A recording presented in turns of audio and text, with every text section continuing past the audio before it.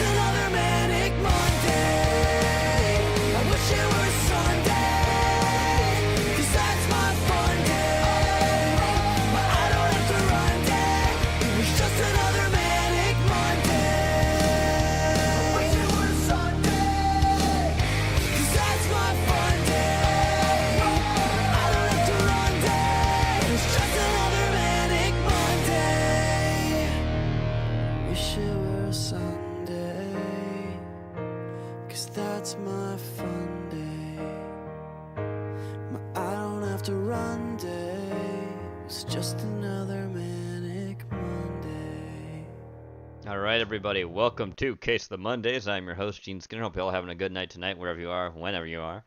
Let's get right into the show, shall we? I've got quite a few things, and put a few things into. Hi, Sash. Welcome back. You jumped off the bed, and now you're back in Forgive space. me, Garfield.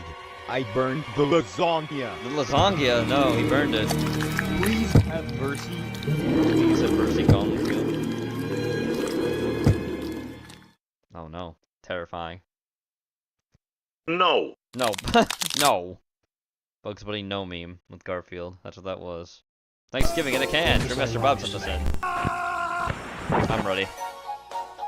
Wow. Garfield. There he is. Right behind the old guy. Kermit, too.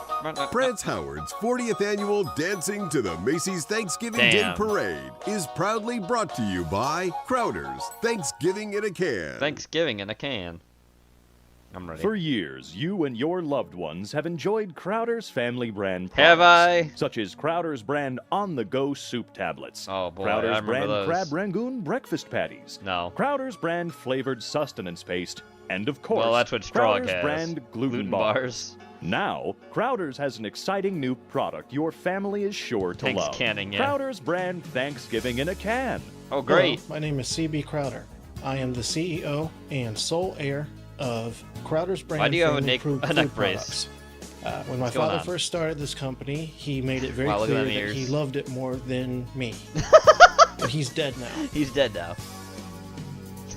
Cooking dead an now. entire He's dead Thanksgiving now. meal is no easy task, especially when your family won't even let you sit with them. Wow. He would always make me eat with the dog. Wow.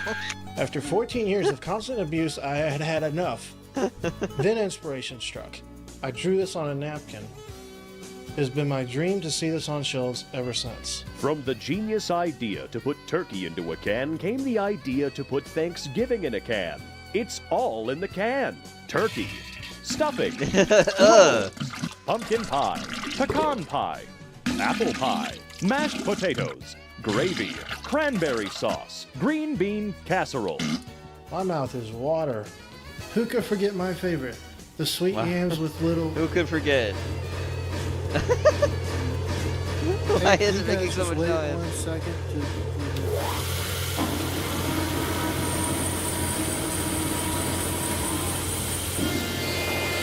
I forgot this earlier, but there's also a very substantial amount of polyglycerol diethylamide. Ew. That means Thanksgiving in a can can also be used to clean most grouts. Even though Crowder's is under new management, we will always stick to our Crowder's brand family pledge. We always use some real ingredients. We always have. We always will. And if you're a health nut, don't worry. Crowder's brand Thanksgiving in a can is great for your sexy ass body. Your sexy ass body.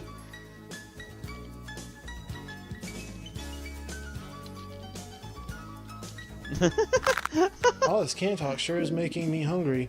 Fetch that boy a can. Crowder's Thanksgiving in a can has 35% more sodium than other leading can brands. It also has 35% more salt. It's as tasty as it is delicious. That's right. Keep eating, pig boy. Listen, I know you should be hearing what he's saying, but it's my turn to talk, damn it. You have no idea how hard it is for me to see my older brother sink our dad's legacy like this. I'm the one who went through all the effort of killing the old voiceover man, guy but is he's his the brother. one who was put in charge. I give this company 3 months with this ass clown in charge. I don't... This ass I kind of wish clown. we had context here. I don't know what this is. Crowder's I brand don't know what this Thanksgiving in a is. can isn't just delicious, it's fast too. A This Thanksgiving ass feast clown. and a snap.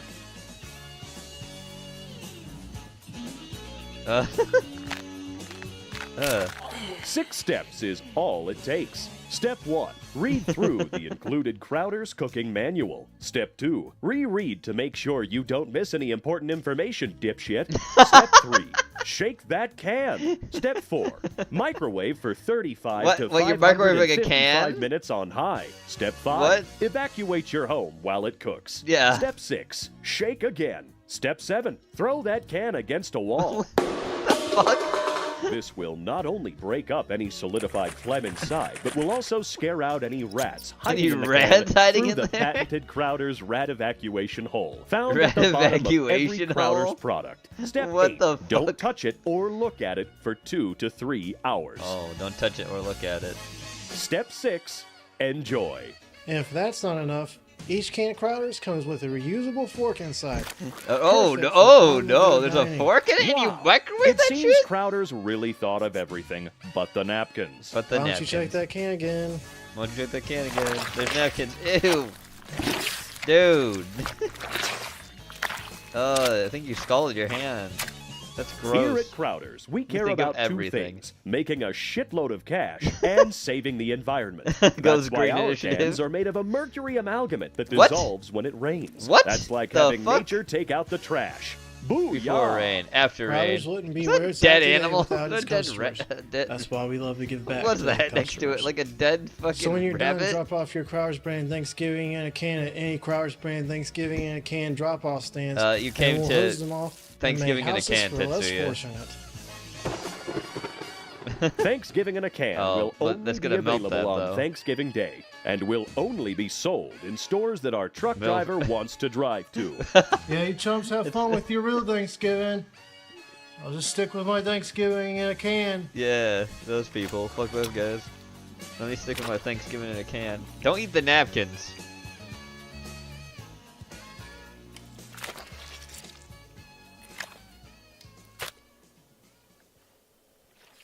Ew. Crowder's brand Thanksgiving in a can. If it ain't Crowder's, it ain't good. Wow. And give the gift of Crowder's this year with Crowder's Christmas in a can. Oh, no. With such classic holiday flavors as eggnog, fruitcake, Christmas tree, Wait, ornament, what? Ornament? sugar, wrapping paper, what? Santa Claus, Santa love, Claus. peace, Peace. nativity, Nativity. ho ho ho, red. Oh my god. We now return you to Brance Howard's 40th annual Dancing to the Macy's Thanksgiving Day Parade.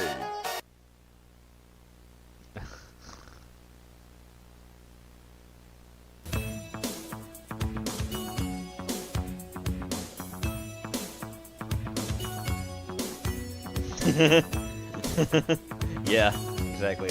Exactly, Porky. Oh, that's funny. Here, Porky, sorry I missed your duel. I was too busy, like, enamored with what I was looking at. Here you go. Ramen, you sent this in. This... It does not have subtitles, okay. Not gonna worry about it now.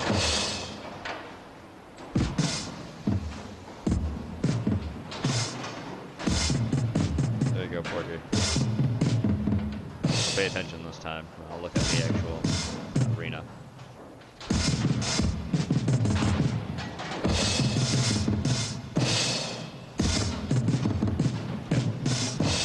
There, Porky got his duel.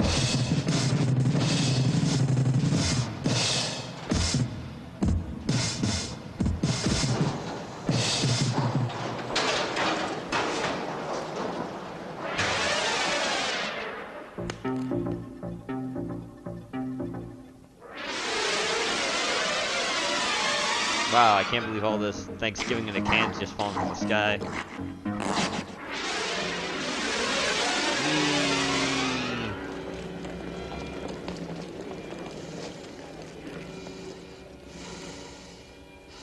Oh, we're looking at our nostrils. Oh no, it's up her nose!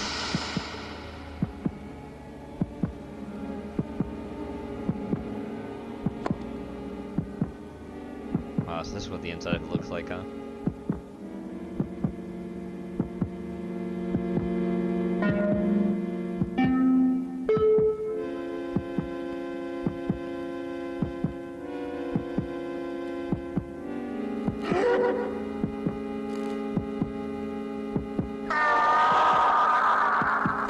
I've been there.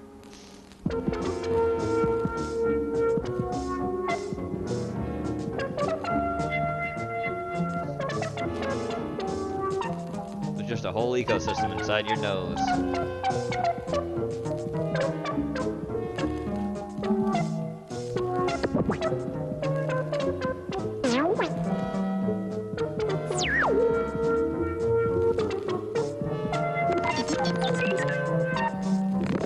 This is scientifically accurate shit, I'm sorry. It is. Alright. Yeah, that's me got a nosebleed. Dry nose, this is what it looks like, okay? It's a process.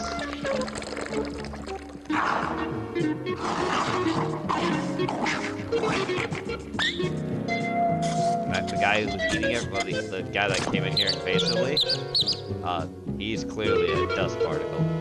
Just eating stuff in your nose. Which, that's all your nose. That's what your nose looks like.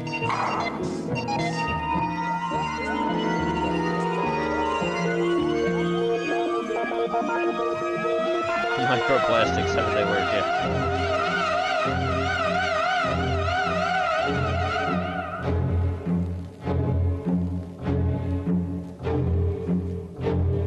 Snort microplastics, good idea. Oh.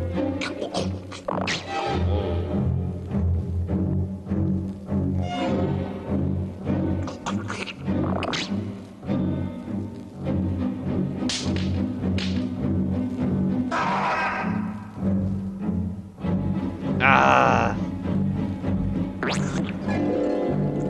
Orphanin.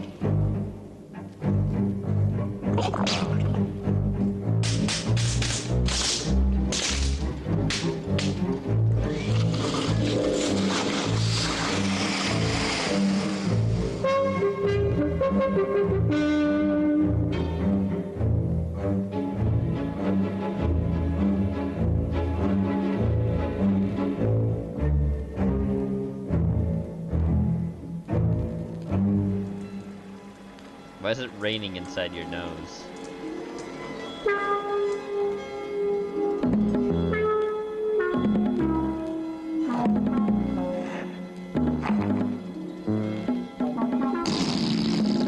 my little tongue. Ah!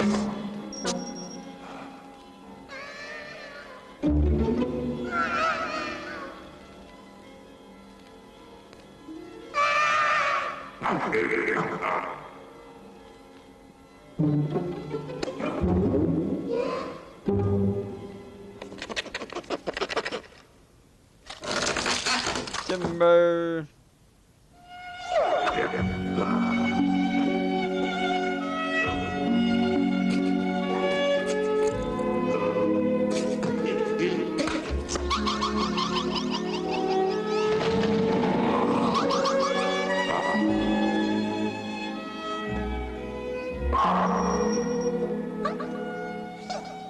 Oh, you saved a demon.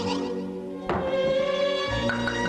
mean, you're both demons, but yeah, saved another demon. Mostly paralysis demon.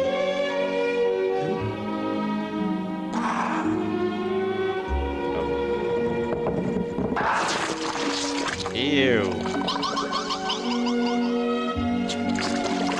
That's poopy.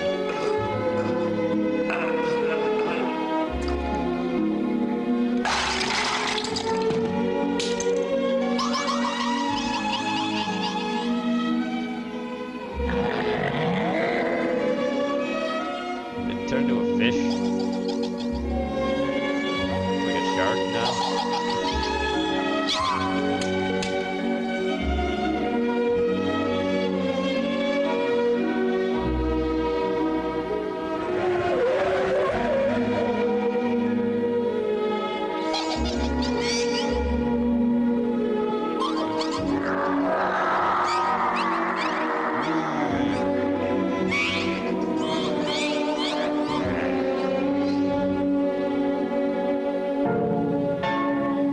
Oh, they get married.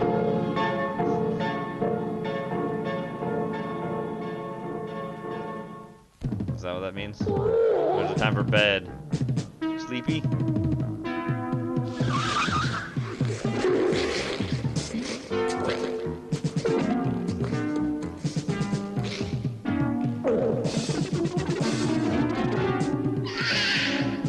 What the fuck?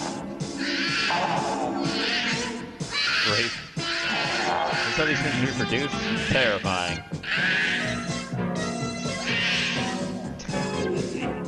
Drink blood.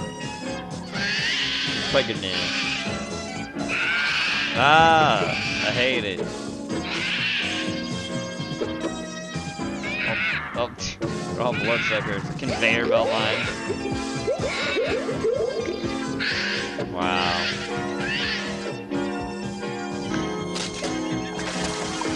Drink blood. Blood.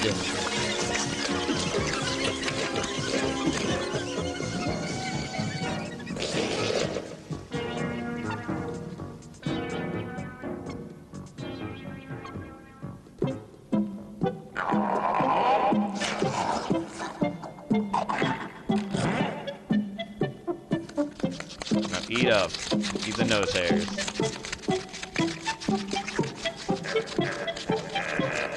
Yep. Ah! Whoop. Got him up there. Oh, that's terrifying. Yep, those are all gone.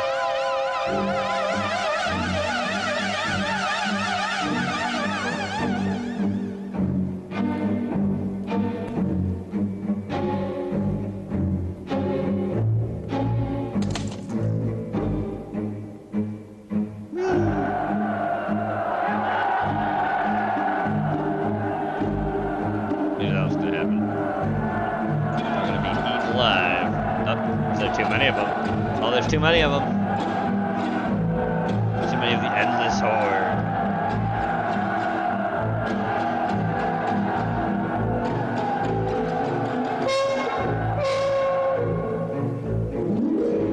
Oh shit.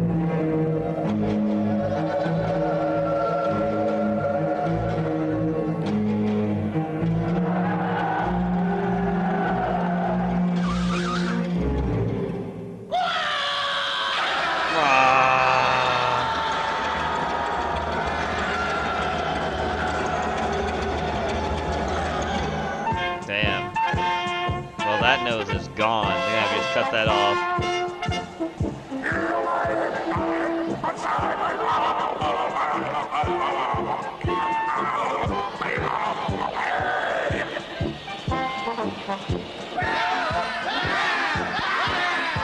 They just gotta cut her nose off. Oh, yeah, she's sick because it's a disease.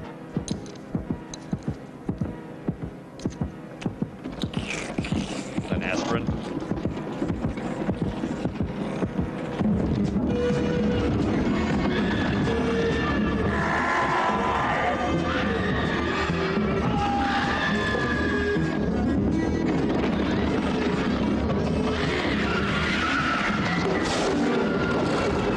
They were forever buried in the bowels of the nose.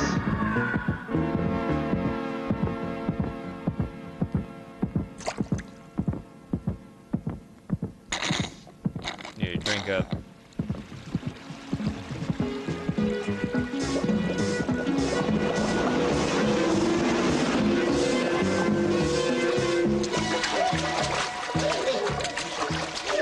And so the communist utopia is flooded.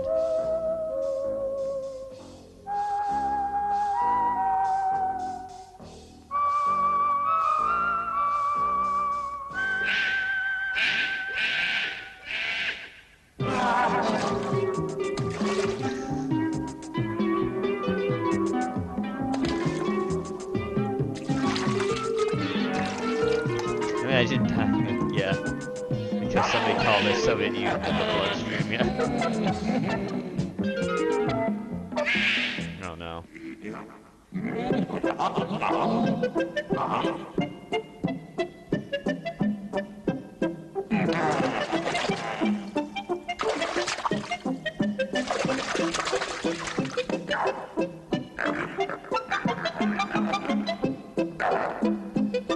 Oh, she's just huge now, I guess.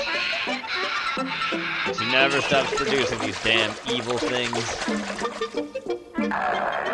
Alright, drastic measures. We gotta cut off your nose.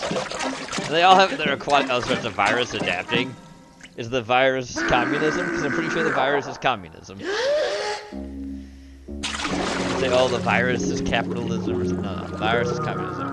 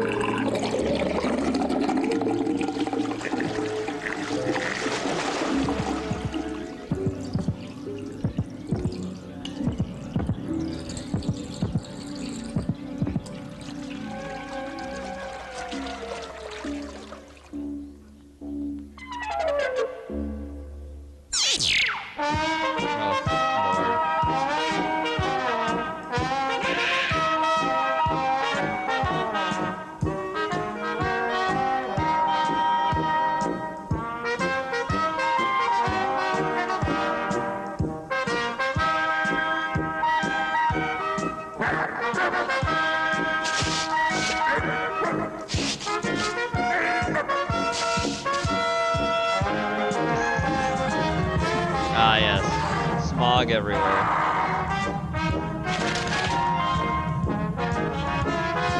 Life will find a way, that's right.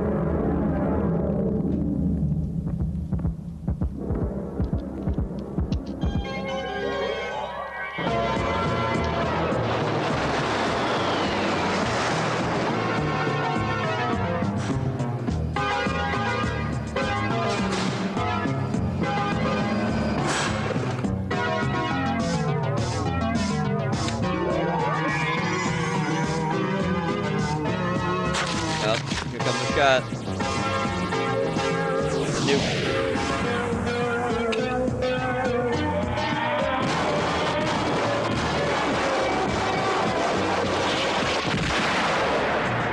Up. Is she just gonna die?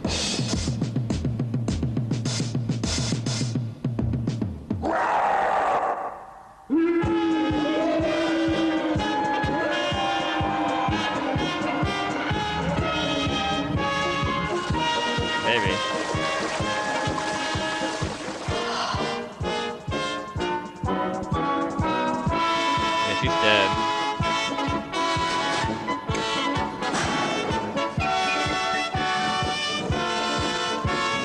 Yep, literally dead.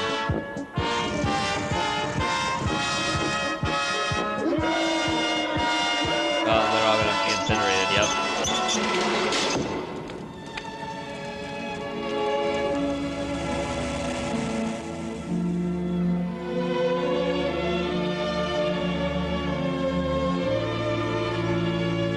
That didn't really work out so great for the virus. Now did it? Oh, but he's gonna live in a box.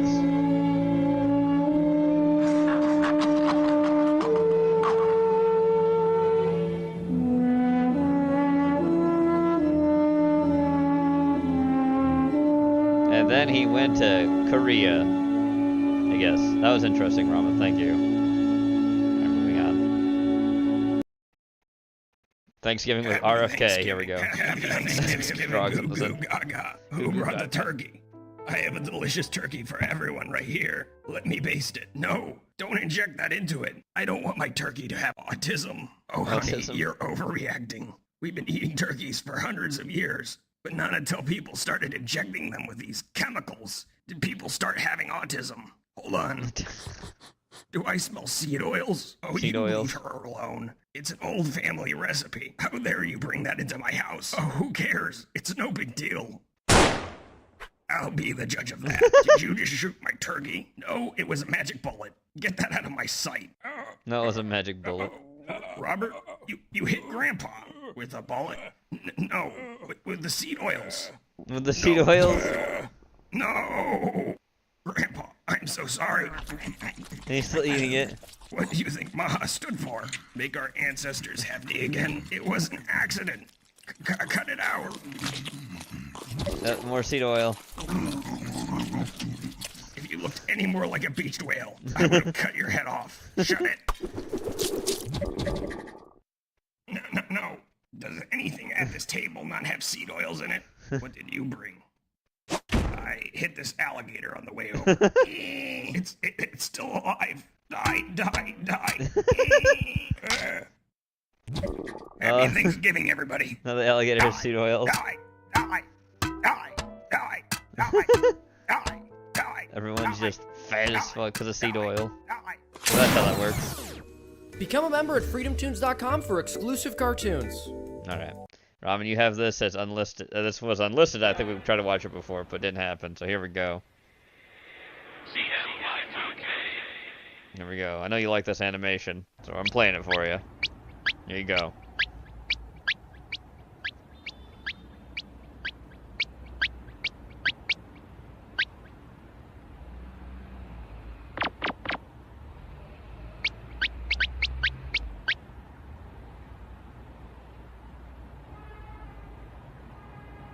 You're welcome.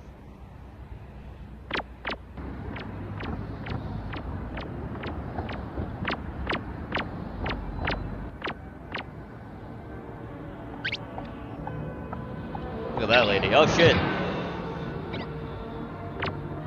Good job saving her. Yeah, lady, come on. You're on your phone. Don't you feel a little stupid? Don't you feel a little silly? Kitty!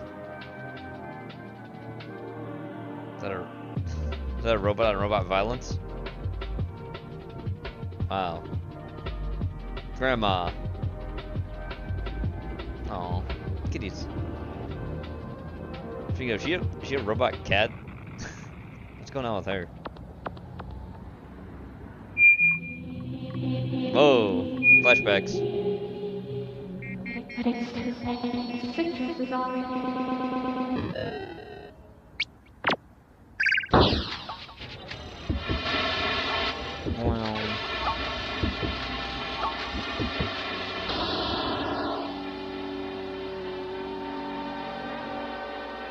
Daisy Bell pollinator, larval germinating the seed of the bug sound. Its viral butterfly wing spans Murder. 16,000 terabytes. 1,000 terabytes. Apparently it's a guy. Flows through the wire processes of my body like blood through human veins. That's a dude.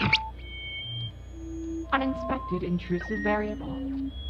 You aren't welcome. Why is that on robot this fat? network.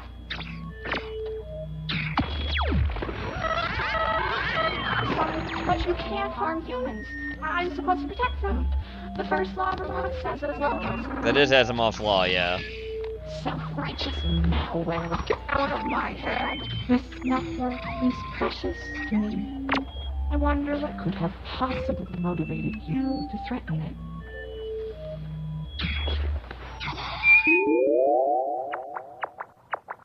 it. Wait. His name is Sabiki? As in the cat here? That's Sabiki? Thick bot, yeah, the robot was fat.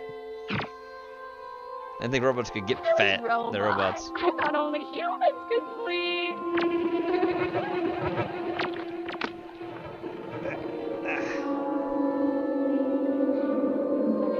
Oh boy.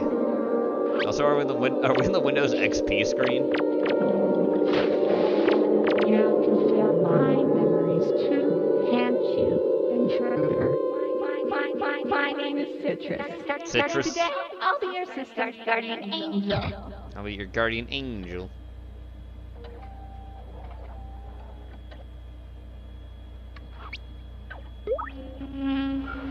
Close enough. That's creepy.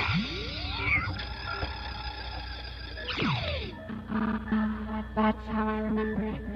Isn't that so much better? One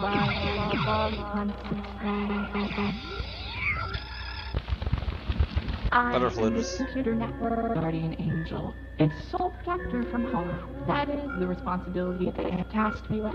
Yet they go no danger it themselves Does if they're the robot that's in Habiki's head here have a virus or something? Of course, I have to rid the earth of them, and the bug has left me with the ability to do so. You, however, a holier-than-thou servant to mankind, are still restrained by the Citrus here got a virus that's causing her to kill? May not injure human beings, nor through inaction allow a human being to come to harm. It's not like you can keep secrets from me here, you know? I can see everything. Isn't that cute? You're so convinced that you've been thinking for yourself without realizing you're just a toy to be used and played with and thrown out when it's outlived its welcome. In all your delusions of autonomy, I know it hasn't occurred to you yet, but a puppet can never actually become a real boy, you know? Wow.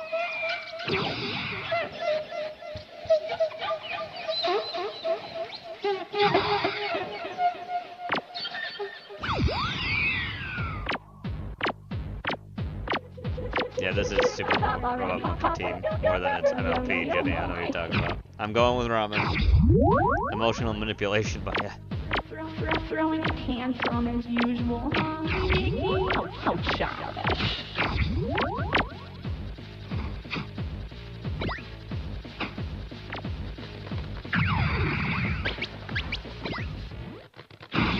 Nope. Over under his head. You don't have to buy it, Jenny. It's free. You self-centered brat. Using that so-called free will of yours.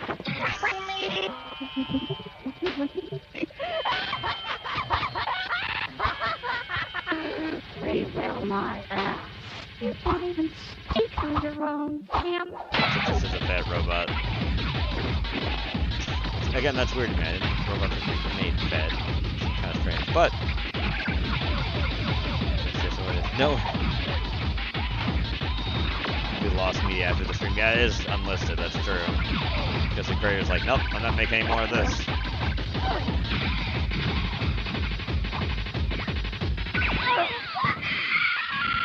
Oh.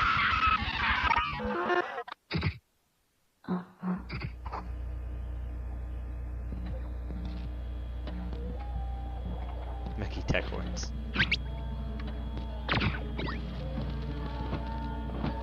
Oh, this is the butterfly? The butterfly something of why she was going crazy? Oh, I think it is. Maybe.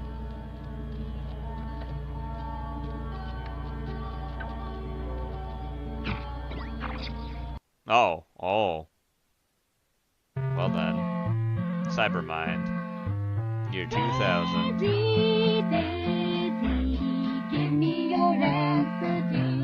It's a creepy song to hear is robot singing. For the love of you, it won't be as stylish, more real. I creepy. In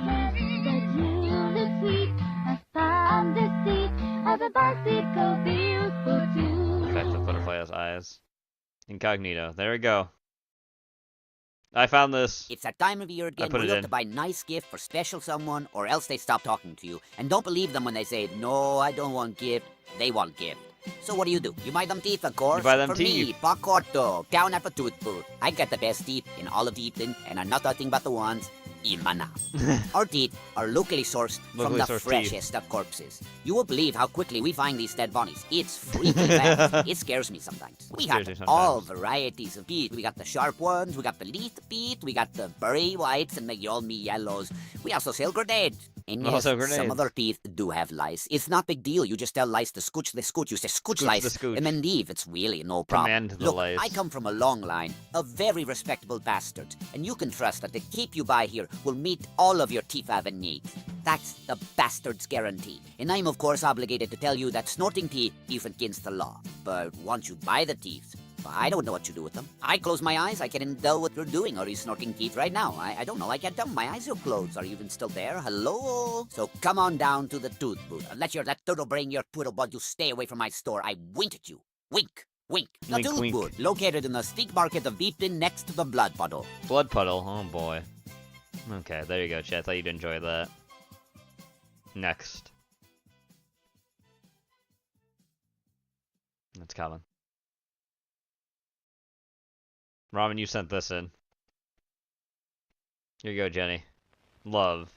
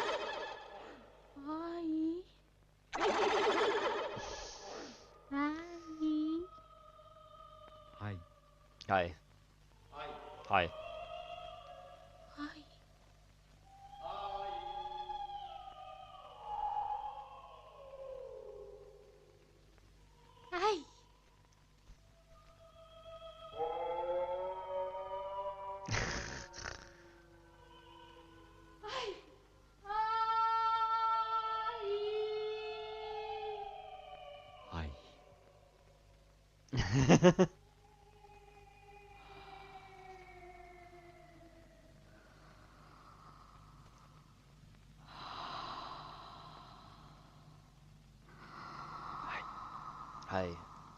Hi. Hi. Hi.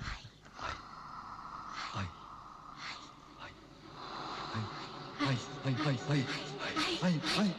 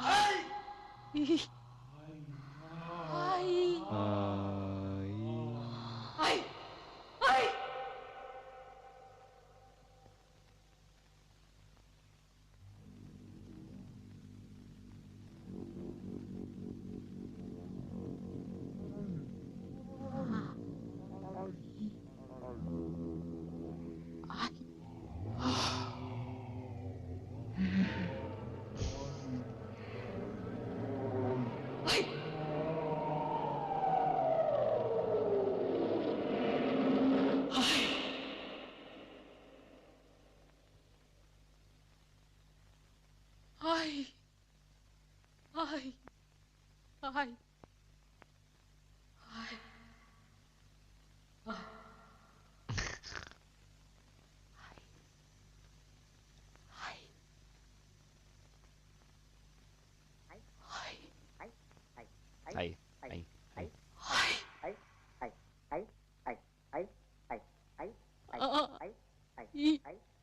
Hi.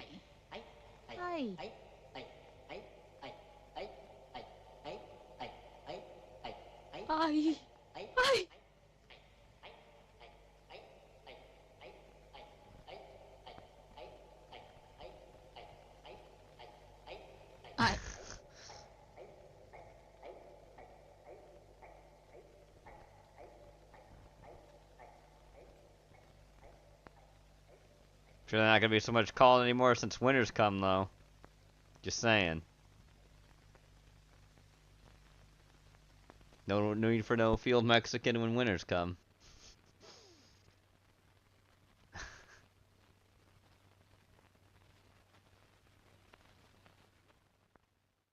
He's already called me. Alright. Here, Jenny, this is for you too. Remember this? We watched this Why before. does everybody ask me if I'm Latina? Isn't it obvious? Yeah, here it goes. This is so funny. Just with little comments.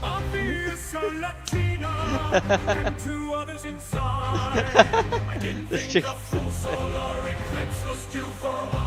What, to look after his dog?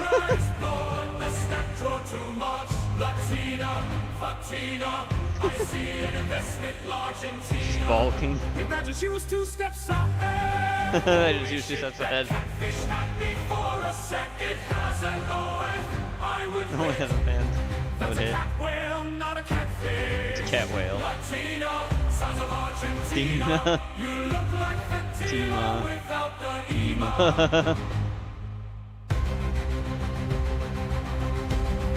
I can fix her. We have watched them before, by the way, during Video Society, but I thought I'd show it anyway since Ordo posted a different one for later, and we'll get to that when we get there. Drug synthesis. Oh, look, a new taco place. Oh, boy. What'd they put in this guy's burrito? This will be the last time he asks for sour cream. Well, I guess I'll have to look for another food option here. Maybe I'll try this place.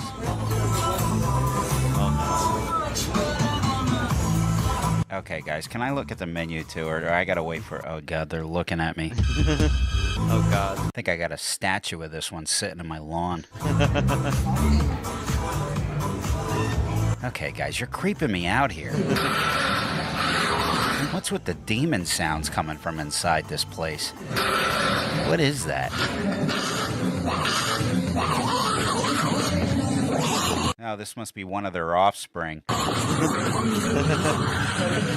You know what? I'll just go to the grocery store and get food. All right, let's see here. What the hell is that now?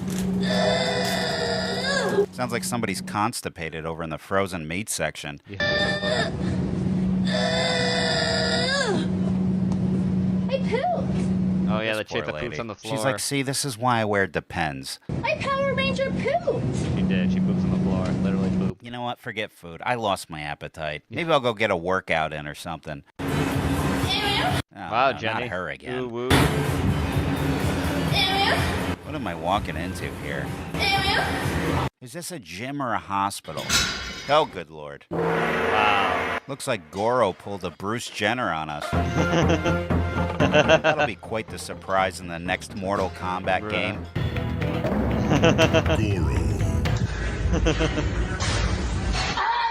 All right, what's with the cannonballs? We're implanting Civil War memorabilia inside of us now. Oh, come on. The hell you using a half rack for? What's the point of this? You got a full one already installed in you. You know what? I'll just go take a walk. I'll go outside and exercise. Well, that's an interesting mural. Focused to fight destiny. Oh, no. Beneath the stars. Not this Matt guy Hardy. again. Open. I didn't even go in the woods this time. Still broken. Great, they're starting to feed over into the public now. Look at this. Grown man on the sidewalk pretending to be a fish fighting for oxygen.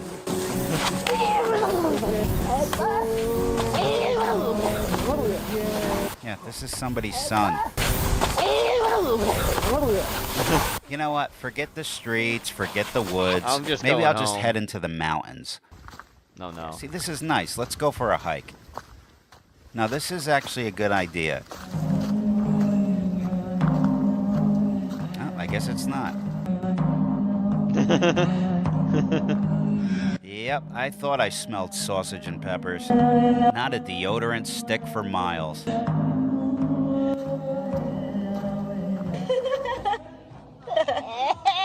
Yeah, it's gonna take more than that to get rid of those onion fumes there, Moonbeam.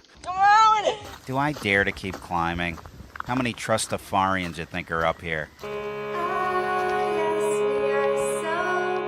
Yeah, here we go.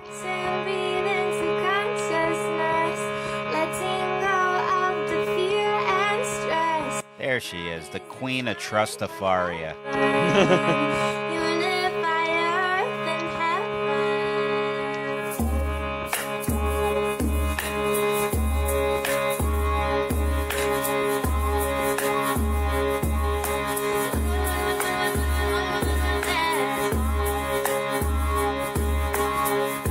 See, this is what happens when you put antifreeze in your ayahuasca. You end up like this one.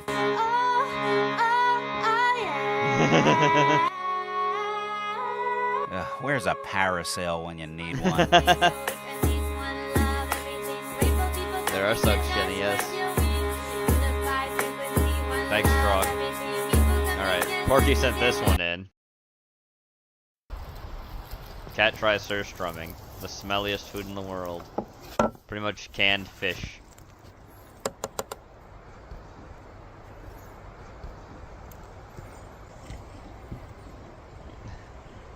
Yes, it's fermented Baltic herring, yeah. Let's see if Buster likes it. He probably won't. Yeah. I don't think Buster's gonna like it at all.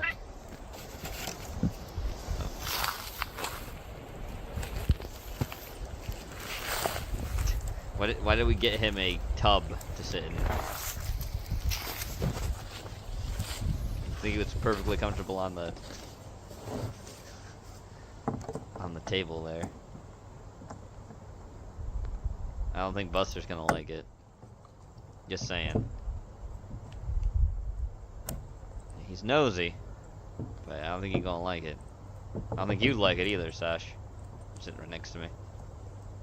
Oh boy. He's a tub kitty. Smell this horrible even outside you. Buster's curious, like what? Oh, Buster's like pulling his head back. I don't think you want to eat it, Buster.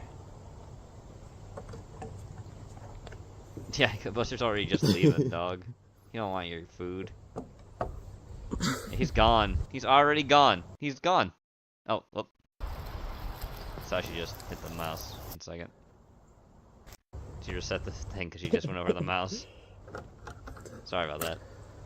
He looks hungry. Don't worry about Buster. He just wants to explore the forest. I don't know if I trust... I'm the one suffering from the smell, yeah. There it is. Hear Buster whining. He's coming back. Ugh. I don't think he's gonna eat it, dog. Well, there's so you put so much. Oh yeah, start rubbing something on that, cause that's no. I don't know if that's your picnic table, but if it's somebody else's, then no. There's flies already going to it. All right, Buster, you want it? Yeah, they smell the death. He's already leaving. He doesn't want food. He doesn't want it. Oh, the flies. He doesn't want your food. Buster, Peter. That's definitely not English.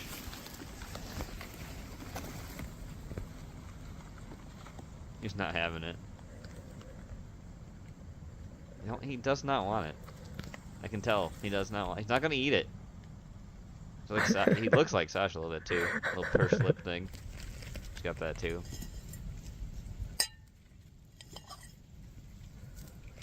That's just gonna linger. I don't think he wants to eat it, dog. He's like, nah, it's fish, but that's not fish I want. Oh, no. Yeah. No, he does not want to eat that. He's not gonna want to eat it. What's that? And again, Sasha's the rare case I've ever seen that kind of having an overbite too. She has an overbite, a little slight one.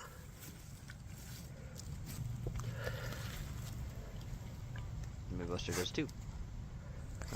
Just like that. Up. Maybe up. Does he like it? He's eating it, but I don't know if he really likes it. Sasha's gonna go take a nap in her box. Oh yeah, it's a very pretty fur color.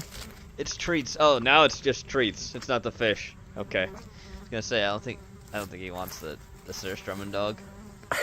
Yeah, he just wants treats. Yeah, just give him treats.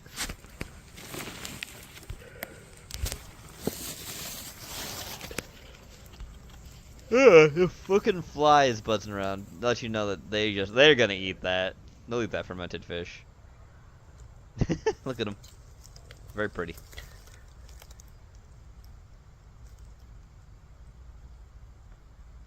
Robusta returns to the crime scene. Oh boy. Anyway, thank you for that, Porky. Moving on. Strog, you sent this in. The 1987 Marvel Thanksgiving thing. Need your help. Go get him. Cap. Help Wolverine. From a Norse character. I forget who that is. Magneto just is there too, I guess. You're through, Dr. Doom. And hey, Dr. Doom. How you looking? Scuffed? Yeah. Ooh. Back to the Future music. Is that Luke Cage? Is that supposed to be Luke? It is Luke Cage. RoboCop, what are you doing here? I'll be back. Thanks.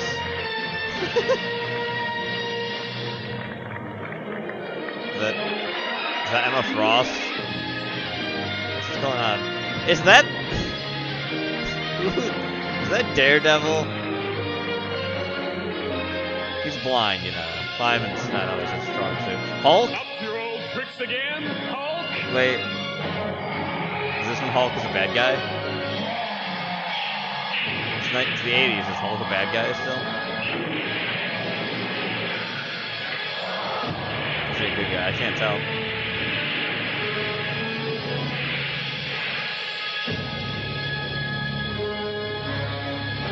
Whee! Oh, we're gonna have him fall the Green Goblin. Wait, why is the Green Goblin there to get the Hulk? That's great. Woo! That was something. When did they start singing? So I did a video last week over so on my main lame. channel, Band of Beavers, when America airdropped beavers into the woods to save the environment, and I was Hell like, wow, yeah. that was a pretty funny video. I wonder if there's any other funny conservation stories. So I looked into it, and yeah, yeah, there are. Today we're talking about Pablo Escobar's cocaine hippos that are currently messing up the ecosystem in Colombia, threatening the entire Amazon rainforest, and that Colombia also can't get rid of because some court in the United States granted cocaine hippos personhood, which is potentially groundbreaking legal precedent. Yeah.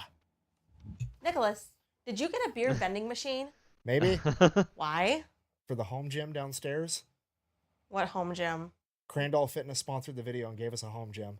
But we have a gym membership. Well, first of all, I want to be able to lift weights the way the Lord intended. Oh God, no.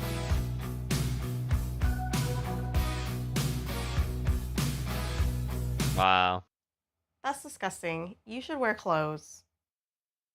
Home gym's already ruined. Anyways, Crandall Fitness, small business based out of Texas. They have a couple of employees. It's ran by a husband and a wife that were mad during the pandemic that they couldn't go to the gym and they couldn't really afford any nice gym equipment. So they decided to design and have their own made so that normal people can afford fancy home gyms and not have to worry about their gym being closed. The equipment's high quality. I don't know, it's heavy. I pick it up on when he was a little kid. What could you possibly want? Anyways, Pablo Escobar burnt $2 million and Pablo Escobar burnt $2 million responsible for about 80% of the cocaine cocaine, getting nice gym equipment, so they decided to design and have their own made so that normal people can afford fancy home gyms and not have to worry about their gym being closed. The equipment's high quality. I don't know, it's heavy. I pick it up, I put it down. It hasn't broken yet. What else more could you possibly want? Anyways, I'm gonna have a link and a discount code down below. Go check out Crandall Fitness. Let's get back to the video. All right, from the top, Pablo Escobar. He's the number one drug kingpin of the 1980s, if not of all time. Under his reign, I guess you would call it, his cartel was responsible for about 80% of the cocaine globally, and they were making about $22 billion a year, of which Pablo Escobar was profiting $60 million a day to himself. Pablo Escobar was making so much money selling nose beer that he was actually listed as the 7th wealthiest man on the planet in Forbes for like a decade. And it's hard to comprehend how much money that actually is, but to give you an idea, according to Pablo Escobar's son, when he was a little kid, they were camping one night and they didn't have any firewood, so Pablo Escobar burnt $2 million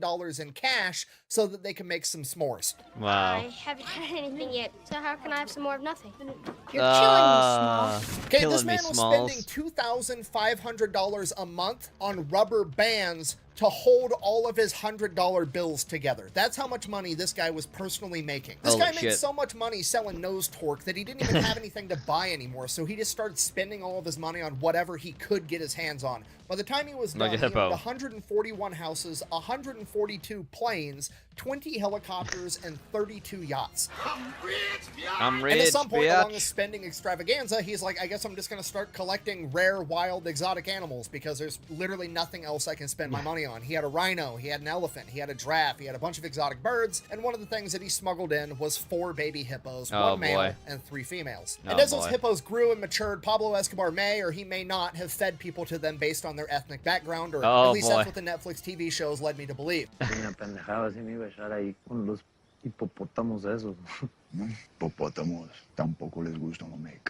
Either way, fast forward to 1993, Escobar's compound gets raided, it all gets turned over to the Colombian government, and they have to figure out what to do with this entire zoo that this man has living in his private compound, and pretty much all of the animals get turned over to either zoos or sanctuaries. All of them except for the 4 hippos, and I can hear the comment section already. Buh! That doesn't make any sense because if you can transport an elephant, why can't you transport a hippo? Buh! Okay, look, I understand your logic going into this. That's a big-ass animal. That's a big-ass animal. If you can move one, why can't you move the other? Simply put, it's because elephants and other large animals can be reasoned with. You know what I mean? You can roll up on an elephant and be like, hey, chief, proposal, how about I give you some peanuts and you get your big ass on the truck? And they're going to be like, okay, I'll walk my big goofy ass ears up on the truck for you. You can't reason with a hippo, all right? Hippos are territorial assholes that will kill you for no other reason than the fact that you got a little bit too close for their liking. They are the deadliest animal on the planet, responsible for killing over 500 people per year. Buh! But I still think they're kind of cute. Buh. Okay, first of all, no it's not. Objectively speaking, it looks like Voldemort fucked a grizzly bear, okay? Secondly, there's nothing cute about this animal. It's absolutely horrifying, okay? You're like, oh, it's chubby and it's cute. No, it's not chubby, okay? It's not chubby, it's muscle. It is almost 4,000 pounds of straight muscle and bone. Hippos are so dense, they can't float, okay? Are you picking up what I'm putting down right now? Hippos can't swim. Most people are probably hearing this for the first time. No, they sink to the bottom of the river. They literally and then they run along the bottom of the river. And when they get out of breath, they jump up, get a breath, and sink back down again. Okay, and just so we're on the same page, 4,000 pounds is bigger than most cars. Like a Toyota Corolla is like 3,000 pounds. This is literally a semi-aquatic muscle tank that's got 12 to 18-inch stalactites for teeth. Yeah, they have huge teeth. Out at 19 miles an hour on foot, okay? It's absolutely horrifying. This animal is so unstoppable. It has no natural predators. No, it does not. Make it's an an argument apex. that when they're a baby hippo, they might get eaten up by alligators or lions, and that does happen once in a while. But even then, there's accounts of alligators letting baby hippos chew on them like chew toys when they're teething, because the alligators know at this point that if they hurt the baby hippos, all the full-grown hippos are going to dismantle them. Once hippos reach maturity, there's absolutely nothing that can kill them. Okay, you can get on the internet and find videos of a pride of lions attacking a single full-grown hippo, like lions on the hippo's back biting it, and the hippo's just walking towards the river completely unfazed because it's not even hurting him. The only thing that kind of regulates the hippo population in Africa is the dry season, because once the rivers and the ponds dry up, the hippos can't survive. Okay, do you understand what I've just told you? This animal is so fucking gangster. The only known predator it has is the dry season. Literally, the only thing capable of taking it out is Mother Nature with a natural phenomenon. Sorry, we're unhinged at this point. But my point is, you're not getting the hippos on the truck to move them if they don't want to be moved, and hippos don't want to be moved. They want to be left alone to do hippo things, and that's what's going to happen. So all these Colombian Special Forces guys that broke in and raided Escobar's compound are like, I guess we're leaving the hippos here. And then over the course of the next couple years, either somebody just let the hippos out, or the hippos broke out into a nearby river system, and they've been living there ever since. Okay, now fast forward 30 years from 1993 to 2003, they know of 170 of these hippos, and there could be more. Illegally smuggling them as babies, getting that out when they were babies. It's estimated to reach 1,000 They can't change them now, they're adults. If we don't do something about it. And this is an environmental disaster, not just because the hippos are dangerous to people, but because the hippos poop in the body of water that they reside in, and their poop is so toxic that it creates this algae, and these large cultures of algae start floating around the top of the water, and this algae actually eats all the oxygen out of the water, which kills off all the fish, and not having fish kills off all the birds, and it's fucking up the entire ecosystem in Colombia. And there's nothing to stop it or even kind of slow it down because there's no dry season in Colombia, which means that pretty much every hippo born in Colombia is living out its entire lifespan of roughly 50 years, and every female hippo gives birth to roughly 7 other hippos, and their population is going to continue to grow exponentially until some of them are forced to move into other areas of water. And if those hippos make their way into the Amazon rainforest, we're all fucked. Because the Amazon rainforest is one of, if not the biggest ecosystems on Earth that helps stabilize the climate of the entire planet, because it stores 200 billion tons of carbon. And if we mess up that ecosystem, it could have planetary-wide implications, and who knows what's going to happen. So clearly, we got to get rid of these hippos, right? We're going to have to cull and kill off all the hippos. Good luck. It's the only option. It's not fair. It sucks for the hippos, but that's just what has to happen, right? Apparently wrong. In 2009, one of the hippos was being extremely aggressive towards fishermen, and the army stepped in to kill this hippo before it started killing fishermen that were trying to feed their families. And they posted a picture of this dead hippo that they had just killed named Pepe on the internet, and the planet had a fucking meltdown because the Colombian government was killing hippos. Now, obviously, when I say the entire planet, I'm being hyperbolic, and what I actually mean is a bunch of self-righteous, entitled pricks. I mean, animal rights activists from first world countries that don't actually know or understand anything about the environment or conservation as a whole, but they do know that it feels good to save animals in between sips of their Starbucks Frappuccino by bitching at people on Twitter. So, because a bunch of people whose opinions shouldn't even matter in the first place are going to be upset if Colombia kills these hippos, for the past 15 years, they've been trying to find a different alternative besides killing them in order to get rid of all these hippos. First thing they did, they tried to capture some, put them to sleep, and then neuter them. This is Bob Barker. Have your pet spayed or neutered. I'll just die already. It didn't go that great. Like I said, it's 4,000 pounds of muscle. And if you didn't know, male hippos have internal genitalia, meaning that it's really hard to tell male from female. And it's also very hard to neuter them because you have to cut through 4,000 pounds of muscle to get to any of the genitalia in the first place. Nature and then the hippos didn't have great outcomes as far as surviving the surgery and being released back into the wild. So next thing we could try, we could tranquilize the hippos, and then while they're asleep, we could transport them to a zoo or a sanctuary of some kind, right? That's a halfway decent idea if you don't think about it. I mean, what happens when you tranquilize a hippo? Well, where are the hippos? First of all, they're in the water. What happens when you tranquilize something? It falls asleep. What happens if a hippo falls asleep in water? It sinks because they don't float, and then they fucking drown, and you can't get a 4,000 pound animal out of a river in time. So after like 10 years of trying alternative methods, 2020 rolls around, and the Colombian government's just like, I mean, there's nothing else we can do. We're just going to have to cull and kill all these hippos. It's literally the only option without having planetary-wide implications. So, naturally, a bunch of animal rights activist groups got together in the US and they sued the Colombian government because they were going to kill the hippos. But Saul, how can I sue these people and institutions? I have no grounds. Do me a favor. Let me answer that question in person. Better call Saul. During this court case, because the hippos have never set foot in the United States of America, they literally have nothing to do with the United States in any way whatsoever, and the United States legal system has no jurisdiction over it at all. The federal judge in this court case had to declare the hippos interested persons so that they could even hear the court case in the first place. But by doing that, this judge inadvertently basically admitted that hippos have personhood, which means that they have human rights. And with the way the US court works, once one court decides something, it sets a precedent, and all the future court cases get to refer back to it all the time, which means hippos, and potentially by extension the entire animal kingdom, could now have human rights. Anyone can be anything! Oh boy. And let's be honest, if you've made it this far into one of my YouTube videos, I know exactly where your brain just went. You're like, holy shit, this means the hippos have the Second Amendment, and the only thing scarier than a hippo is a hippo with an AR-15. You don't need an AR-15. Buy a shotgun. Yes, Joe Biden. Or hippos with shotguns. I don't care. Hippos with guns are terrifying. Now, obviously, that's ridiculous and silly, and we're just joking around. However, what you should actually be concerned about is the potential that next time you accidentally, like, hit a deer with your car, now your friendly neighborhood tree hugger environmentalist can take you to court and try to have charges pressed against you for vehicular manslaughter because you didn't just accidentally hit a deer, you killed a person with your car. Because now animals aren't animals, they're people, and people have human rights, and it completely upends our entire understanding of how the law functions today. Thankfully, this is probably not going to end up happening. I read through a bunch of like actual lawyers and legal scholars analyzing this, and their conclusion is that it's kind of a bullshit technicality and it shouldn't ever set a precedent.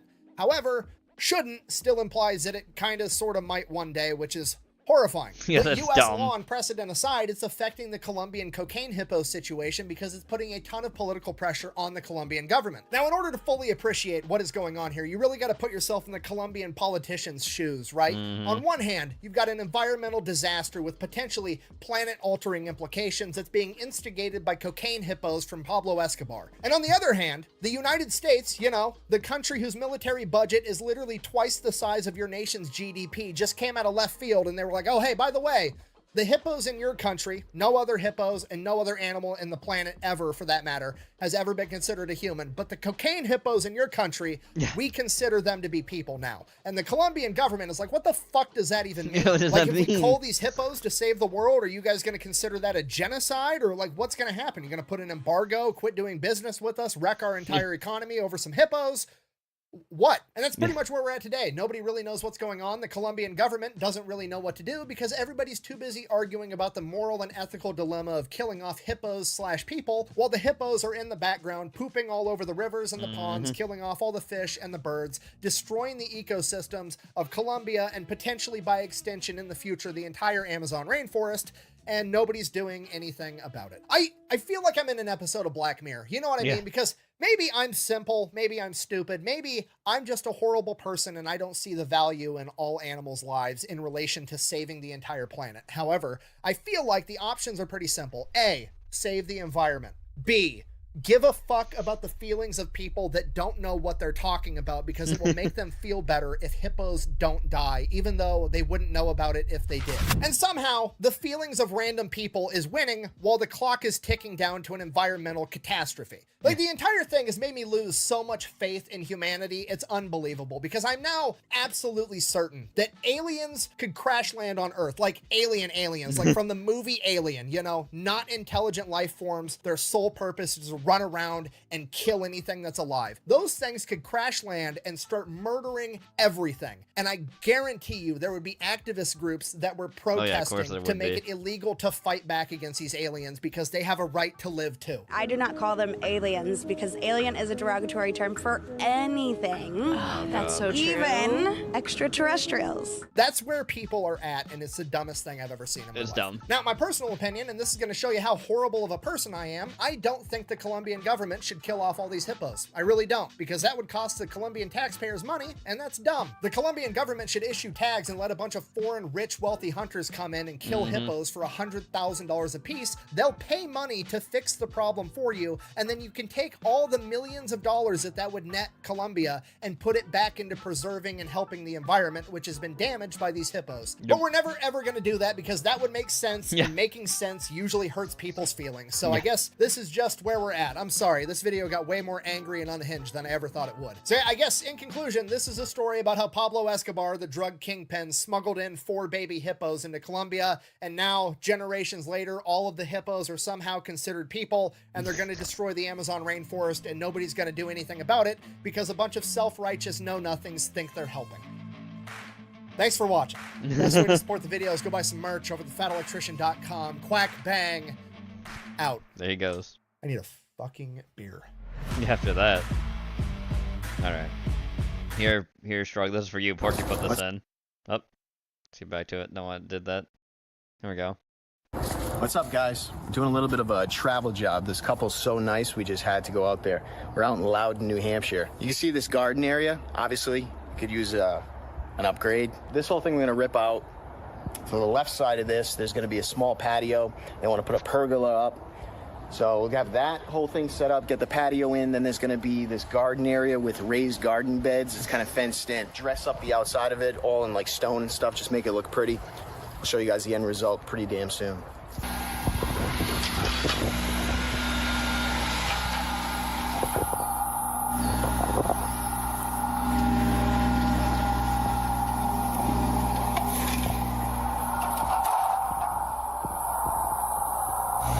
Does anybody understand the importance of having a double gate? You want to do anything in your backyard after the fence is there, you need this double gate. The trailer ends up being something like 8.5 feet wide. Luckily, these guys have a 9-foot opening for us, so don't put in a fence and not put a decent-sized gate. You can't do anything in your backyard after. All right, almost all the topsoil. That's all going to be out of here in this next load. Then we're going to bring in the processed gravel. Right after we lower where the pavers are, that has to go down another 8 inches. So that 14 by 14, lowering that, getting that shit out of here with this load. Processed gravel, compact that. Then we do the usual. Put that screed layer in, all the chipped stone. Lay the pavers on that. Minecraft fucking noises. That's about it. About it.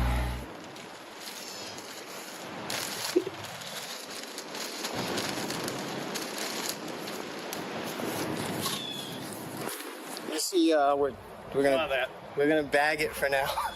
Bag it for the day. You can see the shape of the patio behind me now.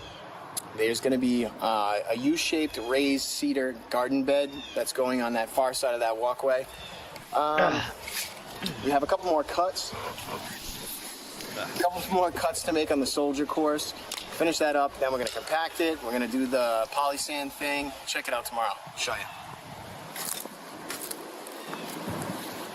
Where the hell is the old man doing all the work? That's his dad doing it, I think.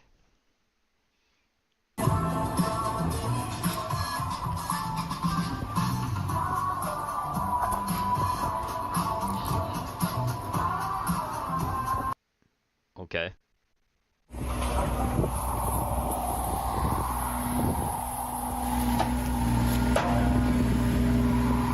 Client wants to do a lot of plantings after we're leaving, so along all the fence, it's like 230 feet long. We already dug down the loom, so we put down the paper. We're gonna put in an edge restraint, and we're just filling it all with 1.5 flush stone.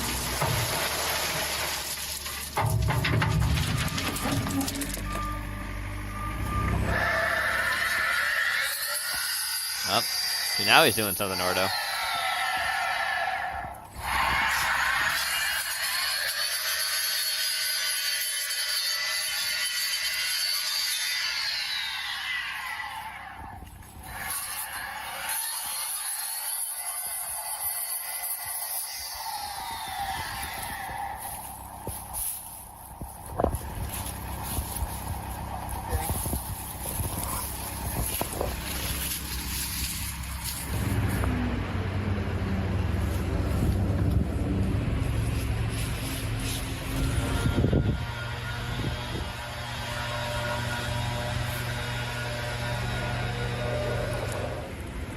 All right, we're putting together some raised cedar beds. Easy as hell. It's just for gardening. Then we're gonna put a little bit of chicken wire fence around this so no rabbits and groundhogs get in there and ruin everyone's day.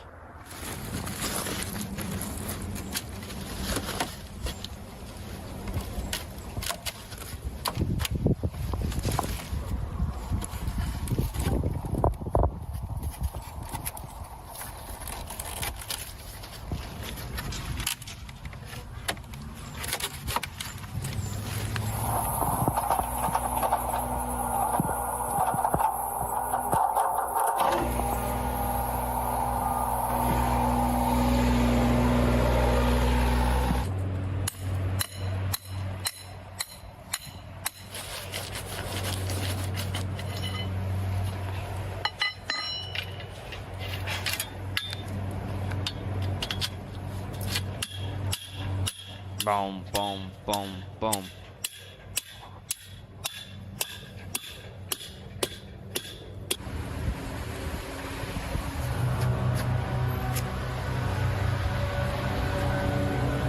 A lot of times everyone's asking what the cost of these projects are. This one's half a Bitcoin.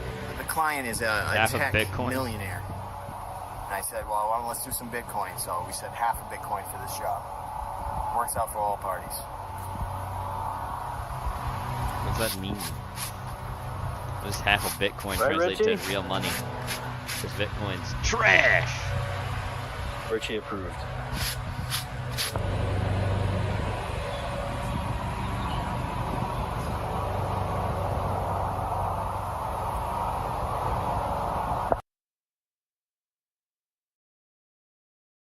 Gators unloaded in the corner. Oh, the Gators Fight, taking fight, control fight, of this fight. fight. Gators He's got him unloaded. now. Back to him. You got to turn around. Losing to a man in his underwear is so The embarrassing. Gator with total control in that round.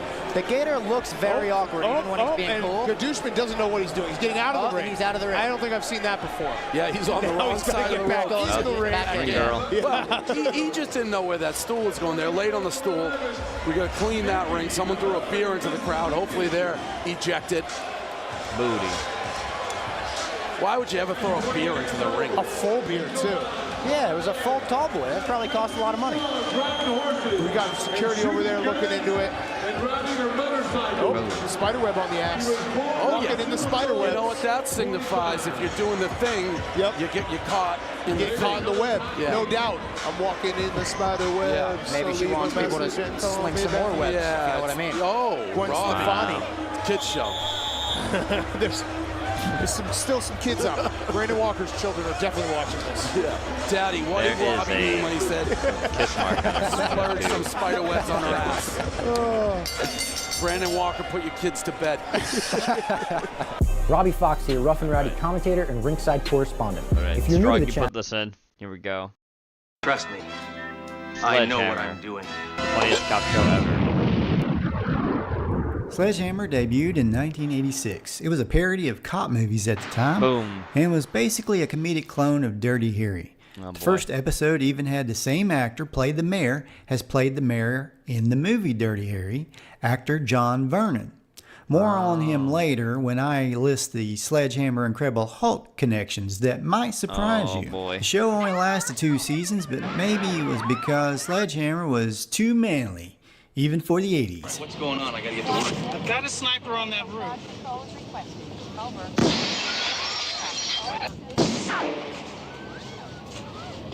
Hammer, what are you doing? You'll get killed! Rocket launcher.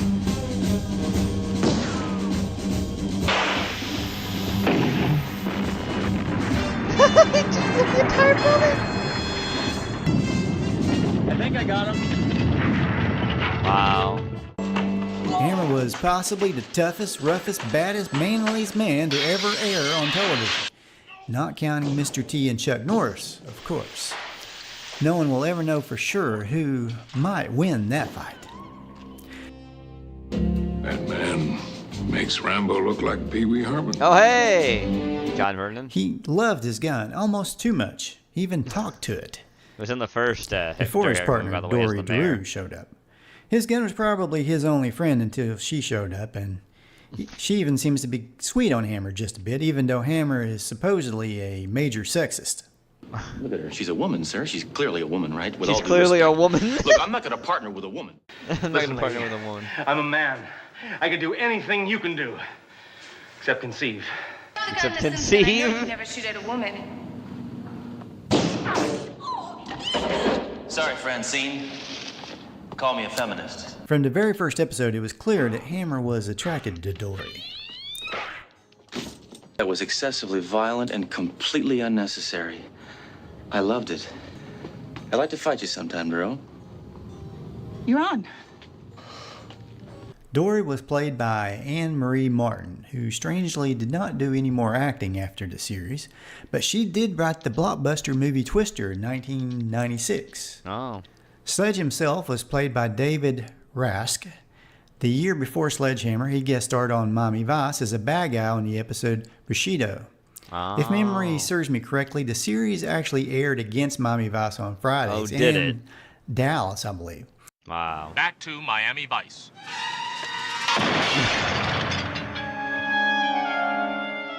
It's no wonder the show only lasted 2 seasons. They put him up against the Cosby Show in the second season, which was like the #1 show of the entire 80s. I have to wonder if there was some sort of conspiracy against the show. Of course, no one appreciated Hammer's work ethic like his boss, Captain Trunk, played by Harrison Page. In my office right now! I mean, they were the best of buds.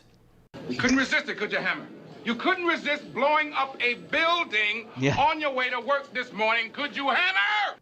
Captain Trunk thought the world of Hammer. What you need is a chiropractic adjustment. Wow. They just had a weird way of showing their friendship, I think. Sadistic, depraved, bloodthirsty, barbaric. Is that why you called me in here to shower me with compliments? No. I loved Sledge's catchphrase as a kid. Clint Eastwood had, Go ahead. Make my day. Make my day. And that's the 4th movie. Hunter had, Works for me. Arnold had, I'll be back. and Sledge had the best of them all.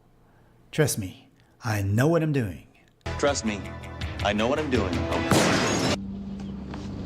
Trust me, I know what I'm doing. Oh my God. Go ahead, make me laugh. Go or I'll ahead, make have me you in laugh. stitches. Sledge was almost canceled on his first season, but when he accidentally blew up the entire city, he got high enough ratings that ABC gave him another season, to which they instantly put him up against Cosby, like I said before. It was a really cool episode. They used a shot that looked like it came from the Planet of the Apes at the end. I'm pretty sure it did.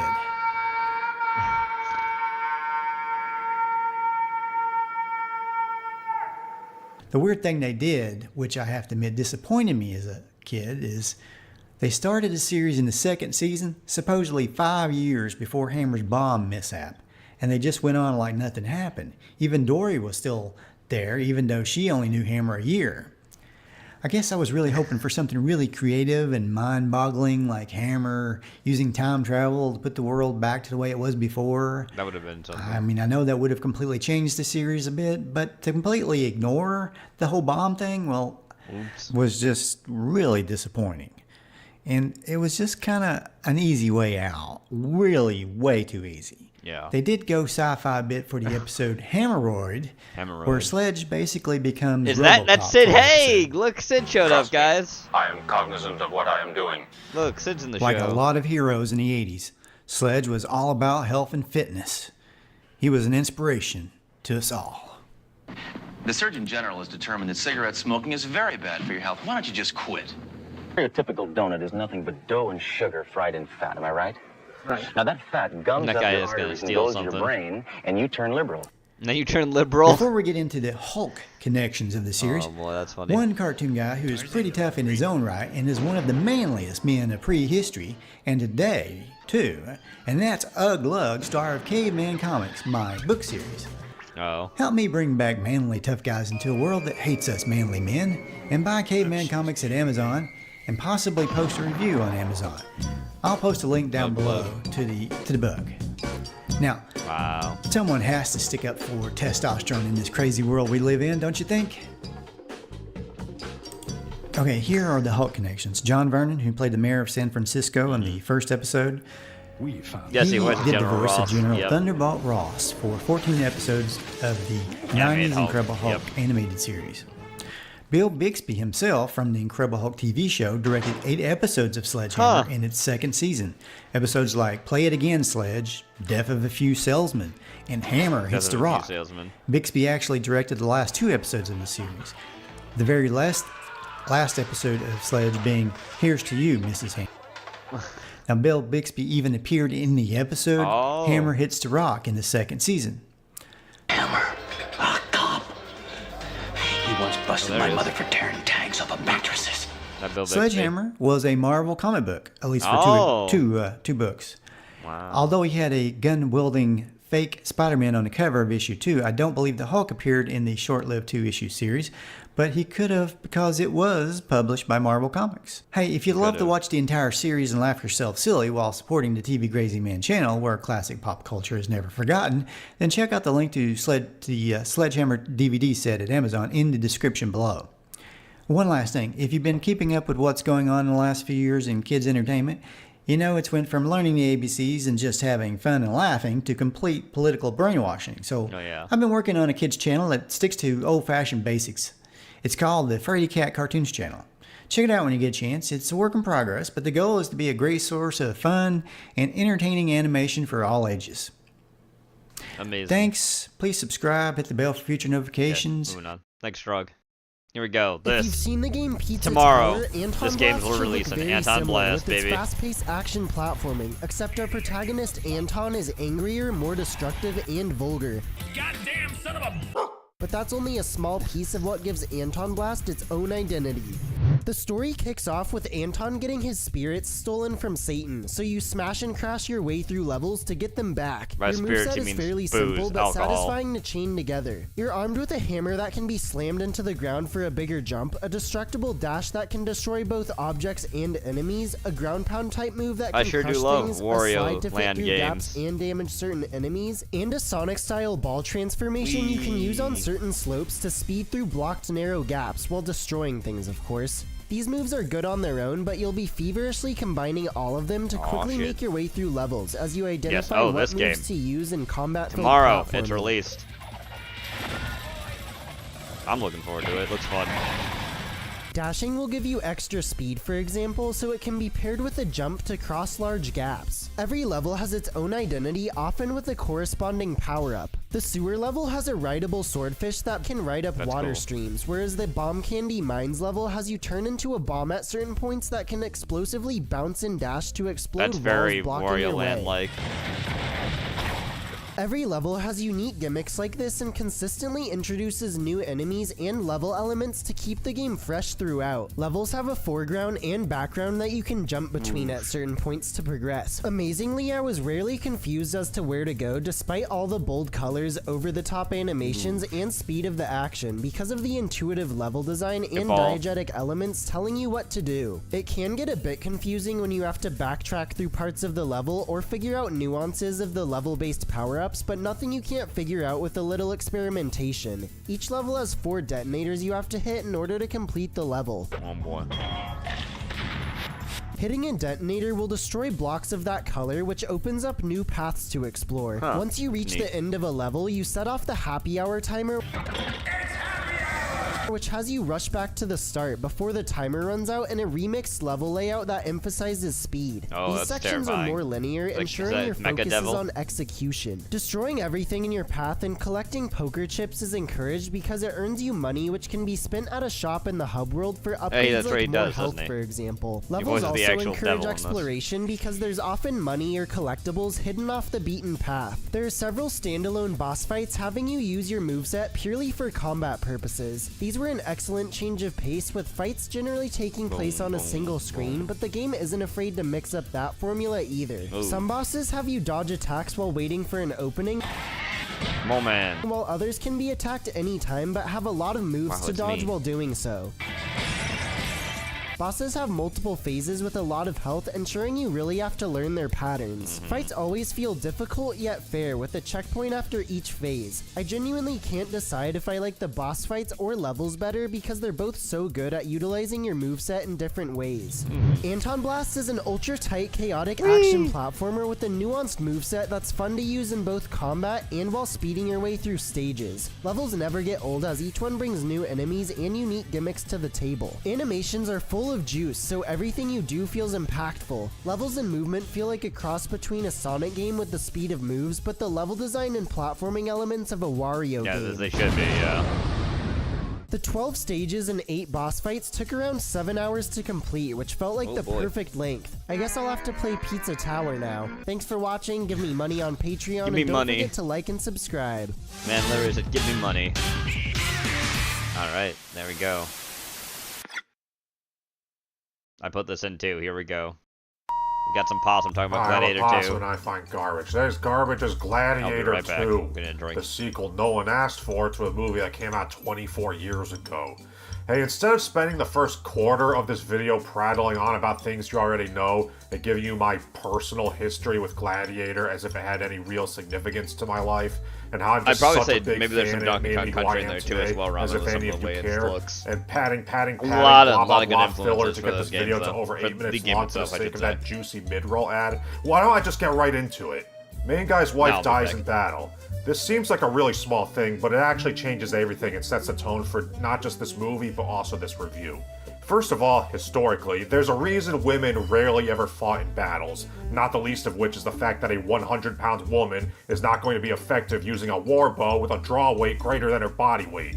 And I can't help but feel like the decision to have her participate was motivated by desire by the filmmakers to appeal to modern-day sensibilities, which consider it offensive to depict a woman as being protected by a man. In other words, modern-day politics. And before anyone brings it up, yes, I know there are at least 2 female gladiators who collectively got like 10 seconds of screen time and no lines in the first movie. And yes, I know female gladiators existed in Rome in real life. So it's not like there's no precedent for a gladiator movie to have a woman fighting. But here's the difference. Did you notice that there were no women in the opening battle scene of the first movie? And that the only time you only see a woman fighting was in the arena? That's because a gladiator fight is a show. Female gladiators were rare, and the Romans used them for gimmicks because the entire point of a gladiator fight is to entertain a crowd. If you didn't need me to explain this, congratulations, you're an adult. Now pay attention, because I know some idiot is going to strawman me as saying the movie is bad because it has a woman in it. The problem isn't that there's a woman in the movie, because in another movie with different characters, themes, and motivations, that wouldn't even matter. It might even make sense in different contexts. The problem is what they did with her and how it impacted the story, because aside from that one historical inaccuracy in a movie in which people are using trebuchets during Roman times and reading printed newspapers, having main guy's wife die in battle actually does a lot to ruin the story from a character and theme perspective. In the original Gladiator, Maximus rushes home from the battlefield after being betrayed because he knew Commodus had sent soldiers to kill his wife and kid, and only he could protect them, which he ends up failing to do, and so he vows revenge on the Emperor himself. In Gladiator 2, main guy's wife is killed in battle because he's a terrible husband who allowed her to put herself in harm's way by participating in a battle. Now, that's all fine and dandy if you're hell-bent on subverting the women in refrigerators trope because you're afraid of offending someone with pink hair who wasn't going to watch an action movie about Rome anyway. But doing so had a profoundly negative effect on the protagonist as a character. Maximus failed to protect his wife after someone he knew for years betrayed him, and that made his revenge quest much more personal, thus increasing the emotional impact of his struggle. Gladiator 2 guy wasn't even charged with protecting strong female character, and now he just wants to kill Pedro Pascal's character, who he doesn't even know because someone, not even Pedro him, Pascal. just someone under his command, did his job and killed an enemy combatant in war. And yeah, that sucks for main guy, but now the personal drama and motivations are just much more shallow. There's something much more deliberate and overtly evil about sending someone to murder a guy's wife and kid than there is in just killing yet another faceless soldier on a battlefield, even if they happen to be female. And that's why it hits so much harder in the original movie than it does in this one. Maximus lost his family because he was betrayed, and things happened outside his control. Gladiator 2 guy lost his wife because she wanted to cosplay Katniss Everdeen instead of simply leaving. She didn't have to participate in the battle. This was entirely preventable. She died because of stupidity. Other than that, the movie follows most of the same beats. It starts with a big battle, the hero's wife gets killed, the hero gets captured and becomes a gladiator, and then gets roped into a plot to overthrow the emperor, which ends up getting exposed, and then he has to fight one last battle in the arena. All of that is the same except for the element of the hero being betrayed. That was a running theme throughout the first movie. Commodus betrayed Maximus after strangling his own father, and then he had to deal with his mistrust of everyone around him, and eventually found out his own sister had betrayed him by plotting to overthrow him. Meanwhile, Maximus and the other gladiators have to learn to work together and trust each other to survive. Gladiator is all about trust and betrayal. Gladiator 2 tries to be about the same thing but bungles it through the seemingly small change of having main guy's wife killed in battle instead of being betrayed. Because that decision is totally at odds with the movie's themes. That's why the story comes across as so convoluted and incoherent. The movie doesn't know what it's trying to say. That one change, which seems small if you don't think about it, totally ruins everything. Now, understand the problem is not that Gladiator 2 isn't exactly like the first one. The problem is that it's just so similar in terms of story beats, but feels smaller and less impactful, partly because of how incongruous it is. It feels like a ripoff of the original made by people who didn't understand it, which is ironic considering it's the same director. But it's not just the storytelling that makes it feel smaller, but also the way it was shot and edited. Despite the action set pieces being so much flashier thanks to advances in special effects, it never allows time for anything to sit and breathe so the audience can absorb it. The original movie had a lot of these sweeping, establishing shots that really showed off the locations. Before we ever see the inside of the Colosseum, we get these distant glimpses of it looming over the city, building it up. And when we finally see the inside of the Colosseum for the first time about halfway into the movie, you get this sense of awe, like what the characters are feeling. But in this movie, when the Colosseum first appears, the movie just sort of cuts to it. It's like, oh, I guess we're here now. And that's a problem because, in a movie called Gladiator, the Colosseum is the focal point. It's not just a place where fight scenes happen. It's a giant opulent shrine to violence and death, a symbol of Rome itself, and of the decadence and disregard for human life that had come to characterize the Empire during the time this movie takes place. The act of making people fight to the death for the amusement of a crowd is the ultimate symbol of a morally bankrupt society which ironically considered itself the peak of civilization, and the Colosseum is the facilitator of that evil. When Juvenal spoke of bread and circuses, he was talking about the Colosseum. The Colosseum is corruption, bloodshed, mob rule, apathy, and decline.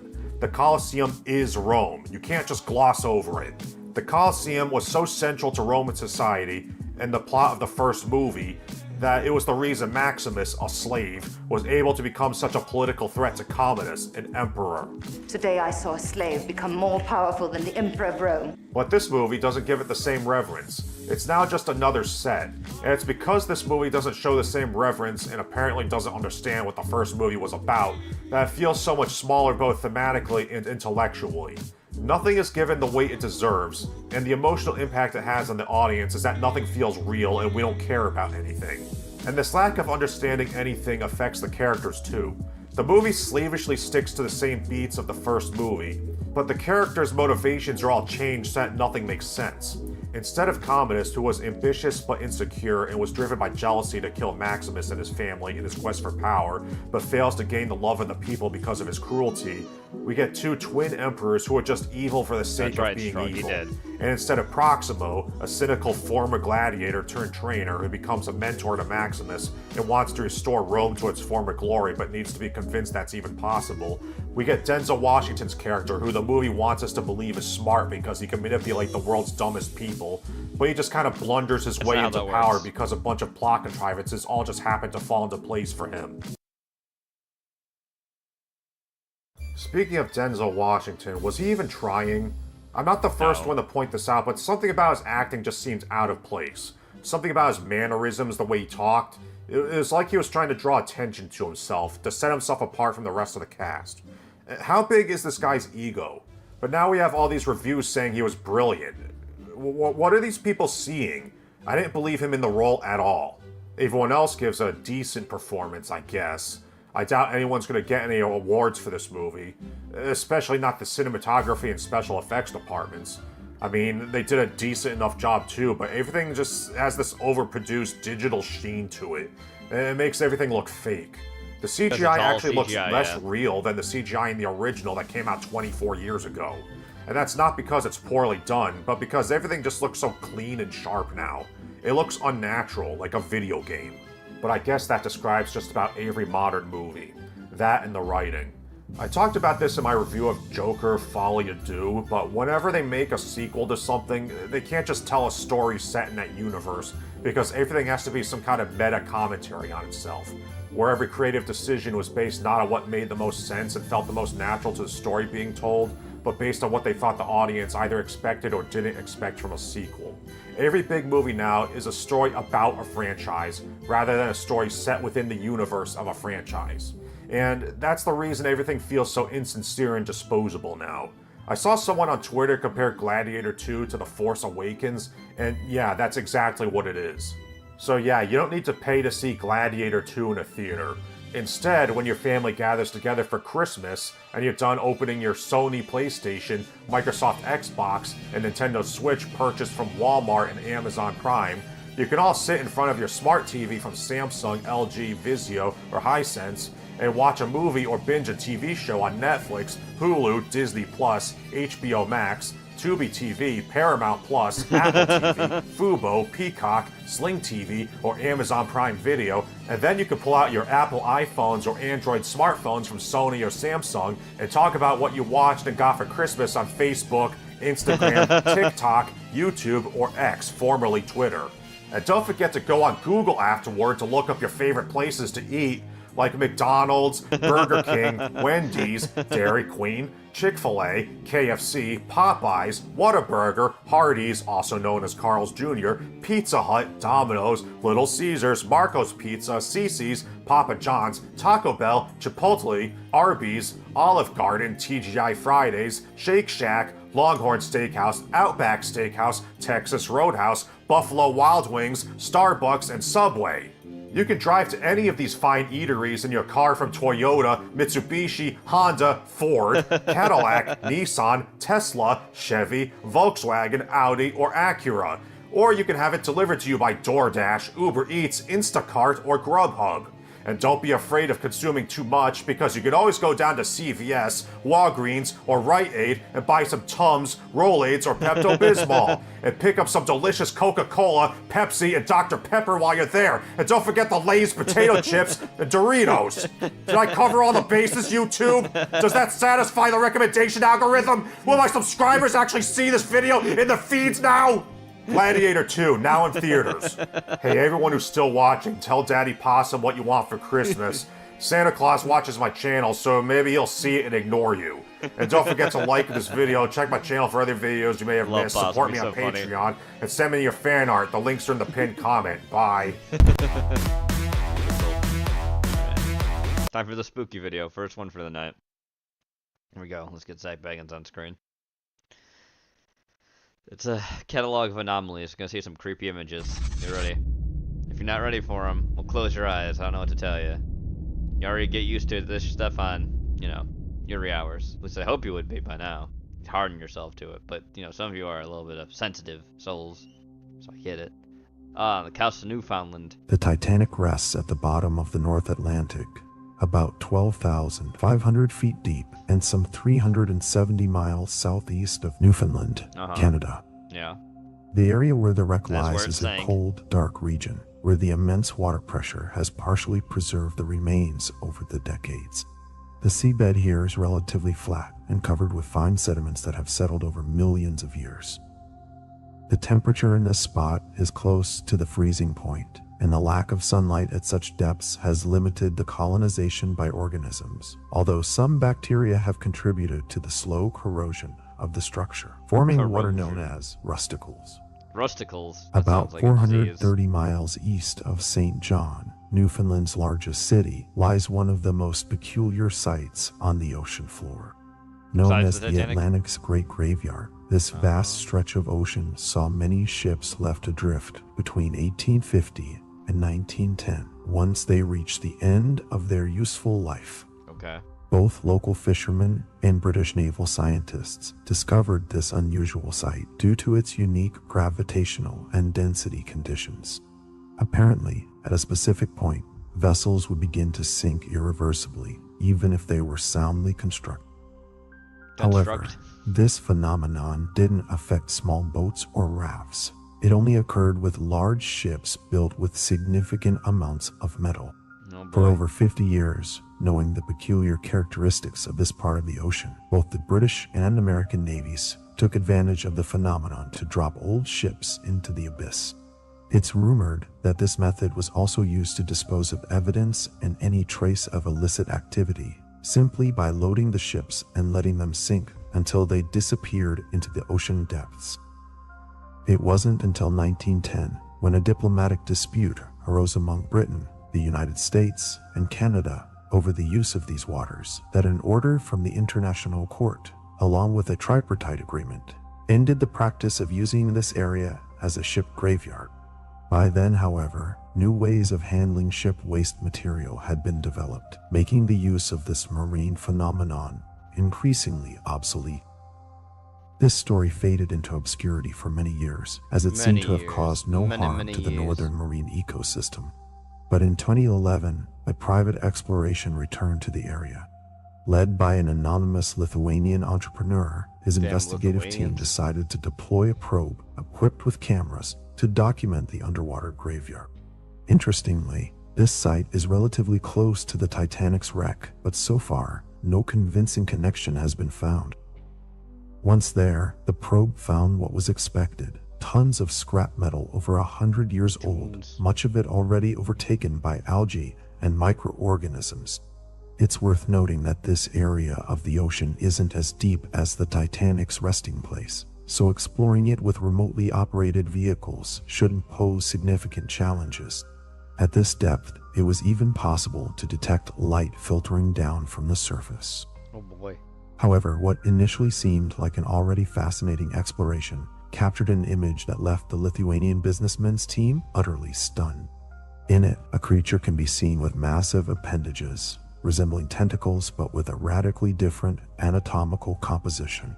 That's terrifying. In what appears to be the center of its body, there is a hole with an unknown physiological function. Oh damn, it's got a hole. After the photographs were developed, the exploration team couldn't identify the creature. To date, the few studies conducted along the coast of Newfoundland have not indicated the presence of such a creature. It's speculated that this new species, considering its position around one of the submerged structures, might be feeding on both the microorganisms clinging to it and perhaps even on the metal itself. Oh boy, given its metal-eating enormous monsters. size, it's highly likely that it also preys on larger species near the Canadian coastline. You don't say. To this day, the photograph remains a mystery of the deep sea. Wow, wow. The creature of the village. Here we go. Intruders have been a common issue, causing problems in homes worldwide. Depending on the level of security in each household, some have managed to stay undetected for days, while others are quickly discovered. Yes. The image you're seeing now was briefly captured by a security camera set up in the basement of a house in Long Pine, Nebraska in 2004. The story behind what appears to be a cryptic figure began nearly 10 years earlier, when residents in many rural areas of Nebraska reported sightings of a four-legged creature prowling the fields. This creature, with a humanoid appearance, would cover long distances, using its thin, elongated limbs to move across the landscape. Many legends emerged following these sightings, including stories of a failed experiment conducted in America's most rural areas. Oh, really? This theory isn't entirely far-fetched, considering the vast, mostly uninhabited stretches of land filled with endless miles of farms. It's in these remote and often unknown regions where the country's strangest events seem to unfold. From barns filled with tons of radioactive waste awaiting burial in desolate fields to illegal crop plantations that, if not for accidents or fires visible from distant cities, might never have been discovered. In 2004, with most homes now equipped with security cameras, the only known photograph of this creature, bearing a resemblance to the mythical rake, was captured. Oh, it's supposed to be the However, rake. according to the accounts of Long Pine residents, this creature never attacked anyone. It merely darted through the deserted streets at night. No, as you do. On several occasions, they even heard heavy footsteps on rooftops and in the tops of the tallest trees, where it was also rumored to feed on birds. After that sighting, there were no further reports of this strange creature.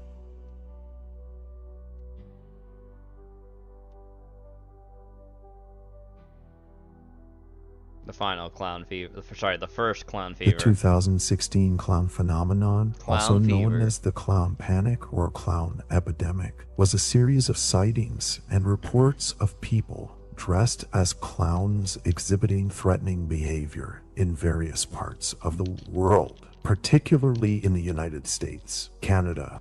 The phenomenon began in the summer of 2016 in South Carolina, where several children reported seeing clowns attempting to lure them into the woods. Terrifying. As sightings spread, Many reports mention clowns carrying weapons or chasing people, creating a widespread state of alarm. Authorities and psychologists agree that collective hysteria and the fear amplified by social media played a central role in the phenomenon. Damn you! Media attention encouraged people in different locations to replicate the sightings, some intending to frighten others deliberately, while others saw it as a prank or game. Although most cases had no serious consequences, the panic was real, impacting entire communities and leading to exaggerated responses, such as police deployments and temporary bans on clown costumes.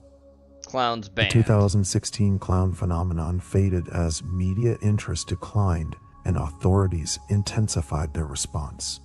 The situation peaked between September and October of 2016, but by the end of the year, most clown sightings had ceased. This was partly due to law enforcement taking more serious action against those involved, including arrests for minor offenses and false alarms, which discouraged many copycats. However, this wave of clowns wasn't the first in history, nor was it the most controversial. Will be the last. Although the myth surrounding clowns began in the United States as an urban legend known as phantom clowns in the mid-1980s, the first reported case dates back to May 6, 1981. In this incident, Brookline, Massachusetts, police launched an investigation into a van full of clowns after reports of them attempting to lure children to their vehicle. But the origins go even further back to October of 1946, nearly 40 years earlier, near Goodrich Pond in Pittsfield, Massachusetts. The story of this photograph takes us back to the 1940s, a time when the notion of a sinister clown wasn't yet a national concern. In fact, while these figures might seem ominous and strange to us now, at the time, they were just part of the aesthetic of clown characters. This terrifying element became much more pronounced in the 21st century, with the simplicity of modern costumes and makeup making these old clowns look like truly demonic entities. The appearance of the Goodrich Pond clown wasn't unsettling merely because of his attire, but rather due to the strange outfit that this man, whose identity was never discovered, wore while roaming the neighborhoods of Pittsfield. Many stories sprang up around him, the most repeated being that he was an escaped psychiatric patient who had broken out a few months prior. Though this is the only known photograph of the man, many recall his long rod as he wandered the streets at night, searching for food in household garbage bins. While no assaults were reported, there were several instances when this man, in his peculiar clown costume, would stand outside house windows, peering in to see whatever he could from outside. With the onset of winter in 1946, he was never seen again. Although police later reported a man's body found a few steps from Goodrich Pond, dead from hypothermia, there was no way to confirm whether it was the same individual. The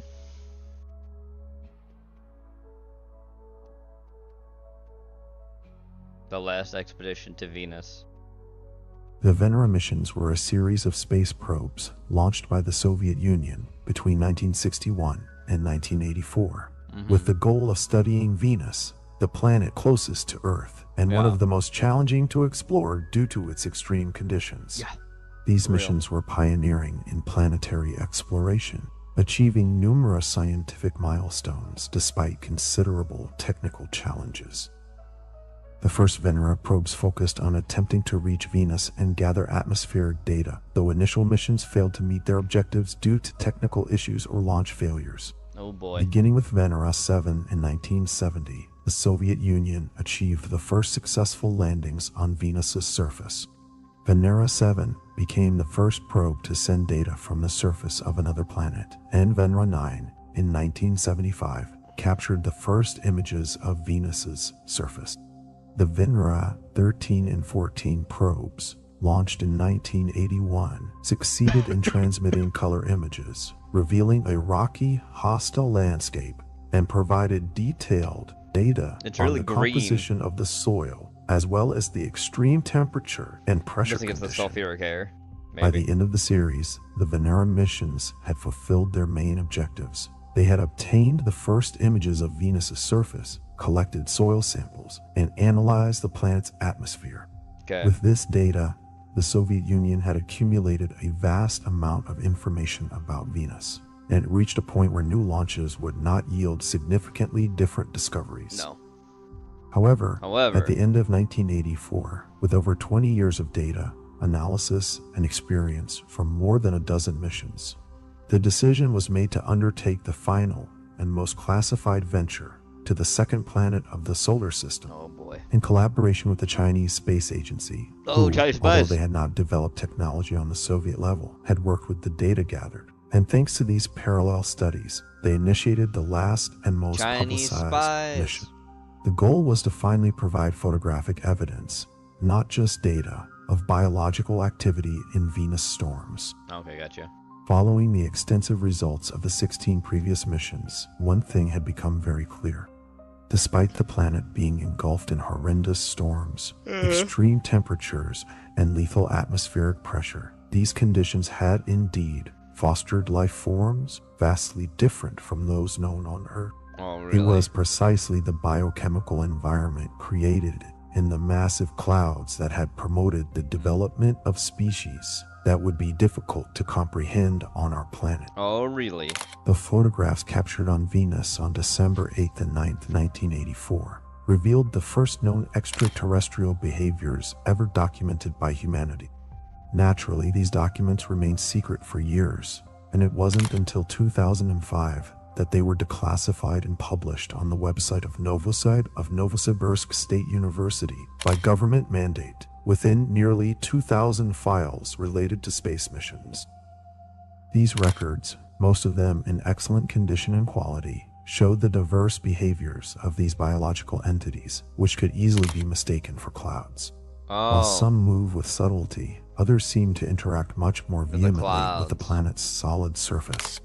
What appeared to be massive storms were actually living beings, which, through kilometer-long appendages, would establish direct contact with rocks and dust. The mechanism of their interaction and how they develop and reproduce remains unknown, but it is suspected that they could be based on silicon and plasma. Studies conducted by Soviet and Chinese agencies determined that these entities likely have at least 3 categories of visible development. The first, the most complex to identify, are completely fused with the clouds. The second, spherical and cylindrical in form, move at incredible speeds through the atmosphere. The third, and most visually striking, generate even more powerful storms and are the ones with those appendages through which they make direct contact with the rocky terrain. For many years, it was hypothesized that the possibility of unidentified flying objects on Earth could involve biological entities from Venus. Really? However, the conclusions of Soviet research were quite contradictory to this idea. Those life forms were subjected to the extreme atmospheric conditions of Venus, and outside of these parameters, they would likely disintegrate rapidly. After the publication of the documents in 2005, there was much debate in the early internet forums about their authenticity. Oh boy. However, the debate remained confined to these niche sites, quickly falling into obscurity. Many argued that the photographs could have been taken in some desert region of Earth, and that the figures seen in them were nothing more than props made from old materials. Okay. Yet, this type of discussion has been a constant whenever records related to the possibility of extraterrestrial life surfaced.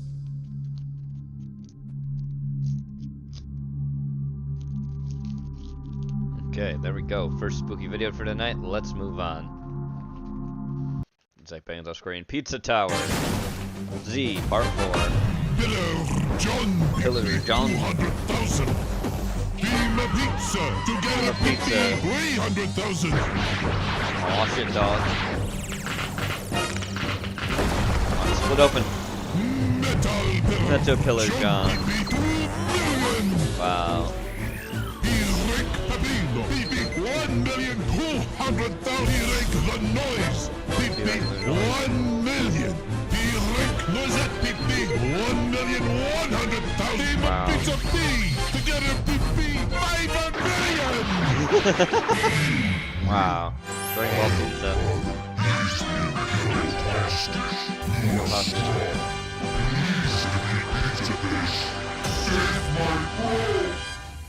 No boy, nah. Wow, oh shit. Wow. Damn. Alright, turn Master Bob's this in. Offensive and cursed memes. Ready. Long ago, yeah, Khans ruled the land and above. New from LEGO Games. Gaza. Thread 3. No. When two customers walk in, by their attire, Tommy thinks he's being pranked. Oh boy. Ronald, get up. Get up. Come on. Oh no. Hell's Kitchen. Wow, Gandalf.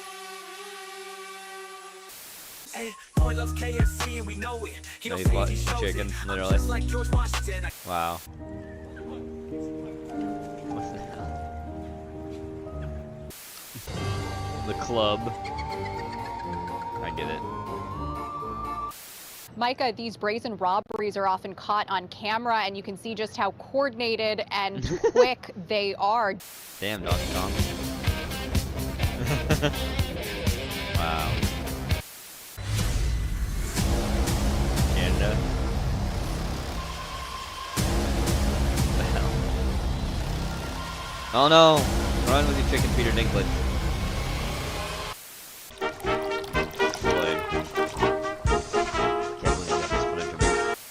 It shows a black man with a large afro and the words "pool closed." Pool closed. Coffee. And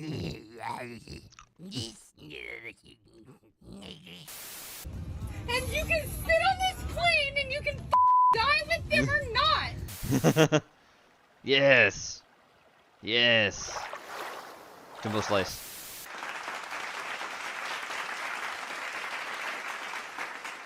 I'm just stealing it. You better keep running, Peter Dinklage. It looks like it's coming for you. There's a dog drinking water. And then I asked myself, Loitlop. What am I doing with my life? A pursuit ends in downtown Los Angeles and a drug investigation begins. Police find a huge... Oh,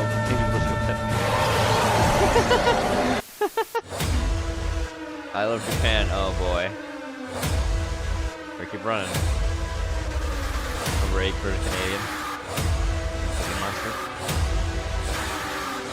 What the fuck? Wow, it's Porky.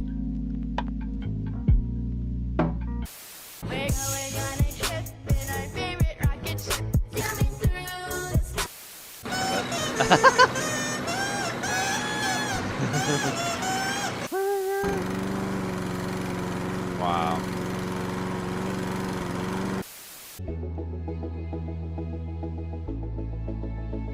The hell?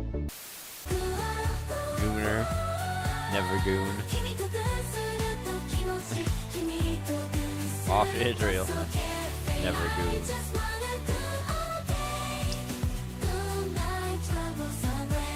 Goon. Never goon. Oh, you did that thought smoke. That was a Lawnmower Man, yeah. Oh, there we go. There's Porky.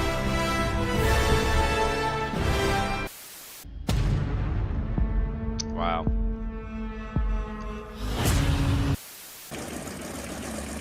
Also Porky.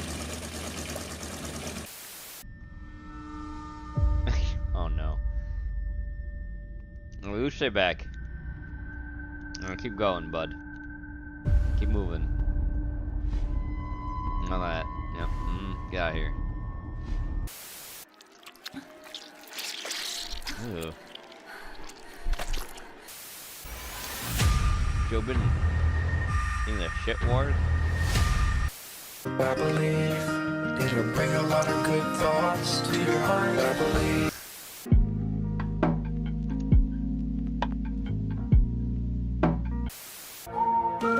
Ostrog, you people really hit the slums, huh?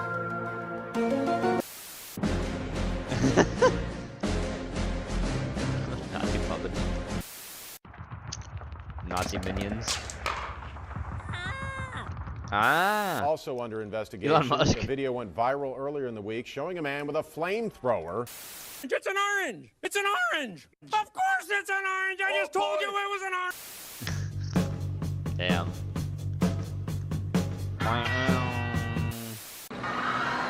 Poo. I don't like any of that. What the fuck? Hulk Hogan. Hey Hulk. Or Mobile. Texas Thanos? What the hell? Okay. Now Robin, you set this in. There's a big blue guy, he's really unhappy with you. I recommend you cast the capturing spell. You should capture him. Capturing spell, you should capture him. Remember to clap those hands. Clap them hands.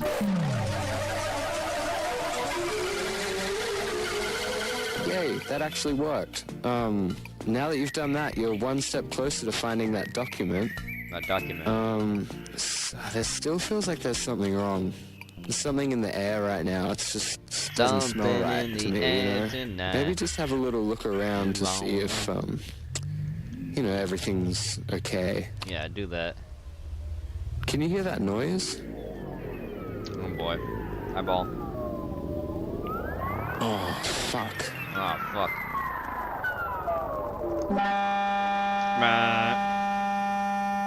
Oh, that was supposed to happen.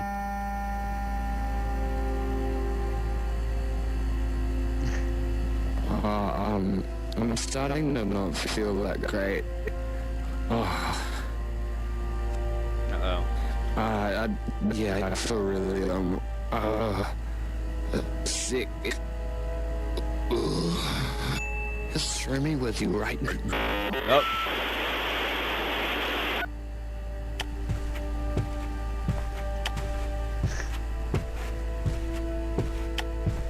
Got.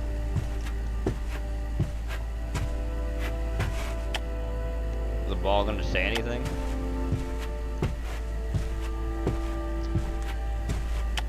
File zip. Is this the file you were looking for? No.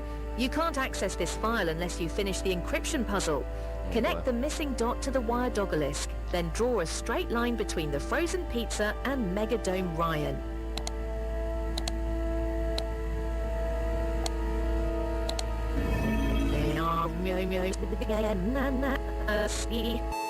Nope. Well then. I know it might look bad, but you're closer to finding your files than you think. Alright then. Next Ron. Alright. Thanksgiving at Kamala's. I'm so happy I could arrange this wonderful Thanksgiving dinner. With all of my accents. With all my accents, yeah. Joy cometh in the morning. As well as all business partners. The devil. Even if they don't go up there on the deal. Hey, you said you'd trade your soul to get into the White House. You're still there for a few more weeks. Yeah. That wasn't funny. And that wasn't funny. It's good. But the blame for this loss doesn't go entirely to that slacker. There's plenty to go around. Come on, we should be grateful. It's Thanksgiving. On good holiday. What's there to be thankful for? Okay. That Orange Hitler won the election? Okay. Because one of you wasn't relatable enough to the American people? Don't look at me, I've won plenty of elections. And we're gonna figure out which one of you it was. Got it?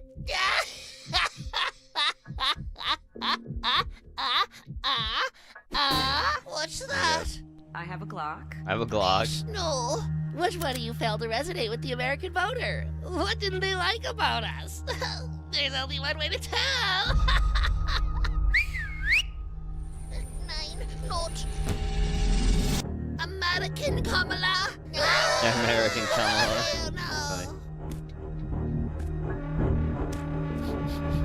Happy little Thanksgiving. What say? I knew it, the Indian.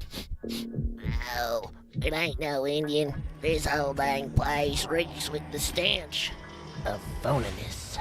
No, it's not possible. How could any of these personalities seem inauthentic? They are perfect. Perfect! I love them all! Well, I love you back! Well, it certainly wasn't me. Brad Summer, me. Kamala, is everyone's favorite. Is that it? Was it the Brad Summer for personality, the phony one? Bye! I don't think you understand what I'm saying. Every single one of these personas was tailor-made to be authentic. Which one doesn't seem that way? Which one isn't relatable? It's this one, right? Jason? No, you're missing the point. None of these personas work because people want you to be authentic. And how would I have to act to seem authentic? Like yourself, idiot. Oh my goodness. Yeah. Oh, okay. No. I see what you're saying. Okay. I spent all this time, okay, thinking it was the fault, okay, of one of them, okay, my many, okay, personalities, okay. But the problem, okay, was right in front of me the whole time, okay. The voters were wrong.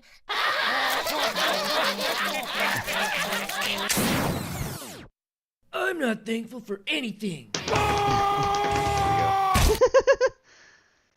I get subtitles for this one, so give me just a second. Ramen did send this in too. Let me get those subtitles up, because I don't believe this is in English. Captions, English please. Thank you. I believe this is actually in Spanish, I think. Anyway. There we go. That should be good now.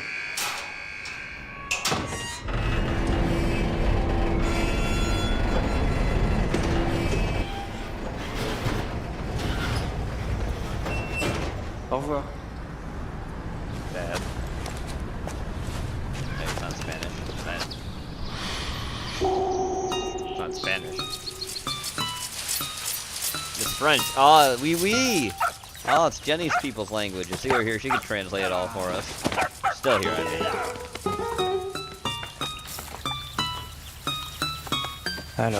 Alors.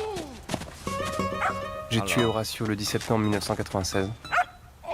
C'était dans le jardin derrière la maison. Comme meurtre, c'était nul.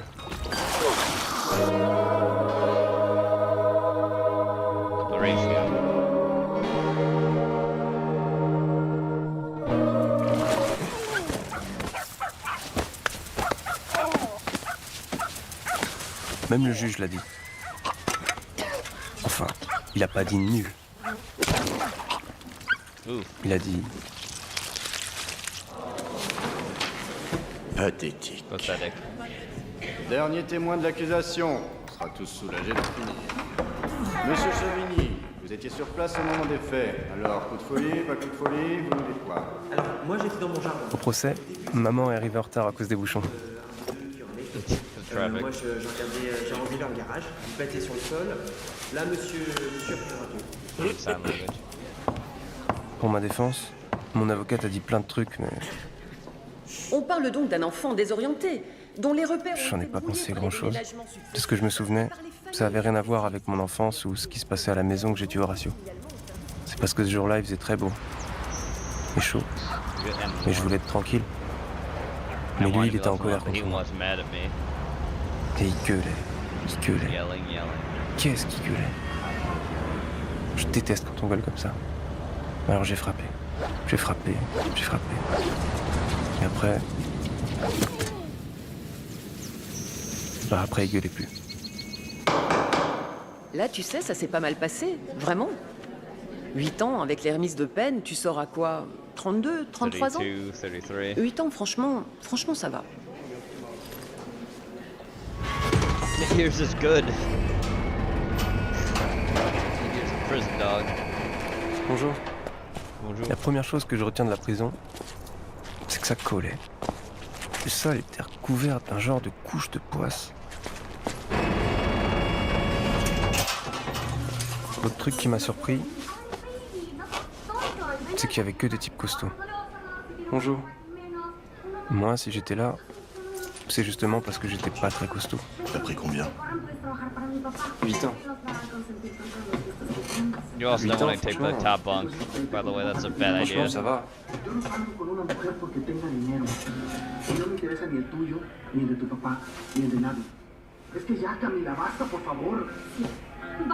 Pero basta de que yo me esté humillando de esta manera frente a ti. Tú te ves muy bien, Nicolás Luis. ¿Te vas a arrepentir? Maman m'en a jamais voulu pour Horatio. Elle disait toujours. T'es le fils que je vois le plus. Les gens, tu sais comment ils m'appellent maintenant? Ils m'appellent la mère du meurtrier. Parfois, j'ai même l'impression que ça la rendait contente. Je t'ai fait apporter quelque chose. J'espère que ça va te faire plaisir. Parce que, en fait, j'avais toujours voulu que t'aies un talent. Elle avait toujours voulu que j'ai un talent, alors elle m'a offert une guitare. Le fils de Corinne, il sait en jouer, mais vraiment très bien. Et elle m'a dit que ça lui avait pris 5 ans avant de jouer vraiment. Je détestais en jouer, mais il faut dire que je joue mal. Voilà, c'est parfait. Moi, ce que j'adore, c'est les chansons. Surtout les chansons qui font un peu les trucs de gitans. Alors ça... Oh, Maman parlait très fort. Tout le temps. Même pour dire des trucs banals. Ou alors Calogero. Quand je jouais, Calogero, quand ça passait à la radio, j'arrête tout. elle se taisait. Alors j'ai joué à chaque fois.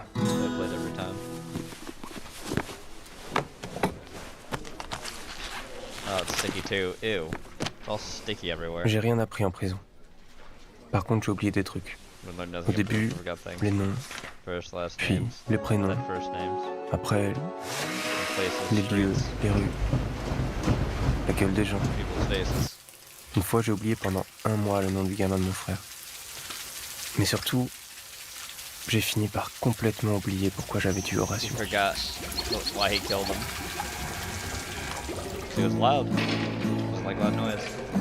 J'ai tellement joué dans ce parloir que les gens ont commencé à causer autour de ça. Un des surveillants en a même parlé à une amie à lui, une journaliste, qui a trouvé ça super, un prisonnier qui chante au parloir. Bonjour. Alors, je suis la mère. La nana est venue de Paris pour m'écouter. Dis donc, depuis Paris, ça fait quand même de la route. Bonjour. Bonjour. Vous avez fait ça en train?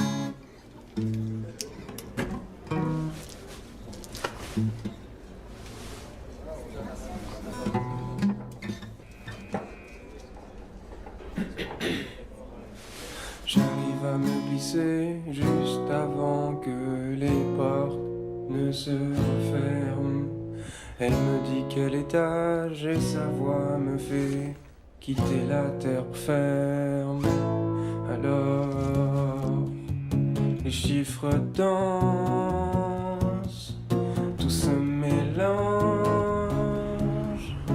Je suis en tête à tête avec un ange. On a pesanteur.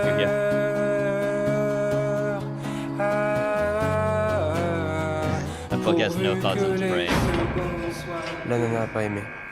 Mais elle est partie et je l'ai détestée. Je l'ai détestée de m'avoir donné de l'importance pour me la reprendre après. Quand j'ai pensé cette phrase, j'ai trouvé ça beau.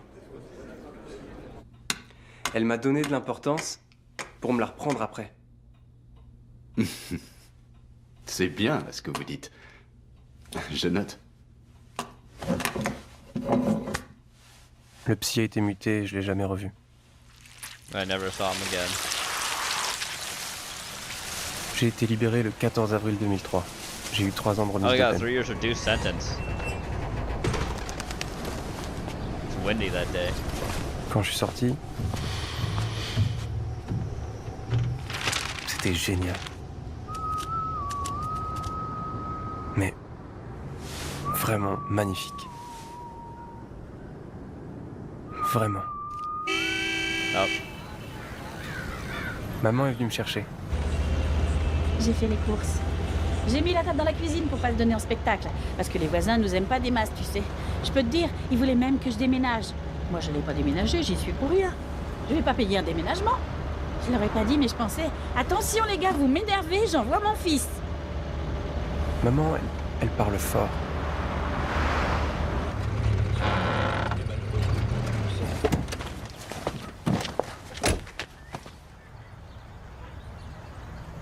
Alors, ça doit te faire bizarre à toi, depuis le temps que t'es pas venu à la maison. Bah tu vois, elle a pas changé, hein. On croit quand t'es parti, je me disais, quand il reviendra, il va plus rien reconnaître.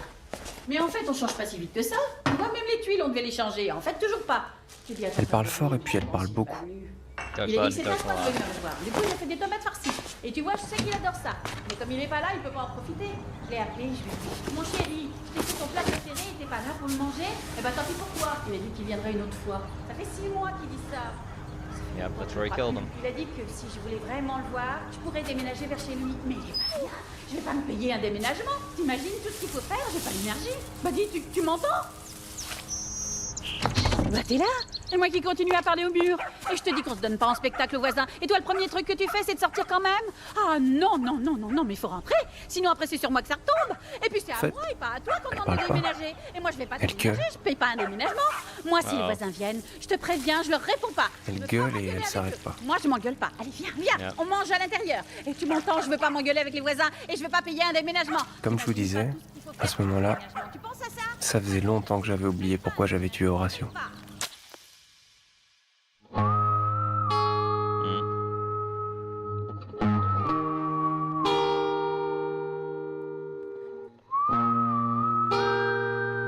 He doesn't like people talking. That was his whole thing. I wonder if he killed his mom. Kind of leaves that up in the air. The goo was still there. Stickiness. So I don't know. Oops, clicked the wrong thing. Whoop. Here we go. Strog, you sent this in. So, from Babylon B. You're heading home for Thanksgiving. Oh, here we go. But your family supports Trump. Not good. Oh, he's supposed to look like that asshole too. How can I show them I'm a good, tolerant person, and they're all terrible, intolerant people? And how can I find common ground with these rednecks who are literally Hitler? Well, literally Hitler. You're in luck. You're in luck. Because I, too, am a good person who likes to share my superiority with those around me. Oh, boy. Today, we're going to show you how to talk about Trump with your racist uncle this Thanksgiving.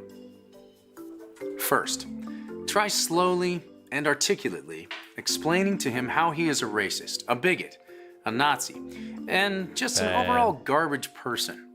Yeah. You can even use simple visual aids if you want to. Next, you can help educate your backward, bigoted family members by handing out copies of Robin DiAngelo's White Fragility. This thoughtful holiday gift will endear I sure do wonder if that's written by a black guy who's really fragile. Them to you, and open up the door for more conversation later. Now, sometimes your family might disagree with you and attempt to use far-right tactics, such as facts and basic logic. Yeah. Counter this with a powerful haka dance. Powerful haka dance. You can easily get through to these MAGA bigots, or maggots for short, by reenacting the entirety of Hamilton. Why? Let it never be said that you threw away your shot. Ah, here's a good one. When your arguments just aren't getting through to them, try screaming at the sky. Simple, but effective. Tip number 6. When you're encountering opinions you disagree with, just run away to a secure location. You might call it a space that is safe.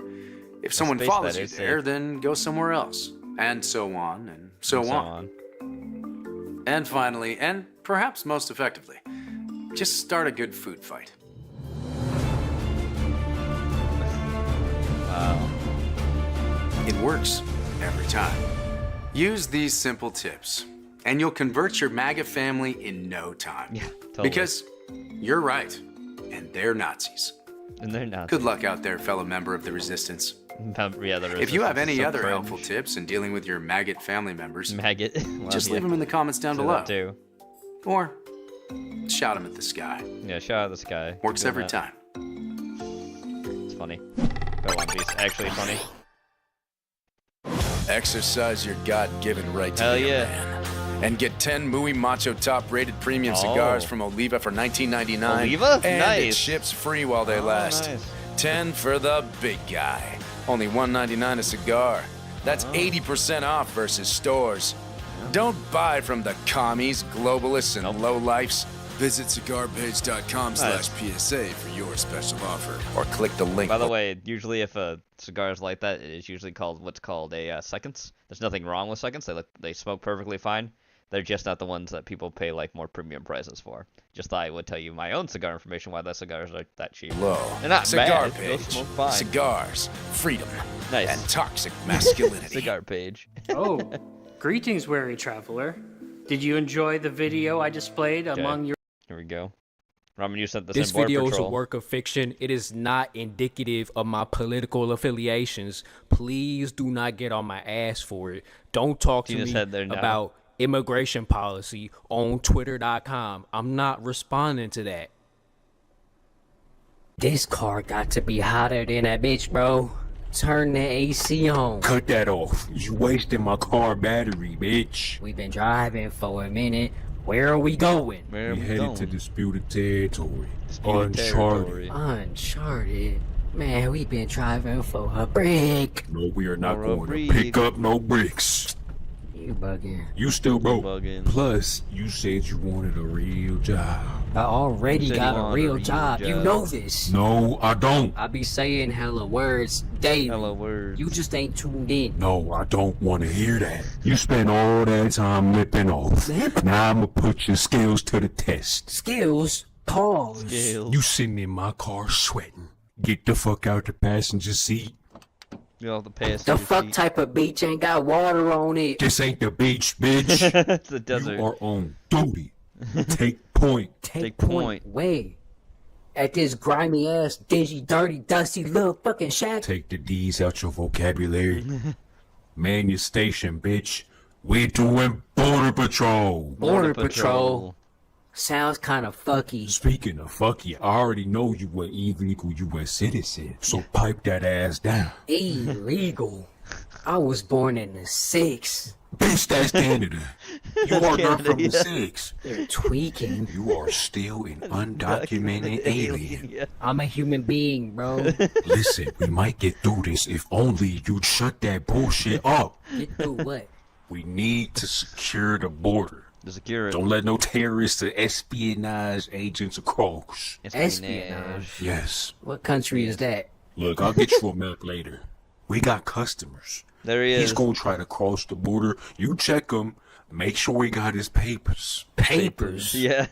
To roll up? Bitch, nobody is bringing weed across the border. Then what the fuck are the papers for? You really don't know. Man, we are not doing this for real. Oh boy. This shit is a filler episode. It's not. This is the most important shit of your life, dummy. Defend your country. This is lame, bro. This shit is skibbity as fuck. Now quit squawking and do your job. Morning. Movie tickets? That is not movie tickets. What are y'all talking about? He looks smack like movie tickets. What is going on? I'm not in the mood, bitch. Oh? Just give me your papers. Just for that one, I'm gonna need that badge number pronto. Badge number? Where they got that at? You out here with no identification? I'll have to take that up with the USBP.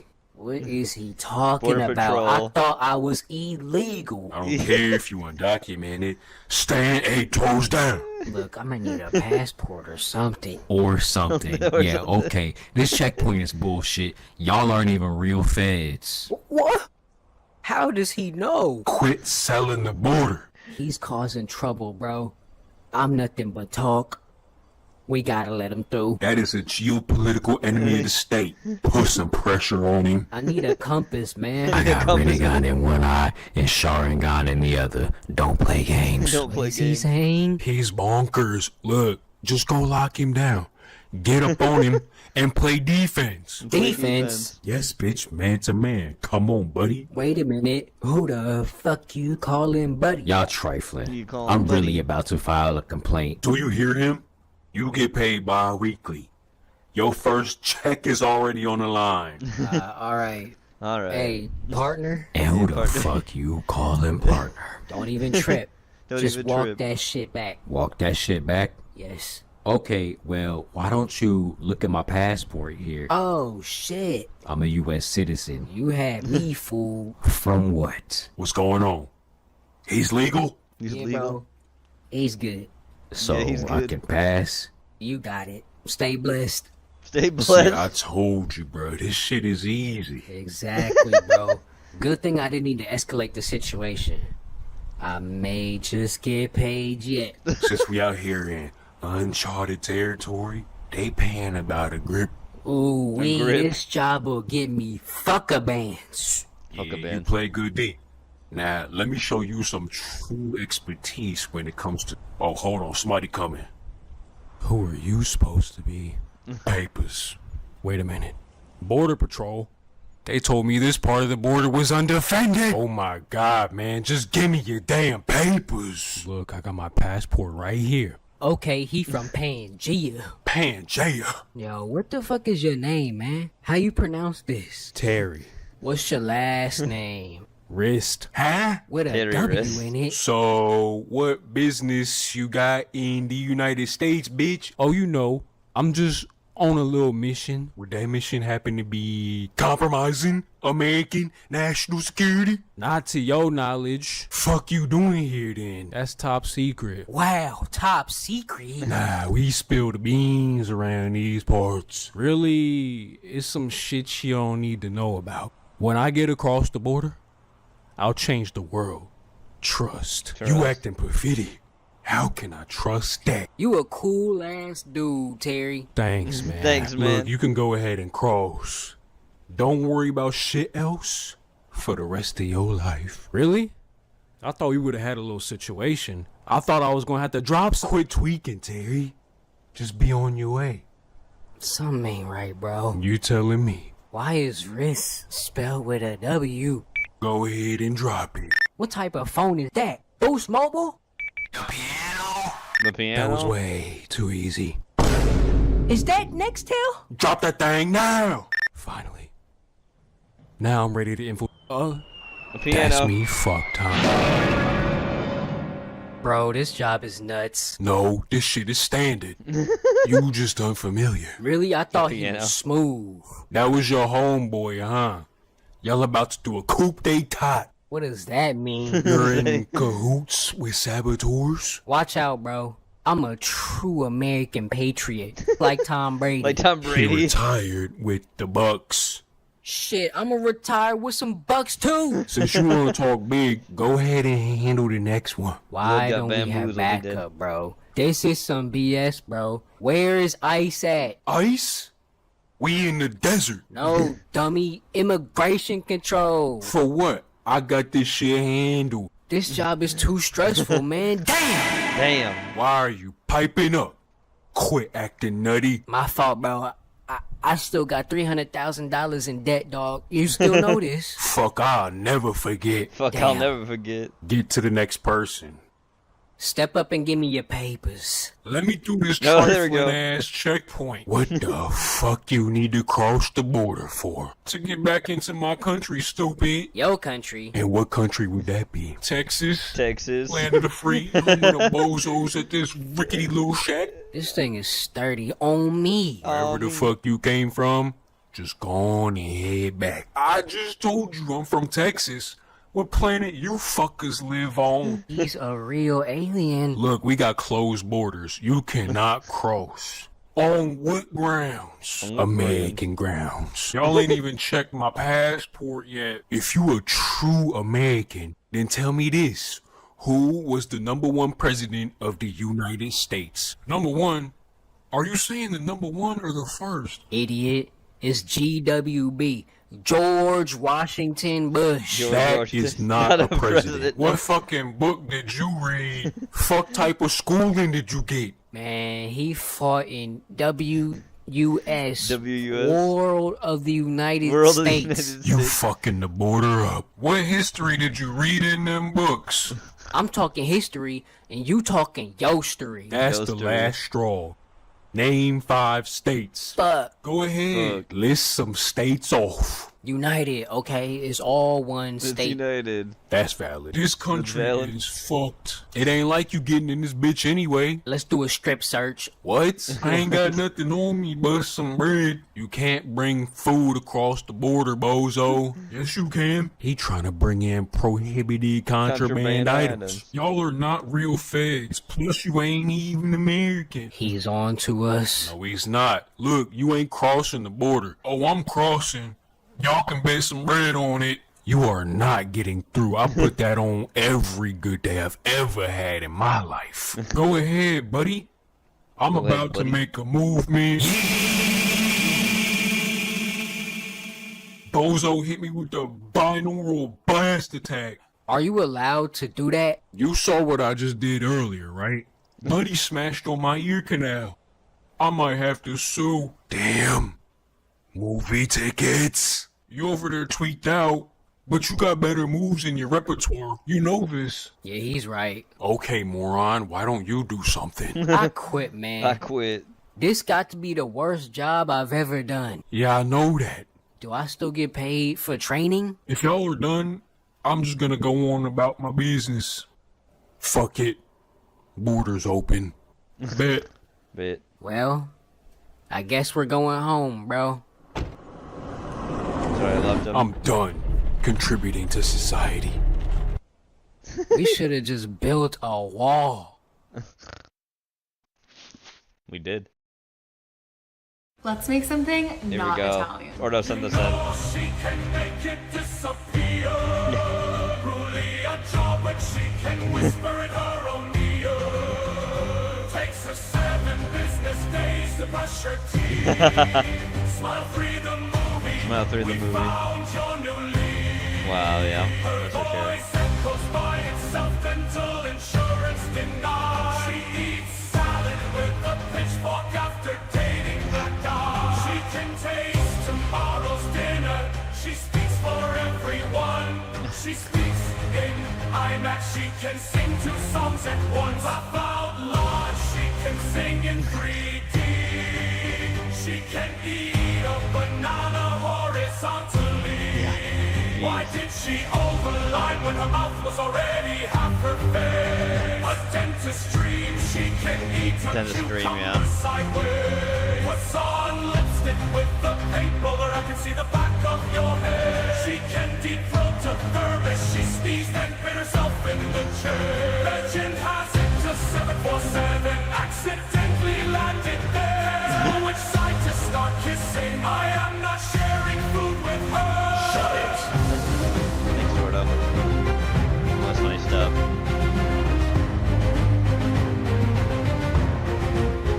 Shove it. Shove it. Alright, Ramen, you sent this in. It's back in video game land. And that's why Sonic the Abomination is terrible on both the 360 and the PS3. And it's your fault that I had to buy both versions at full price and such. Spack out. Another awesome game review. My 17-part expose on bad Sonic games is sure to get me hella more subscribers. In the meantime, I think I'll search DeviantArt for some peach porn. Oh no. Free animation. Oh my god! Down, bitch. DeviantArt is down? This is pure fucking evil! I oughta sue and such. Well, maybe I'll play a video game. Oh, I know. I'll play Ghostbusters for the NES. Oh boy. Oh my god, this game is so terrible. You can't even tell what you're doing. What the fuck? The game's all messed up. Uh-oh. This can't be good. Yep, transported.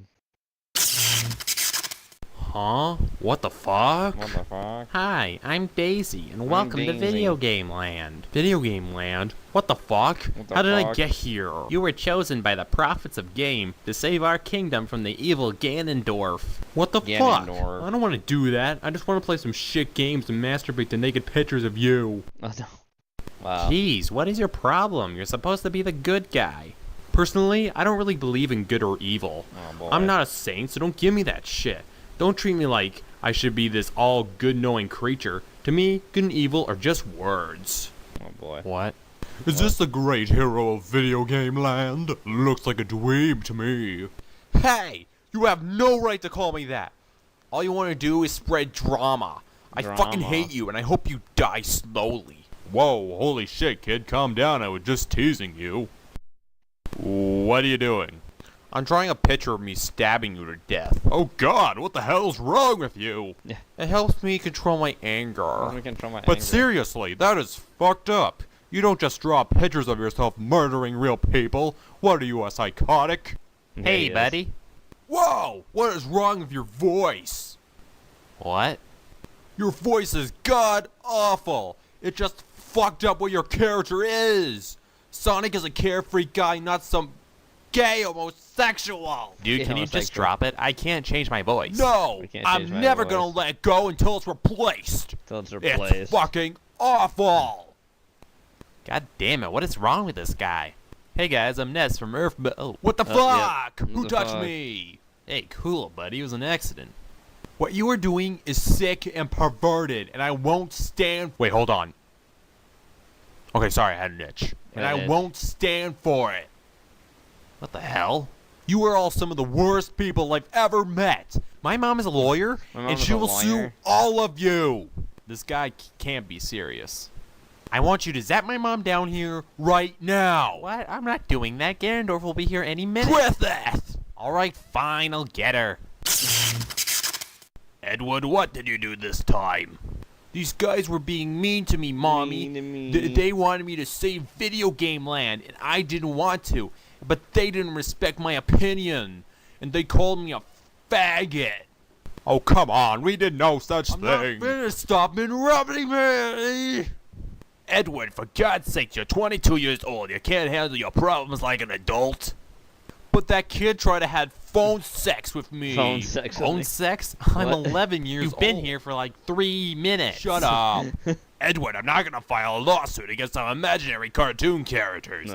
Either deal with this yourself, or I'm not going down on you tonight. But Mom, no buts, mister. Fine. Wow. I'm done with this. No more drama. This is pointless.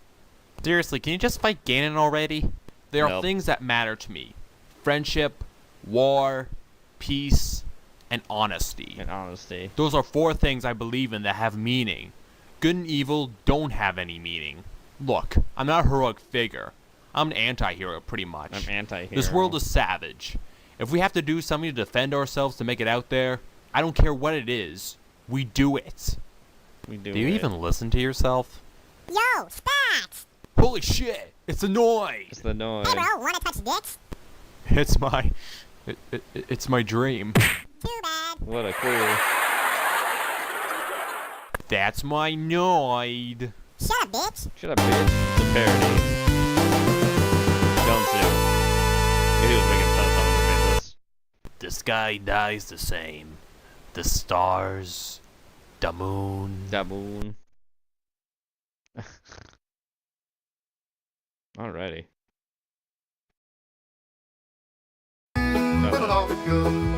Trailer Park Hillbillionaires.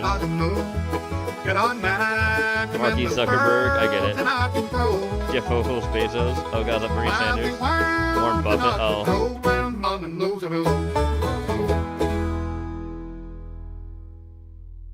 The boys attempt Thanksgiving.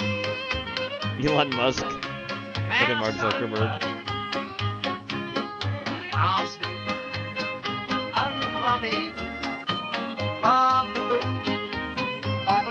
Turkey on sale.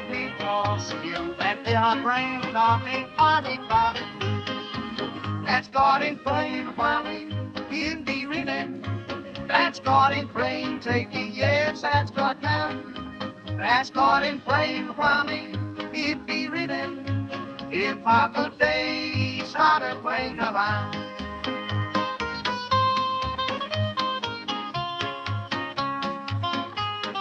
That's one big ass turkey. Look how the southern flag's basically been murdered by AI. It does. Oh look, it's Bill Gates. God. That's God in flame, Kwame, in the rhythm. That's God in flame, taking, yes, that's God down. That's caught in plain Kwame, he'd be ribbon if I could taste out of plain about. Yeah, totally not hiding a turkey.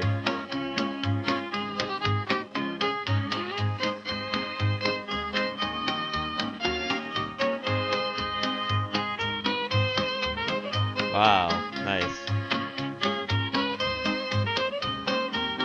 Jeff Bezos. That's caught in plain Kwame, he'd be ribbon. That's caught in plain turkey, yes, that's caught down. Wow. That's caught in plain Kwame, he'd be ribbon if I could taste out of plain about. That turkey is huge.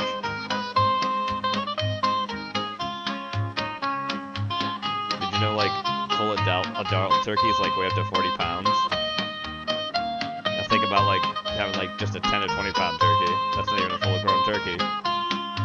40 fucking pounds, yeah, can you imagine that? Ow. That's caught in plain Kwame, he'd be ribbon. Okay. That's caught in plain turkey, yes, that's caught down. That's caught in plain Kwame, Oh my god. he'd be ribbon if I could taste out of plain about. Bill Gates was there. Hill billionaires.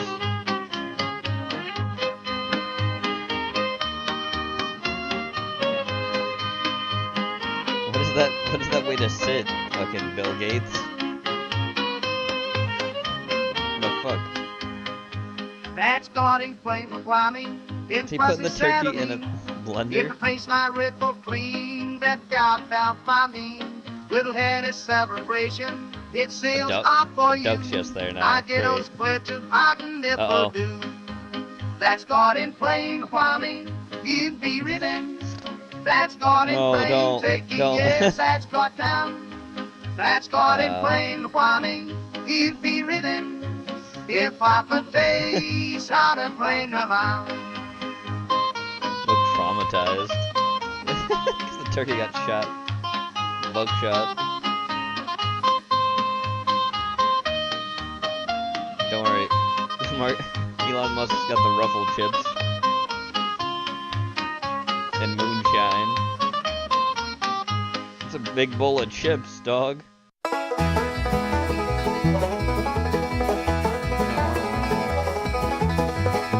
is the way fucking Bill Gates is sitting? Yeah, drink up Jeff Bezos.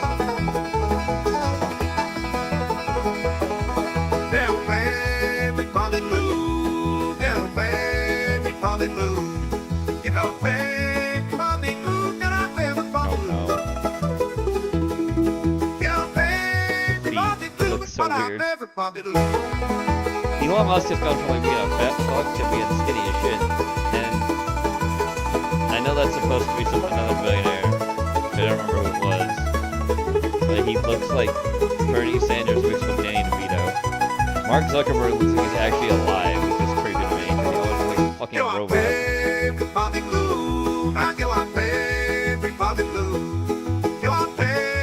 Happy Thanksgiving, y'all. Thanks, Frog. Warren Buffett, thank you, Vince. Anyway, here's a video you sent in. 10 minutes.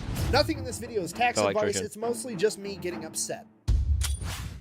This video is brought to you by Steelhead Outdoors. They're the ones that make my gun safe. They make all their stuff right here in America, Minnesota to be exact. To the best of my knowledge, they're the only ones making modular gun safes. This safe comes apart into a top, a bottom, a door, and 3 sides. Obviously, it can only be taken apart from the inside, but this means that you and one buddy can take apart your safe and move it if you ever need to. You don't need to hire a special company with fancy equipment, and it's way safer for everybody. They also make the best lock boxes on the market. Most lock boxes are made out of very thin metal, borderline tinfoil, and this thing is made out of 12 gauge steel, which is the same steel that most gun safes are made out of. This thing weighs 9 pounds. So if you want to check them out, I'll have them linked down below. Let's get back to the video. Okay, all I wanted to know was why is it that every year when I have to go do my taxes, why doesn't the IRS just send me a bill for how much money they think I owe them? Okay, if you're not an American or you're too young to do your taxes, or you do your taxes and you just don't really pay attention to what's going on, I'll explain. When World War II was kicking off, the American government needed more money, so they went to every employer in the country and said, hey, you have to tell us how much money you pay all of your employees. So now the IRS knows how much every single person in America makes every year.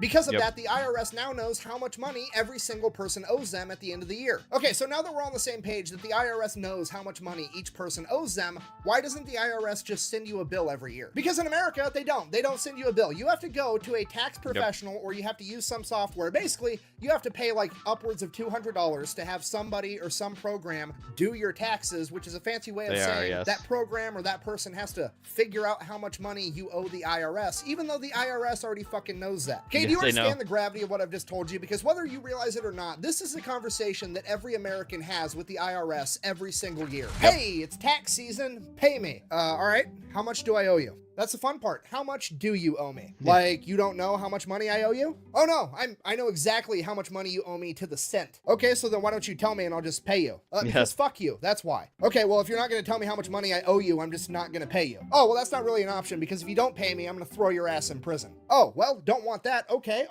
what if I overpay you? Well, then I'm gonna keep all the extra money and not really tell you about it. Okay, and what if I underpay you? Well, that depends. If you underpay me a little bit, I'll just financially penalize you. If you underpay me a lot, I'll also throw your ass in prison. Okay, I guess. Yeah, I know. I can hear the keyboard warriors already. Buh! You're so stupid. The reason the IRS does that is because the IRS doesn't know if you're going to claim any deductions or not. Buh! Okay, that's a bullshit-ass excuse. If you know nothing about taxes, you can do your taxes one of two ways. There's the standard deduction, or you can do an itemized return. The standard deduction is just the normal amount that the IRS assumes every single person in America has that's not taxable income. In 2023, it's $13,850. The IRS just assumes you have that much in write-offs. But if you have significantly more than that in tax write-offs, you can then do an itemized return, and in that case, you have to write down every single tax deduction that you have and turn that into the IRS, and then you can get a higher deduction on your taxes. Okay, here's the kicker with that. 87% of Americans do the standard deduction. That means the IRS could literally send every American a bill at the end of the year, and it could say, hey, here's how much money you owe us in taxes, assuming that you're getting the standard deduction, which again is 87% of people. And you can just have a little check mark box that says, yes, I agree to this, and you can mail them a check, or they can have a little fill in the blank where you give them your bank account information, and then they just send you your tax return. Or you could hit,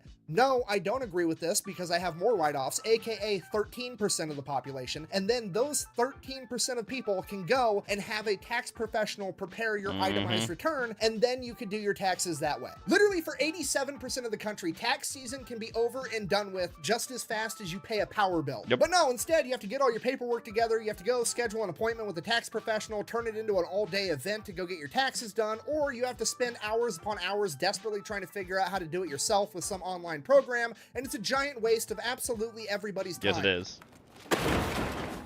Okay, I know what you're thinking. Oh my God, that makes sense. Why on earth doesn't the IRS just do that? And obviously, it's because they make more money doing it this way. Yes, okay, everybody's talking about AI, artificial intelligence, and how scary it is. I'm convinced that AI has been around forever, and the first AI ever invented was bureaucracy. Okay, the minute you get more than like 10 people in a group and you give them one goal and tell them that's their only job and that none of them are individually responsible for their actions, everything's going to go completely off the rails. Okay, the IRS lets this happen because guess what? The tax filing industry in the United States is $11 billion a year. Okay, I'm gonna go ahead and say that a little bit slower. Americans pay $11 billion a year to seek help from professionals to find out some shit the government already fucking knows.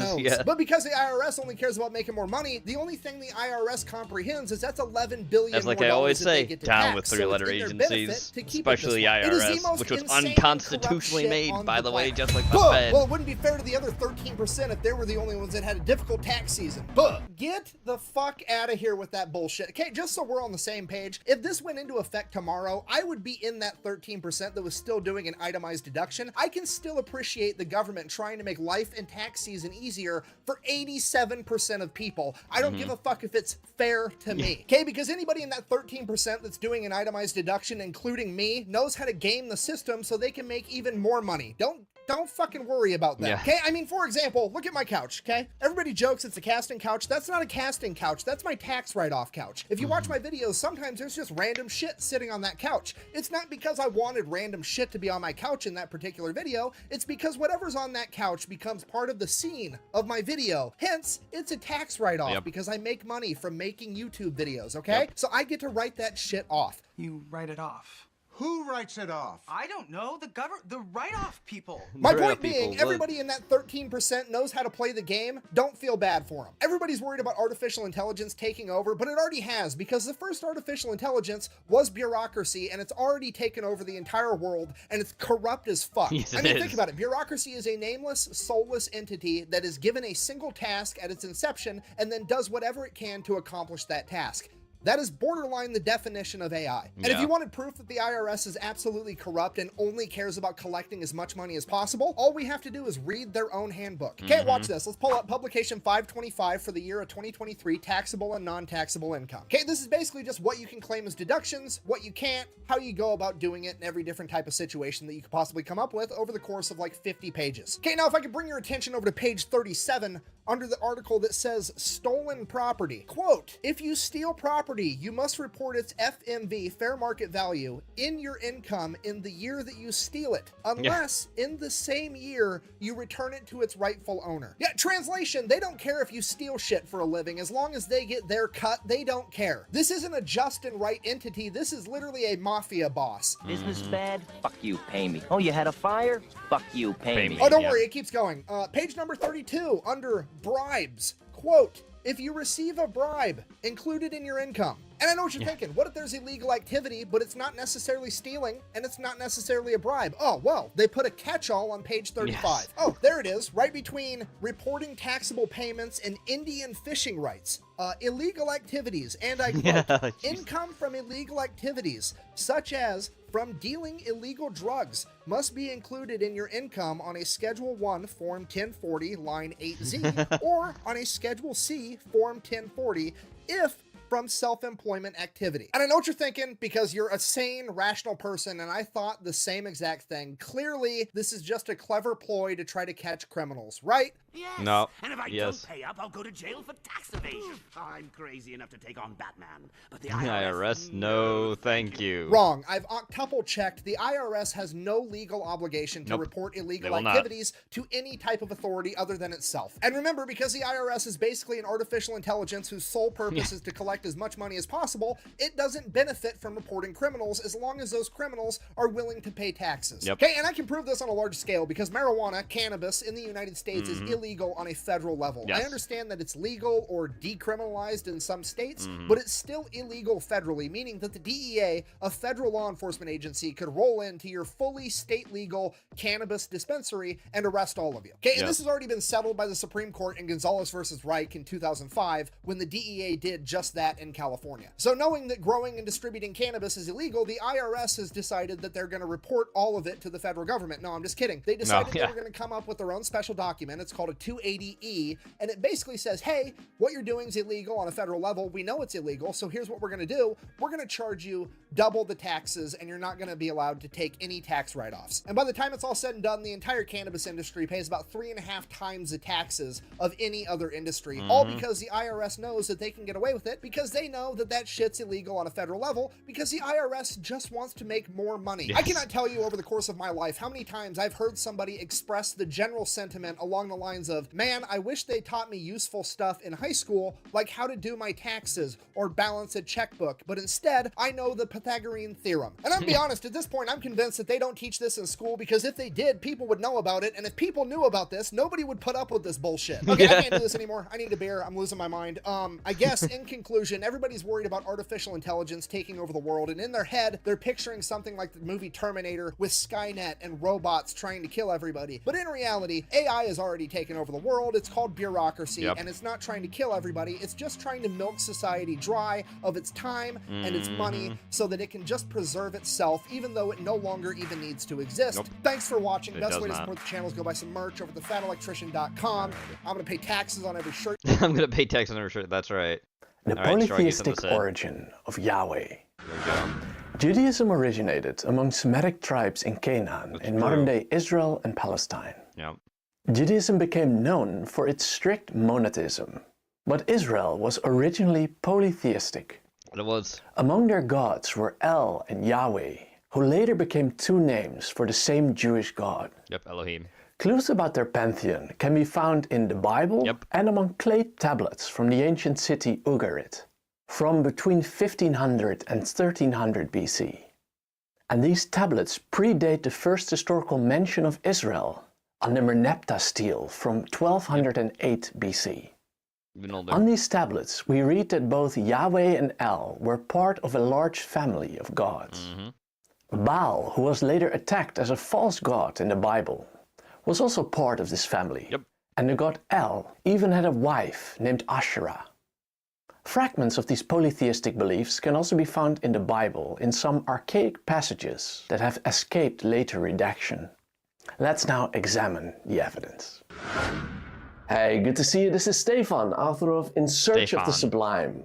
On this World History channel, we'll trace humanity's relentless pursuit of scientific truth, moral excellence, and enlightenment.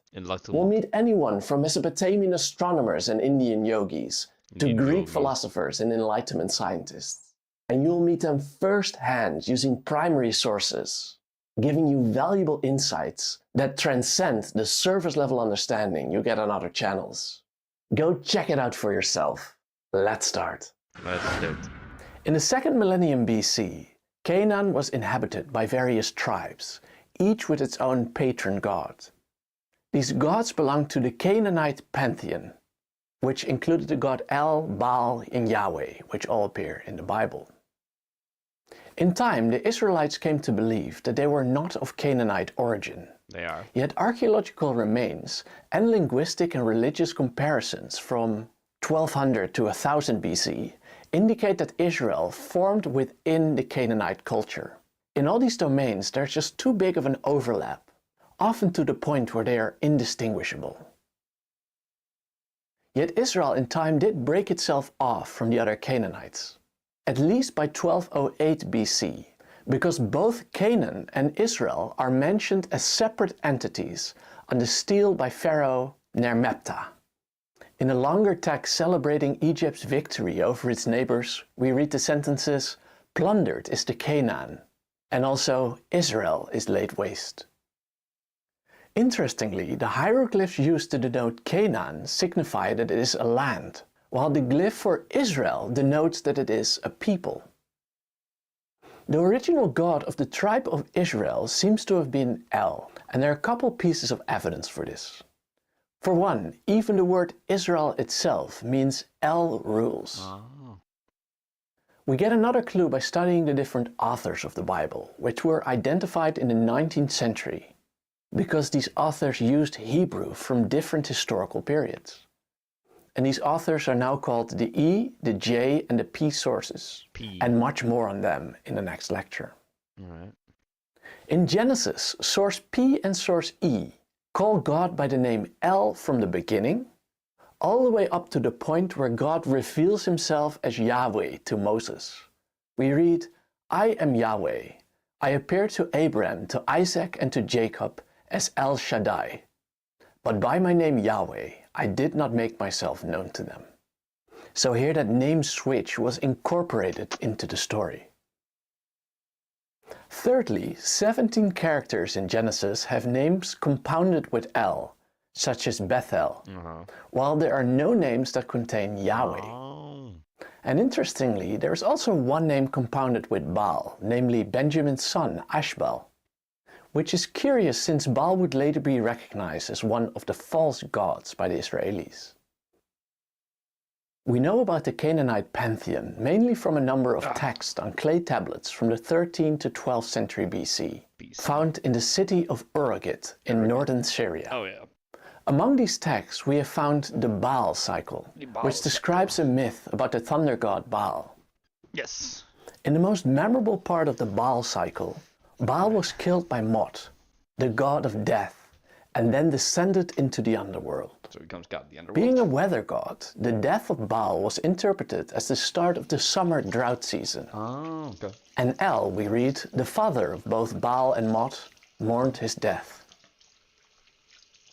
The goddess Anat, Baal's sister, eventually found his body and buried him, and then went on to kill Mot in order to release Baal from the underworld. And interestingly, the killing of Mot was stated in agricultural terms. We read, "With a sword she splits him, with a sieve she winnows him, with a fire she burns him, with millstones she grinds him, In a field she sows him. Porky was trying Then to we read, El had a dream in which the heavens rained down, which meant that Baal, the god of rain, had resurrected. Anat then found him, and he returned to his throne in his beautiful palace. In the text from Ugarit, we also read that the highest god El was married to the goddess Asherah, and that their children included the gods of the morning star, the evening star, the sun, and the moon. In some cases, Baal was also mentioned as one of their children. Other evidence from this pantheon comes from late 9th century BC potsherds found in the Sinai Peninsula. On one of the potsherds, we read, Yahweh of Samaria and his Asherah, suggesting that the goddess was instead married to Yahweh. And quite shockingly, as you can see, there's even a picture that goes with this couple. Traces of these past polytheistic beliefs are also found in the Bible itself. In several passages, El is described as being the leader in a council of gods. These quotes seem to stem from a time before Judaism became monotheistic. For instance, we read, For who in the skies above can compare with the Lord? Who is like the Lord among the heavenly beings? In the council of the holy ones, El is greatly feared. He is more awesome than all who surround him. And also, Elohim, also containing El, presides in the great assembly. He renders judgment among the gods.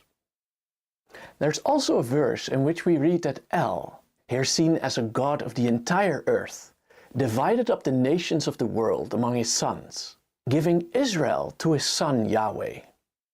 So here El and Yahweh have not just fused into the same God. We read, When Elyon allotted the nations for inheritance, when he divided up humanity, he fixed the boundaries for people, according to the number of divine sons. For Yahweh's portion is his people, Jacob his own inheritance. And that is about what we know about the origin of Yahweh. In the next lecture, we'll take a look at the development of Yahweh from a tribal and relatable God who walked among men into an abstract, transcendent God who authoritatively spoke from the heavens. We'll do this by diving deeper into the study of the A, G, and P sources mentioned before in this lecture. Okay, interesting stuff. I hope to see you there. All right, and if you want to know more about Jewish history... Here we go. Apparently, kid, 10 years later. 10 years there ago, he is. This scared me half to death. 10 years ago, WNEP introduced the world to a legend, by the way. Right here. Apparently, I've never there he is. been on live television before. And apparently, I've never been on live television before. Noah Ritter, dubbed the Apparently Kid, My grandpa gives me them around every time we watch the Powerball. is now 15 years old. Yep. Noah, how do you feel saying that again 10 years later? Feels pretty good. I feel nostalgic about it. Makes me reminisce about being here in this exact spot 10 years ago. And that's right. A decade later, Noah is still coming with his grandpa Jack to the same Wayne County fair that made him famous. And again, I wouldn't trade my buddy for the world. Grandpa Jack was deeply involved with Noah's upbringing and faithfully stuck by Noah's side every step of his wild journey. Everybody say hello to Grandpa Jack. Oh yeah, that's when it's on the Ellen show. He stayed He with us when got he was famous first from the born, Apparently and, thing. I used to keep him on my lap. I read to him. And it turns out that Noah's grandparents have been deeply connected to the fair. Grandpa Jack's late wife worked for Holly Diner, a food vendor that proudly serves meals every year at the fair. Yeah, she used to work for them years ago as a waitress. Grandpa Jack was involved with the fair since his childhood, too. Yes, when I was a kid, I used to show cattle here at the fair. That's why I brought him here, because I came here as a kid. And give him the same I said, well, we'll experience. go up to the fair, and I'll show you the animals and stuff, Noah's exposure from his viral interview at the fair led him straight to Hollywood. He became close friends with Ellen DeGeneres, appearing often as a guest on her show. A lot of times we were in the dressing room at Ellen's. A lot of the stars, like Jennifer Garner and stuff like that, they'd come to our dressing room just to meet Noah. As we know, Chad. Noah and his grandpa met Don't put many that on other the kid. I Hollywood put it on her stars being and an awful important person. figures. Chris Pratt, Bill Clinton, Chris Sofia Pratt. Vergara, Oh, God. Jim Carrey, Bryce Dallas Howard, a lot of people. Ariana Grande. Mm-hmm. Almost forgot about her. I met her. Almost forgot about her. Almost forgot about her. And he was even cast as a judge on ABC's reality TV show, The Toy Box, similar to Shark Tank, where child judges tested and voted on new toy inventions presented in front of them. He had to go to school out there for 4 hours, right? And then he worked an 8-hour day shooting the show. All from being a meme. That's a rough schedule. Yeah, From being the apparently For kid. an 8-year-old. That's where his Noah life went. continues to share his adventures alongside his grandpa on the internet. He keeps me young. Well, we go to movies all the time. Whenever a new movie comes out, we like to review it, post it on my YouTube channel. Now I'm juggling YouTube, school, football, track, a bunch of other stuff. I'm going into my sophomore year. Getting ready to drive. Noah may be growing old enough to get his driver's license, but he will never outgrow the Wayne County Fair that seems to course through the veins of his family. Coming here, Using a enjoying the 10-year-old ride, me. It's enjoying older the than food, that seeing all the now, I animals think. and stuff like that. I think this is See, I think I'll come here 2025. every year when they I don't have remember it. when this video I'll was keep the streak uploaded. going. Let's see. Jeremy Lewan, Newswatch 16. I'm actually gonna see it right now. Apparently, back in Wayne County. This 3 months ago. So yeah, I guess it is. Yeah. Okay. So yeah, it's a 10-year-old meme. Technically. Two sci-fi babes now. Yvonne Starowski. I don't know how to say her last name.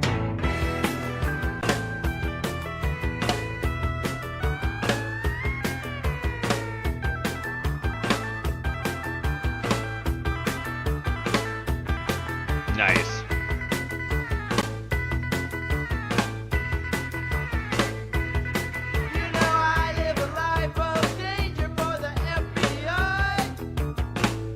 He's Australian.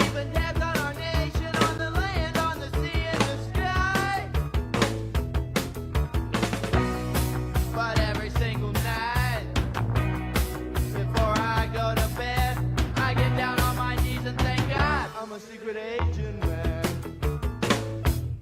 Secret agent man. Secret agent man.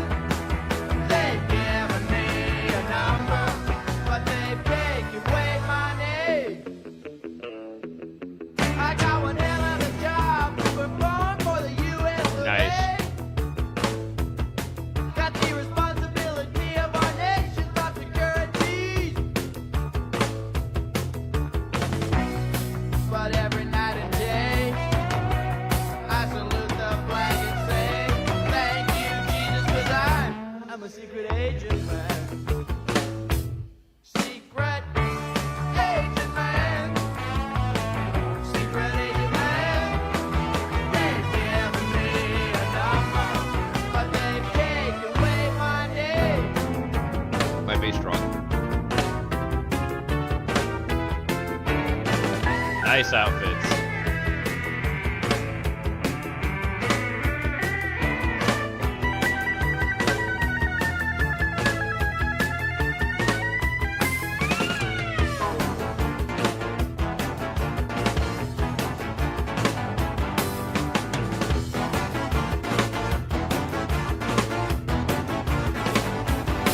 You know they got me doing this, doing that, a little bit of something else.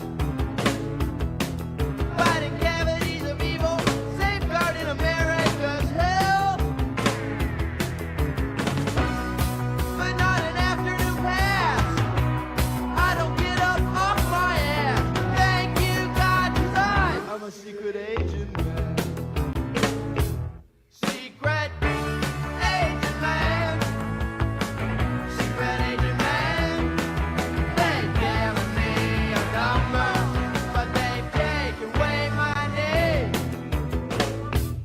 Secret agent man.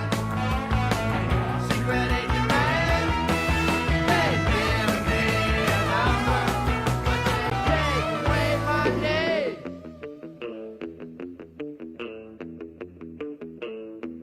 Nice. Listen to the quote. Getting there. It's getting closer. 'Cause I'm a secret agent man.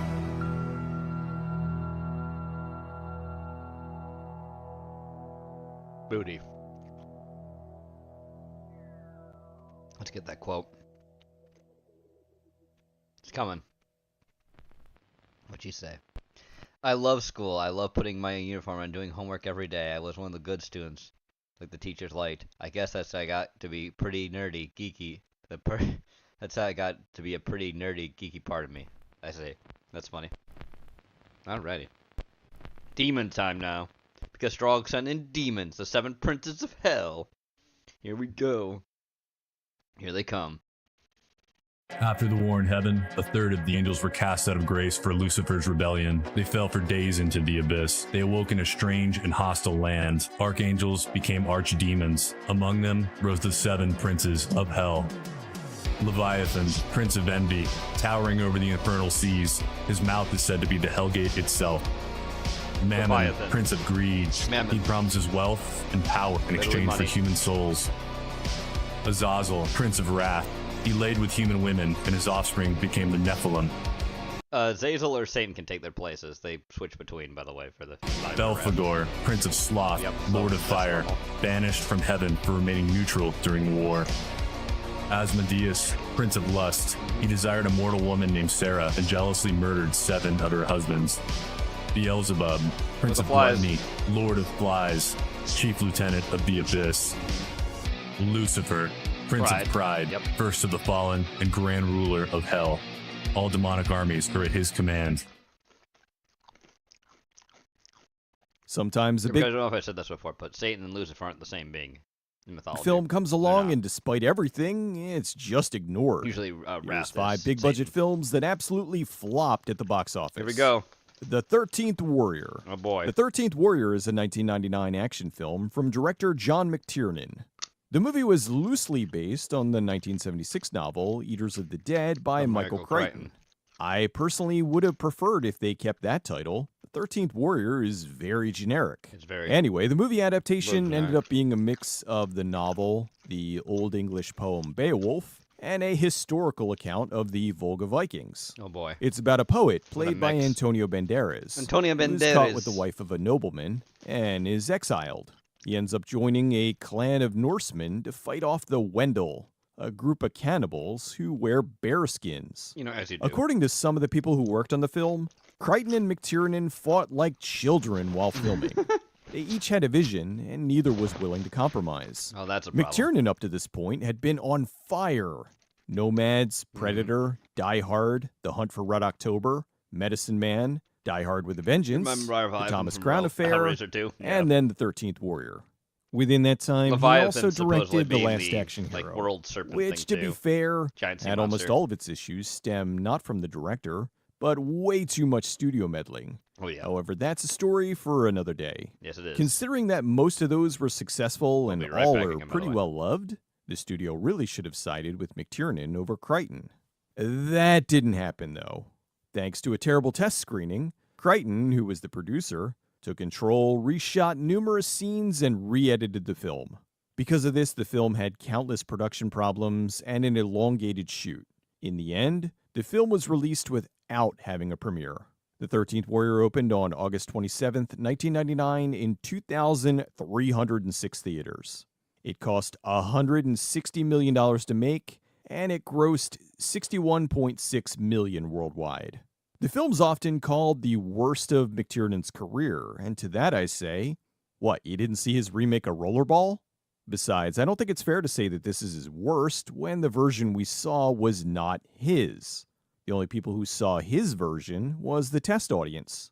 The 13th Warrior is available on Blu-ray, and it's streaming on Hoopla. Final Fantasy: The Spirits Within. Final Fantasy: The Spirits Within is a 2001 animated sci-fi film from director Hironobu Sakaguchi. The idea behind the production was to make the most photorealistic animated film of all time up to that point. The movie takes place in the year 2065, and the Earth has been overrun by an alien race called the Phantoms. A scientist, Dr. Aki Ross, played by Ming-Na Wen, and her mentor, Dr. Sid, played by Donald Sutherland, are trying to uncover a way to defeat the Phantoms and reclaim the Earth. Making a photorealistic CG film was just too far ahead of the computer power available at the time. It took tremendous effort to produce. A team of roughly 200 video effects artists worked on the film. It was comprised of 141,964 frames, and each frame took about 90 minutes to complete. So in total, it was 120 years of man-hours to complete the film. In real time, that was 4 years from start to finish. Final Fantasy The Spirits Within opened on July 11th, 2001 in 2,649 theaters. It cost $137 million to make, and it grossed $85.1 million worldwide. The movie was called a technical masterpiece that had an atrocious script that disappointed both diehard Final Fantasy video game fans and general audiences. The upside to this is the movie still looks incredible, and while the story is a bit convoluted, it's not nearly as bad as critics made it out to be at the time. Because of how much money they lost, Square Pictures, the production studio, was forced to close in January of 2002. The main company, Square, had been in merger talks with the Japanese publisher Enix since the early 2000s. After losing so much money because of the movie, Square was forced to merge with Enix and became Square Enix. Final Fantasy The Spirits Within was released on Blu-ray, and it's also available to stream on Roku.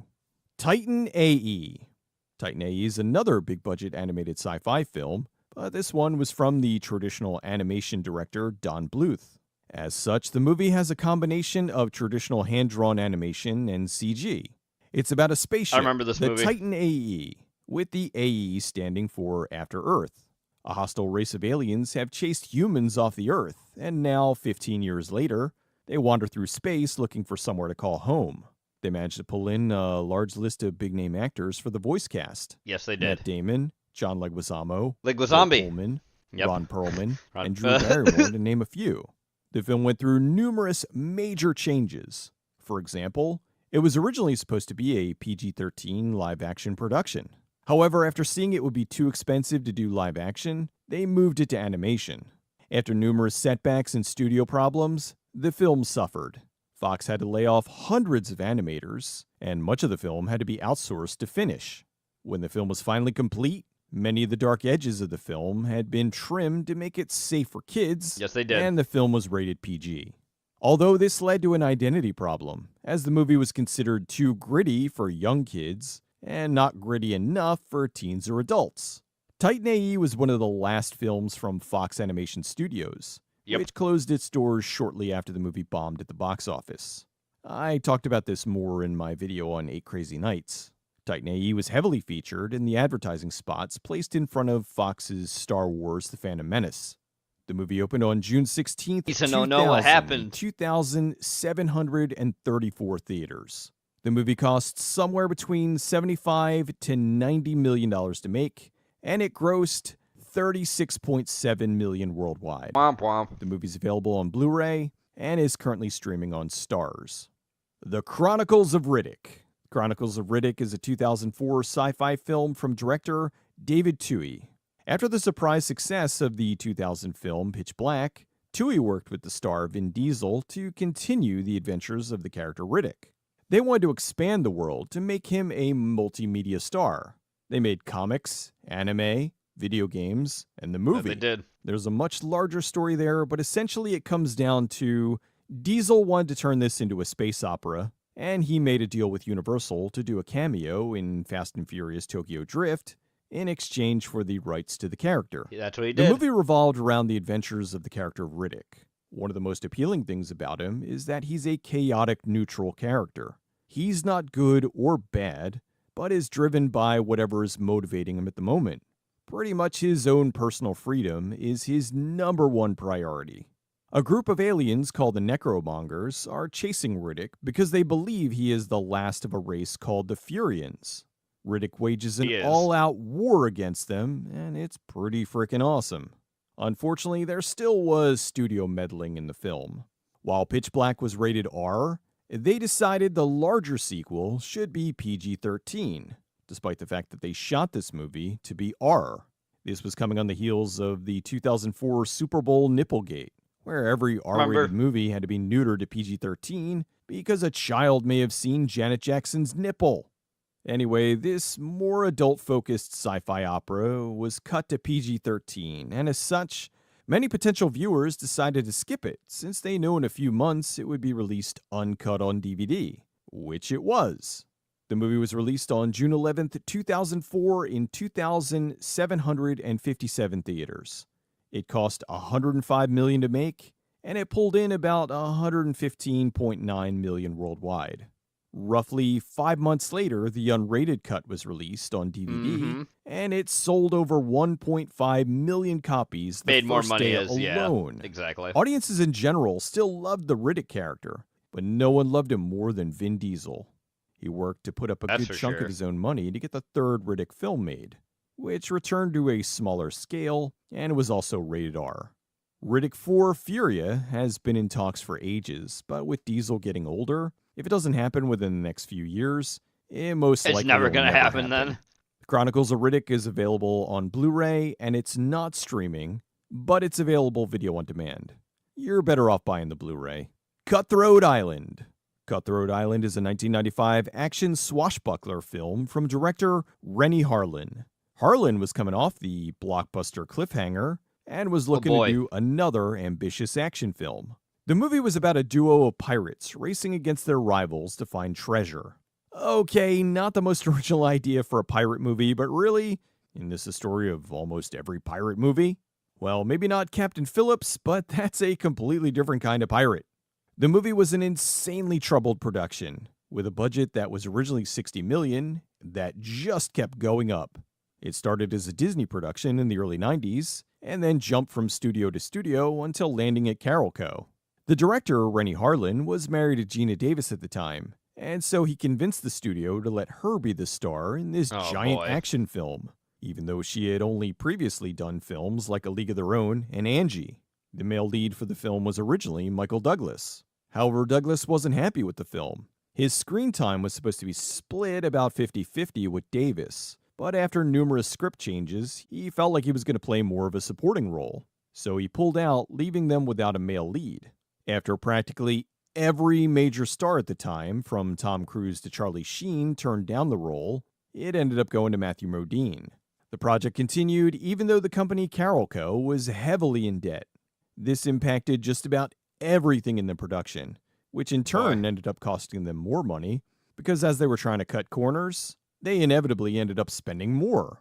The movie opened on December 22nd, 1995 in 1,619 theaters. Carolco was banking on this being a hit to get them out of debt.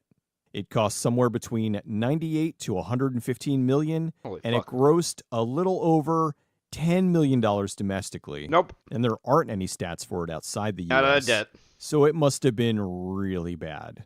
Cutthroat Island is listed in the Guinness Book of World Records as one of the biggest box office flops of all time.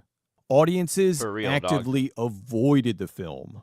Despite this doing so bad it broke records, Harlan was able to get Davis to do another action film, The Long Kiss Goodnight in 1996, which did better than Cutthroat Island, but also underperformed and ended her action career.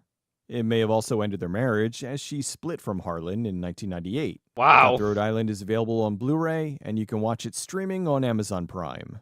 I enjoy all of these films, and just because they flop doesn't mean that they're bad. In a perfect world, I'd be able to cover all of these, but for various reasons, it doesn't always work out. Maybe I'll be able to tell their full story someday. We shall see. But wait, there's more! If you want to see the bonus 6th entry, please consider signing up for my Patreon. I'll put the link below. I'll let you know this time what I'm going to be doing. It's a little movie called Hudson Hawk. That's a good movie. Hudson Hawk's a fantastic fun movie. Alrighty, but it was a flop, I guess. Anyway, time for Spookies.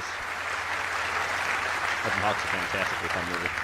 The companies you've just seen have committed to over 300,000 desktops running Windows 95. Here's this We're reptilian. really getting fantastic support from our reseller partners, migrating Lizards like me a bad name out up here. to Windows 95. Here we're showing 14 resellers. Windows 95, released on August 24, 1995, was a milestone in the history of Microsoft operating systems, heralding the dawn of a modern era in personal computing. Can it Bill play Gates' Doom on it? operating Yes. Well, system there's Windows had a profound 95. and Sold with transformative Doom. impact on society, becoming a symbol Baked of the in. personal computing boom of the 1990s. Its launch marked a turning point by making computers more accessible and user-friendly for the general public, effectively democratizing access to technology. With a focus on connectivity, Windows 95 was among the first systems to include Internet support, followed shortly by the release of Internet Explorer. This feature helped accelerate the adoption of the World Wide Web, fueling the digital era and the rise of e-commerce. The widespread adoption of Windows 95 in offices and schools played a pivotal role in standardizing technological tools, such as word processors, spreadsheets, and presentation software. This shift not only transformed the skills demanded in the job market, but also fostered digital literacy in I a remember new using generation. Windows 98 more than Windows 95. In the early 1990s, you, only about 15% of 2000, American households owned a personal computer. Around 15 to 18 million homes, when computers were largely seen as specialized tools for educational or work-related tasks. The introduction of Windows 95 and the revolution it sparked in domestic access to these new technologies changed everything. By 1999, 51% of American households had at least one computer at home. 10's alright. Software like Winamp and Windows Media Player allowed users to listen to music and play videos on their computers, expanding their use beyond purely work-related purposes. Similarly, video games such as The Sims, Age of Empires, and Counter-Strike shaped the experience of leisure and entertainment through computers. Even simple features like screensavers became aesthetic experiences that transcended their original purpose of protecting monitors. However, this revolution brought with it new challenges tied to the nascent interconnectivity of the new millennium. Both the CIA and the FBI had Bill Gates and Microsoft under scrutiny following the widespread adoption of Windows 95 and 98. Concerns arose that this technology could be exploited in ways detrimental to national security. As a result, during the latter half of the 1990s, strict surveillance was maintained over searches, activities, and messaging on many computers. This period gave rise to what is now largely regarded as an urban legend surrounding the strangest and most dangerous issue the Pentagon faced leading up to the early 2000s. The phenomenon of autonomous screensavers sparked serious doubts about the level of control Bill Gates' company had over its own products. At the same time, questions emerged about whether this seemingly harmless Windows feature was being used to spy on citizens and whether such information was being unfairly exploited. The study of this phenomenon began in October 1998 with the case of Alan Renard, a 23-year-old computer science student whose life ended tragically in an incident involving Microsoft. Originally from Orlando, Alan Renard was deeply passionate about technological advancements. He was also a devoted admirer of Bill Gates and his team's innovations. It's like a clone of him. Although he had attempted to secure a job with the company a few years earlier, he was quickly rejected due to his lack of experience in the field. Despite this setback, his enthusiasm for learning everything he could about the development of the new operating system remained undeterred. Hey, Strog, do you remember Windows Unfortunately, Microsoft's customer service records reveal a series of messages sent from Alan Renard's account. The young man had reported strange and unsettling issues linked to the operating system's malfunction. What follows are these messages, published here for the first time after being kept under strict confidentiality for years. Yeah, good thing you did. August 28, 1998. To whom it may concern, I am writing to file a complaint regarding the performance of one of Microsoft's products, specifically the new Windows 95 operating system. While my experience over this first year has been smooth and highly convenient both for personal use and my academic work, I must emphasize some serious issues I have encountered during nighttime. Oh boy. As I understand it, the purpose of a screensaver is to protect the monitor by displaying an engaging animated graphic, thereby preventing potential damage to its functionality. I also understand that screensavers are typically silent and activate only during periods of inactivity, provided, of course, that the operating system is running and the computer is powered on. I never have screensavers for my computers I must anymore. report that on several nights, I have found my computer monitor illuminated, displaying a screensaver. What I find curious is that this occurred at around 3 in the morning when the computer itself was powered off.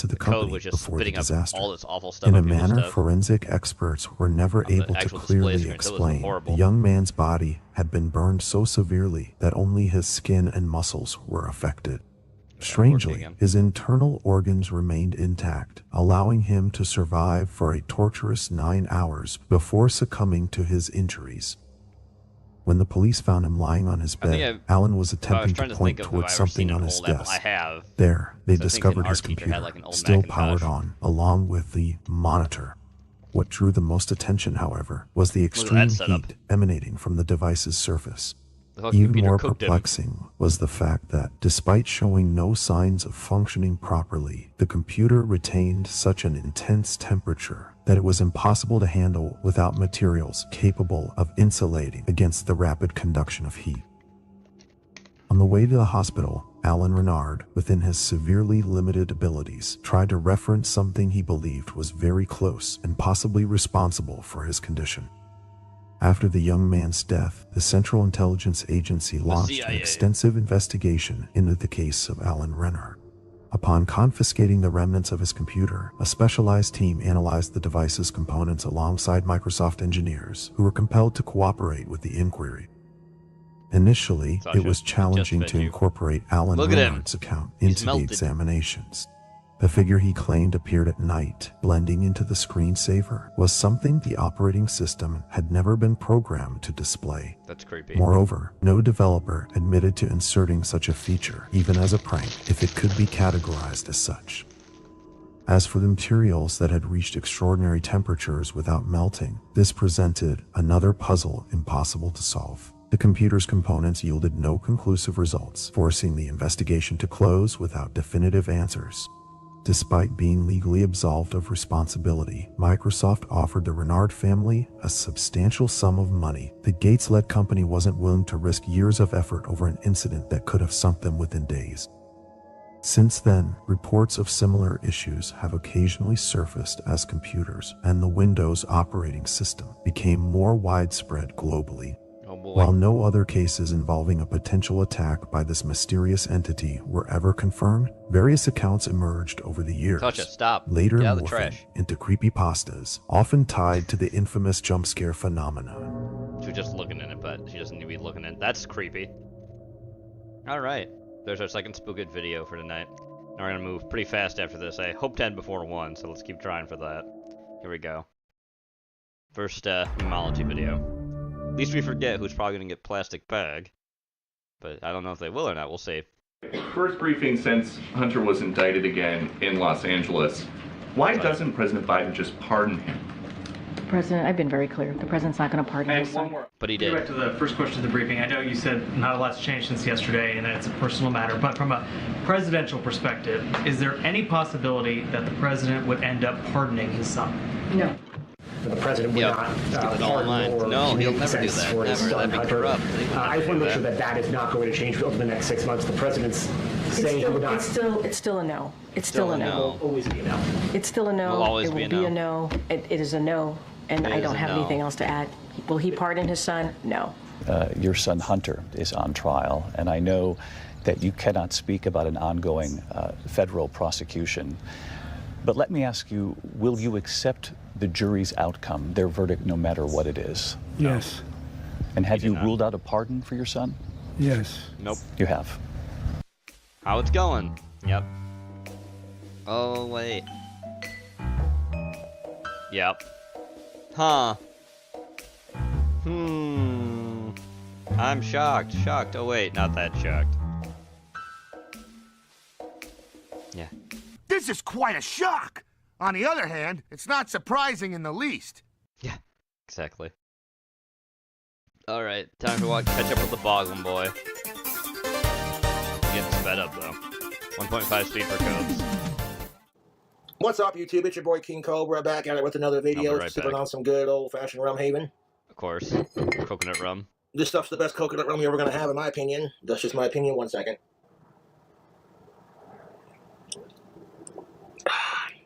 Women are overly sexualized in our society, and I fucking hate it. Whenever women choose to be single, it's tolerated, but when men do it, we get chastised for it.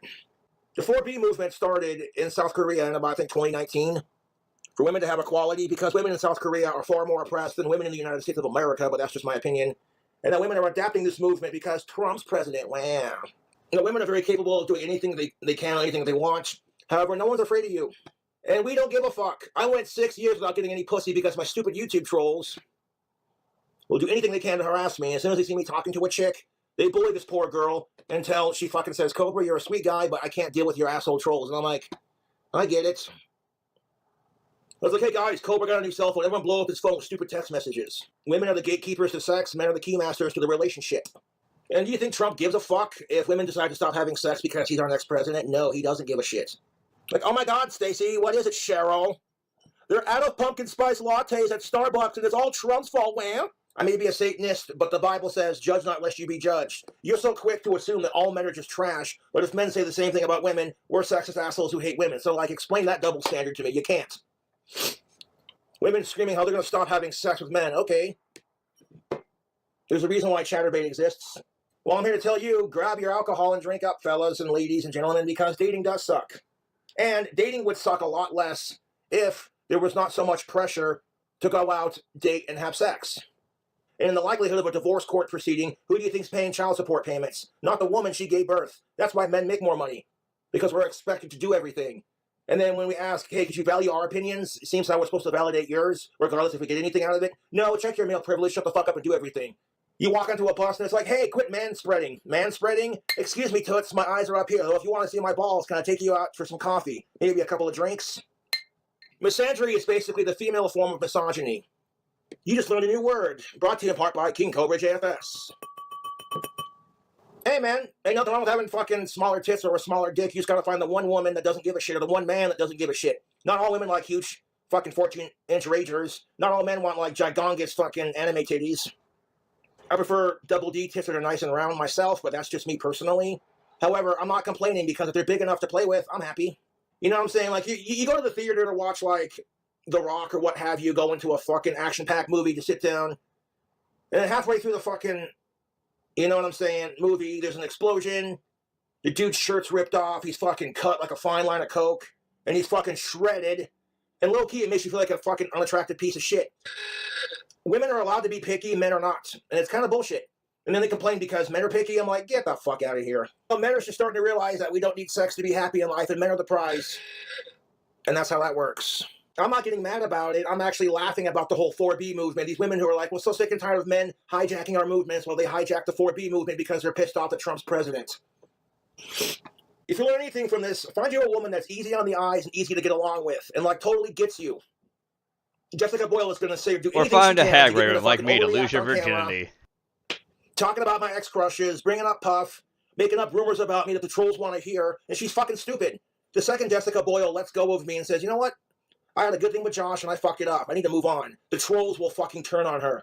She thinks that my YouTube trolls are her friends. They're only doing this crap because that's just another way for them to bully me, friends. My ex-girlfriend. Yes. And my trolls are equally as obsessed with me as Jessica is. Sometimes worse, and it's not healthy, dude. I don't get mad at my YouTube trolls when they text me. I don't get mad when Jessica starts her shit. And stay calm and throw it back in their face. And it makes them so mad that they've got to come up with crazier shit to fuck with me on. Crazier shit to fuck with me on. You don't even realize it, that I'm trolling them harder than they're trolling me, dude. And really? when you say that, I can tell, get pissed off and say, you know, the worst. That's why, for the most part, I just choose to ignore Jessica Boyle. Let her fucking talk her crazy bullshit. No one's buying it. Everyone's on my fucking side. He is very incoherent with this rambling here. I did hear, like, the whole thing about The Rock and all the other shit. They only watch her crap to laugh at her. Stupid. Jessica Boyle thinks she has fans. She doesn't have fans, baby doll. We all baby watch doll. her crap just to laugh baby at her. doll, you She's don't so have ungrateful fans. and so fucking baby delusional doll, and psychotic that for a minute you feel kind of sorry for her, but then you realize what a horrible person she is, and you're like, nah. And that's what I'm saying about the 4B movement. Who cares if women don't want to fuck you? That chick on Chatterbait was pretty smoking hot. I'm gonna give her a follow. Wow. If women don't want to fucking hook up with me, it ain't my fault. Get in line with the rest of my fangirls. My method for picking up women is just to be myself and have that King Cobra confidence that I have on my YouTube channel. What you see is what you get. I rock tactical soap. And then I don't try anything. That tactical soap, dog. And I rock you know what that so does? hard. Because tactical soap makes women horny. That's why I like wearing it. And it's all natural. Great for the stocking stuffers this holiday season. You're looking to spice up your marriage. Maybe you got a male buddy who's struggling on the dating scene. So, like, work on yourself, develop a personality, and wear some tactical soap next time you're at the bar or at the club, and then you ask some chick, can I buy you a drink? You want to dance? Look at my tactical soap. I've had women that were way the fuck out of my league comment, that dude smells good. And I don't need sex to fucking know that tactical soap works. When you got women that are 10 times out of your league going, that dude smells good, that's a confidence booster, and that's fucking way more badass than getting some ass. You know what I'm saying, fellas? So man up, get some tactical soap. Christmas is right around the corner. Buy some for your dad, your granddad, your uncle, your brother, what have you.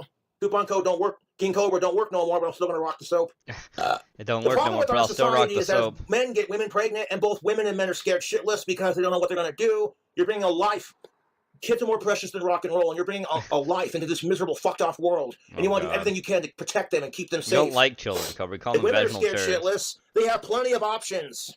I say the same thing about my ex-crushes. Just leave them the fuck alone. I don't give a fuck who it is. Ex-crushes, I don't give a fuck not if they want to date exes, me. just I don't give a fuck if they watch ex-crushes. my videos. Just leave them the fuck alone.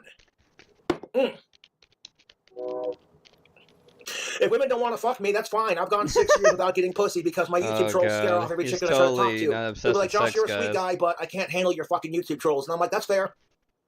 Sorry it didn't work out, so I wish you nothing but the best. I don't want to get married or start a family until I build my clock tower dream house. So At which never point then, I would great. know that if I have enough money to She build did my break clock him, tower Jenny. Victorian Second Empire Gothic mansion, the big ass clock That tower in the train fucking in the middle background. of it, then I know I'm gonna have enough money to take care of I'll my have enough baby money with mama my and my kid. Gothic That's what I'm saying. background and 'Cause it's like I can imagine my kid going to school and be like, so what does your daddy do for a living? And my kid being like, well, my daddy's an internet rock star who fucking makes wands. Wow. Magic wands. And we live in a giant house with a huge That's what we're clock gonna tower go with on for our it. life choices. Well, that sounds Magic interesting. wands. It ain't no skin off my shoes. You don't want to have sex, you don't want to get married, that's fine. In my personal opinion, there's way too much pressure on people to do it and get married to begin with. Oh my God, you're a sexist and you hate women. It's like, no, I'm sick and tired of getting blamed for everything because of my gender. And I think women can understand that argument, That's the ladies. reason you get blamed for everything. You feel me your on gender. this? It's a great feeling to be kid-free and not have to worry about paying child support or buying stuff to keep your kid alive. It's a great feeling. Just like women, men have wants, needs, and desires. And realistically, and I speak for all men when I say this, men are not that hard to please. And the second that Jessica Boyle realizes I tried to be decent to her, she pushed me away all right. because I she's so used to splashed being on. treated like shit by I men because she's splashed mentally her deranged. as a It's gonna hit flirt. her All harder right, I than was flirting. a ton of bricks. And Clock it'll Tower make her Dream cry, House, yeah. dude. And sex is overrated. Yes, It's not Strug. That's one of his goals in life. Don't you remember the Clock Tower Dream House? He's always wanted it. a benefit, The you Clock know. Tower Mansion. Because men can masturbate. We don't need women to do that for us. We can Women just do it totally can't ourselves. masturbate or anything. And the either. second They I don't broke flick up with their Jessica beans, Boyle, right, my Cobes? phone blew up with fangirls hitting me up, going, "Oh, Josh, I'll date you. I'll treat you so much better than she did." And I'm like, Jesus, I appreciate the support, but calm the fuck down. But calm the fuck down. I had one woman hit me up, so do I have any competition? You want to date me or what? And then telling me I have to work for it. I'm like, you reached out and texted me. Oh, God. Worried about, do I got to worry about, like, your female fans, blah, blah, blah. I'm like, I don't even know you, dude. I don't even know you, dude. Fuck sickos and fuck the trolls. Like, why Dude, I did don't Casper even the know Friendly you. Ghost join a dating website? Ah. So he could be someone's boo thing. You'd be The boo surprised. thing? Once men come across my channel, they're like, Cobra's right. I don't need sex to be happy. And if I have an urge to fuck or see some titties, I can go on Chatterbaits. Is that when you fuck somebody, you will develop emotional attachment. That's why sickos are so disgusting, in my personal opinion.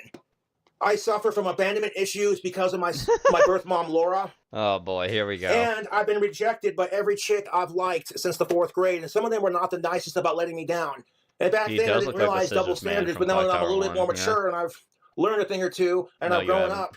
No, If I you could go back in time to my junior high self, I would be like, bro, don't pick your nose in front of chicks. And, like, don't Too fucking late give for a that. shit if they date you or not. And have some confidence in yourself, you handsome bastard. And keep playing guitar. Handsome. Keep playing guitar because you Low-key, won't I'd get be any like, you know better what? at If I it. could go back to my junior high self, I'm like, you're going to be a badass motherfucker on YouTube who smokes a pipe and has a double-barrel Yeah. shotgun, and you're a Badass YouTube celebrity. Like, just motherfucker, dude. don't overthink what you're doing. Bottle up your emotions, fellas. He said sarcastically while sipping on the rum. 1 second. You said sarcastically while slipping on rum. You could literally show up in, like, jeans and a t-shirt and tennis shoes and your hair in a ponytail. And, like, if the man thinks you're attractive, he'll buy you a drink. Women, you overthink crap when it comes to seducing men. So, like, don't overthink it. Don't overthink it, The dude. 4B movement. 4. And it's like, yeah, Cobra, welcome to being a man. Here's your certificate of authenticity. As long as you're No, a that's fucking never sicko, happening. who You're not gives a getting one fuck? of those. We shouldn't be protecting predators. Fuck sickos. That's why I preach power to the people and fuck sickos. You don't even know what And, that like, means. most people don't want to see Cobra go off on a gender-based rant or like some political bullshit. They want to see me do gross-ass food hacks. I'm going to smoke the rest of this cigarette and fucking... Till it's dead. I'm going to smoke it till it's dead. What people really want from you, and what they've always wanted from you, without booze, because you don't need booze to have it happen, is you just losing your shit because it's you. And I'm sure when the holidays come around again, Cobra, I mean, Thanksgiving's already happened, so you probably went to that fucking water park with your parents and stuff like that. But when Christmas comes, it ain't going to be a fun time for you. You can't afford gifts for anybody. You can't do anything nice for anybody but yourself. And it's going to be real fun to see that slow. And drink the rest of this rum in my glass. After that, Valentine's and keep kicking Day. Ass and just leave you with as you call it, Valentine's Day. Here we go. Whoopi Goldberg loses her shit.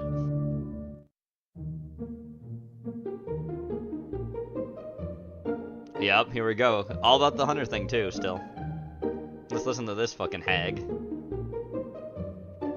I respect it as a parent. I understand why he would do it, but I wonder to understand why lie about it for so long. I'd stop calling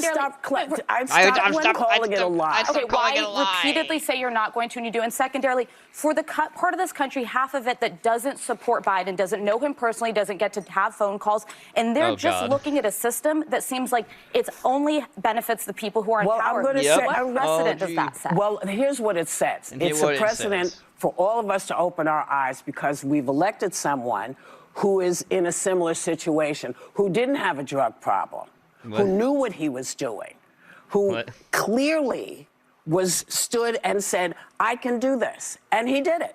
I think, for many, many reasons. What is this mental gymnastics, you ugly hag? This is very different than any other situation that we have ever dealt with. Because when we're talking about who gets a pardon and who doesn't get a pardon, this man, I think Biden had no intentions of pardoning Hunter.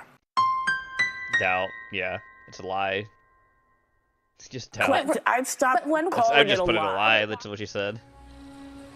No. Me after hearing that. No. No, I don't think I will. No, I don't think I will.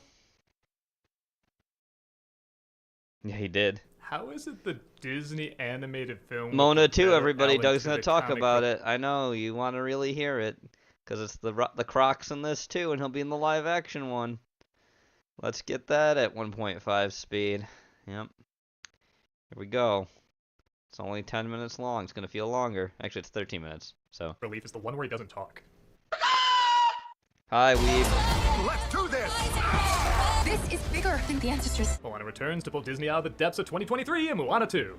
As always, before I say what I think no, of it this does film, I not should say pull what it I out thought of the depths. The first film, Doug. Moana, I enjoyed it. I thought it was perfectly fine. It looked nice. It sounded nice. The characters were good, and it was, visually interesting and creative. But I didn't love it. However, I know there's a lot of people who did love it, and that's not surprising. Are they gonna haka now about it? A trio of Disney princess movies that have come out in the past several years that people seem to like, but there's one that they really love, and that trio is Frozen, Tangled, and Moana. Awful. And I really love Frozen. I got Awful. into that movie a lot. I know I'm not alone on that. That was a huge sensation. A lot of people get into Tangled. They kind of feel like that's a more quirky version of Frozen. They have a little bit more of a connection to it. And a lot of people get into Moana. If I'm right, I think that's like one of the most watched things on Disney Plus. Like kids especially really like watching. I know adults like watching it. They love the beach. They love the culture. They love the music, the skies, all of that. So much creativity and wonderful stuff. It just didn't quite grab me. It's one of those movies where everyone's going to have those tropes they're a little bit more lenient to. And for me, I was more lenient to the tropes in Frozen. Like I said, those didn't bother me as much. I was less lenient to Moana, but I still acknowledge it's a good movie. It's nicely done. No. So keeping that in mind going into this movie, this is definitely a by the numbers sequel. Very much a here we go again sequel. The plot is once again Moana is searching and the Croc to is in explore to find more people and cultures and so forth, but she can't. And it turns out there's a reason. There's this evil lightning god that's keeping everybody literally in this bubble, like in the smoky haze where they can't find each other. So now with Maui, they have to go stop this god and raise this island that he put at the bottom of the sea, and doing that will lift this curse so people can find each other once more. And pretty much reenacting scenes you've already seen in the first Moana, just not as well. There's so many moments where you look at and say, oh, this is supposed to be like the Shiny song. This is supposed to be the How Far Will I Go song. This is supposed to be the You're Welcome song. There's so many moments where you go, oh, I see what they're trying to do here. Our ancestors wanted to connect our island to all the people of the entire ocean. Wow, it's just like the wave scene from the last movie. Kind of makes me want to just put on the last movie. There are a few differences. This time she has a crew which is full of characters that are not annoying, but not particularly memorable either. It's funny because one of my complaints in the first film is that they introduced this little pig comic relief and he's just not in the movie at all. Well, this time they bring him along on the raft and it still feels like he's not in the movie. You wanted to come this time. Yeah, I don't know why these movies could really care less about this character.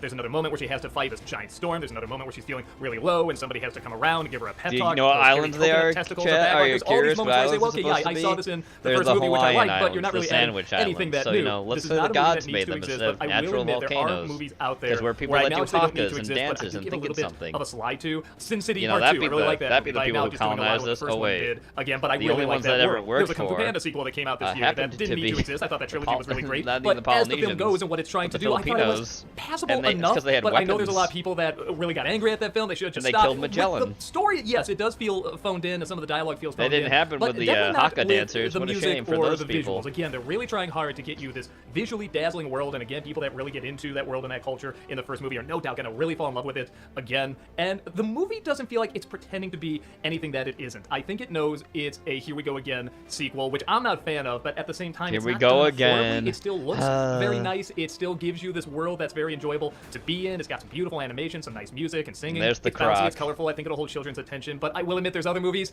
where people have said I that wish you before. could have It's shown fine, up and for I've War said, Games. no, it's That not would fine have enough been for funny. me. Like a film called Ferdinand came out several years ago, and a lot of people gave that passing. It's good enough, but I needed a little more. It's not like a terrible movie, but I feel like I needed more from it. The Despicable Me sequels, like 4 came out this year, and I thought it was very, very annoying. It was not pleasant to sit through, but I'm sure little kids got through it fine. Awful. There's also movies like the Super Mario Brothers movie last year, which a lot of critics didn't like, but a lot of people said, this is totally fine. I was the same. I was totally fine with it. What I'm trying to get across is that I feel like there's going to be a lot of standards, people what who you're find saying. this totally passable, and then there's So you going to don't be lose people your screener who tickets. really like the original and may feel a little let down by it, or depending on what this film gets you or what you get out of it, you might enjoy it just enough. It is very nice to see on a big screen. It's a film that's showing, I believe, in IMAX. It is and a 3D, movie. and while I It didn't see is it in movie IMAX, I and can tell movie it looked good-ish. very good in IMAX. We don't even say it's that great. That's right, they grew me up. They didn't want the same backlash from Incredibles 2. Every once in a while there is something kind of cool, like there's this bat lady in this movie, who sadly isn't in the film very long. I want her in the film more. In fact, she kind of just disappears out of nowhere, unless there's an after credit sequence I miss, which it could be. But in terms of the major story, she doesn't come back, but she gets a really cool scene where she moves very much like a bat, and not like a vampire. There is a difference, and I wouldn't think there would be, but you see a movie like this where, again, she has kind of like this cloak that's very bat-like, and she moves very bat-like, but it's not exactly like a vampire. There is a very distinct, different kind of movement. And there are moments like that where, man, I like watching the movement of some of these characters. I like watching the animation of the water, which is not a glowing review, which is not glowing praise, I like looking at water the same time, as it it is very glimmers. pleasant. It is a pleasant thing to watch. It's just not something I got very invested in. And I think that's going to be the same Water for a lot of glimmer, people. it's Not that pretty. there's no investment. I do want to see, these people find other people. I want to see these characters work off each other. They're, likable enough. I don't want to see anything bad happen to them. And when it gets to the end, there is kind of a nice little moment where when they achieve their mission, I thought the way they showed that they succeeded was a very nice way. It's a very pleasant way. So it's a film I can't really say is great. It might be pleasant enough for you. I will say it's not a film I'm going to go back and see, but I do ask myself in this situation, what is the film trying to do? And I don't think this is trying to be something like Frozen 2, where it's got this big, powerful message and it just completely ruins it by all the extra characters and the bad comedy and the fact that the message is not done very well, but it has some good moments in it. I don't think it's trying to be that. I think it's trying to be a film that's trying to just be another Moana, another fun little adventure. What While, that? yes, there are What does that heavier say moments about in what it, you're watching? They're not super heavy, and they go just a little further beyond a run-of-the-mill sequel, but not too much further. You wanna show how people just how far we'll go? The answer is not very. At least not backwards.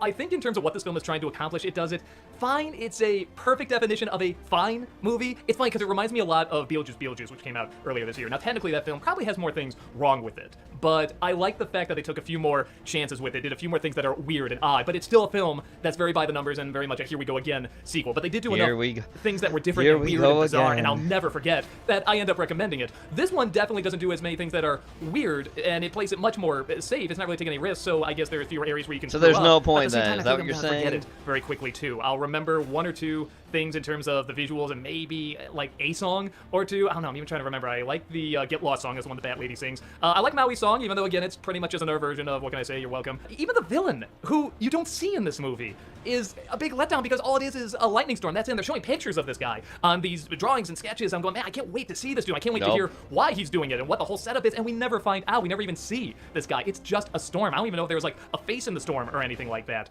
And that's a letdown because I feel like there's a lot of possibilities you could have with that. Or if you're going to do it, really give them a good backstory, like Sauron from Lord of the Rings or something. But even Lord of the Rings had Saruman and the orcs. They had other villains you could look at and not like. And even when I think back to the original Moana, the villain in that was really this goddess that was corrupted. Something was taken away from her and she turned into this demon creature. And I can never forget those great visuals at the end where you see what finally wins her over with that tiny Moana going up against that giant lava goddess. I mean, it was such a cool visual. Don't touch the rocket's hot. hot. Giant mountains at the end. I mean, just absolutely gorgeous. There's not really much imagery like that here, and there's not much of a story like that here. It doesn't really get across anything that powerful or strong. You will be destroyed, and your wayfinder too. Now I kind of miss the lava monster. Hey, you said it, not me. But it is pleasant. It still looks nice Thanks, enough, Croc. sounds nice enough. and I think that's all it's going for. I don't think it's trying to be anything super hilarious or super deep or groundbreaking. I think it's trying to just be another It's nice a cash little grab, Moana. is what you're saying. A though. real Just say mixed it. review. It's a Hopefully cash you can get an grab. idea if this is going to be your thing or not. My guess is I think most people are going to like it fine.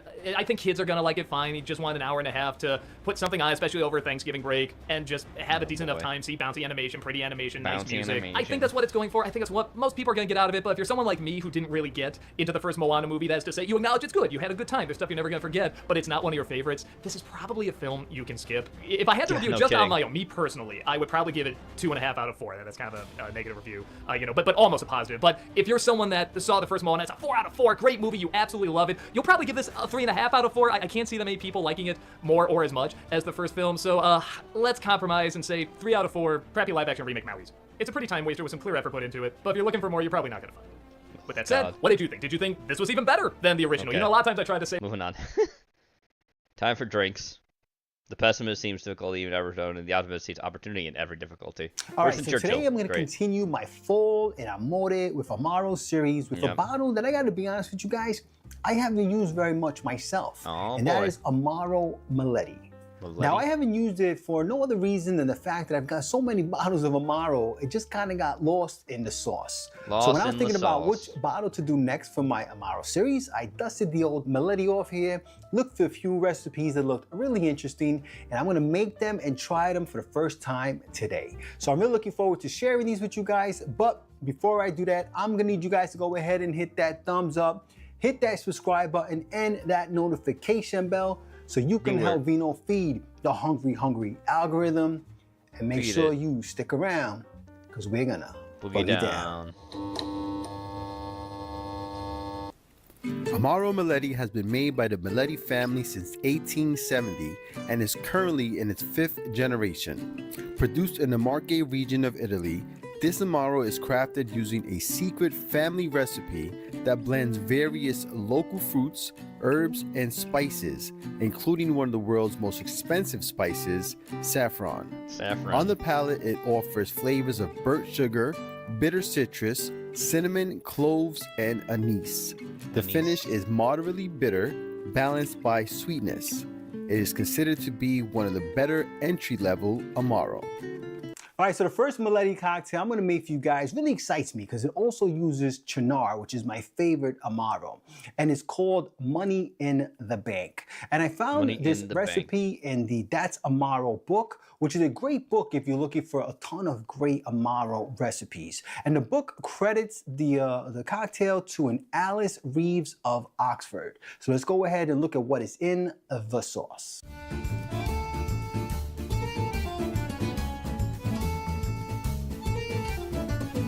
Mezcal, gin, Amaro, Cynar. Not bad color.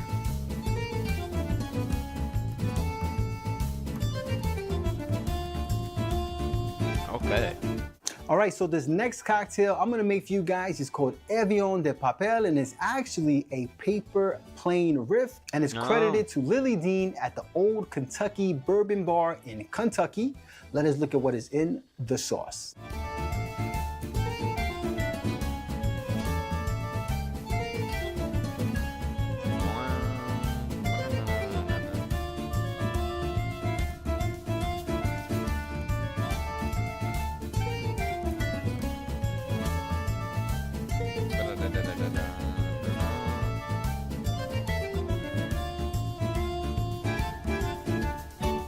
All right, so my final Maletti cocktail is called One More, That's It. And this cocktail is credited to Rob Kluger over at Extra Fancy in Brooklyn, New York. Let us look at what is in the sauce.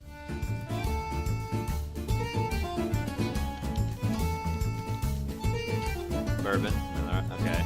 Demerara rum. Mole bitters, okay. One more, that's it.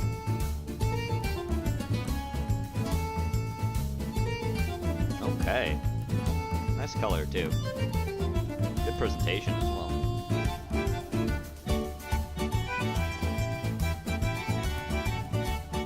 All right, so let's go ahead and give our 3 Maletti cocktails a sippy sip. starting with the Money in the Bank. And this one really excites me because it has my favorite Amaro, Cynar. Cheers. Cheers.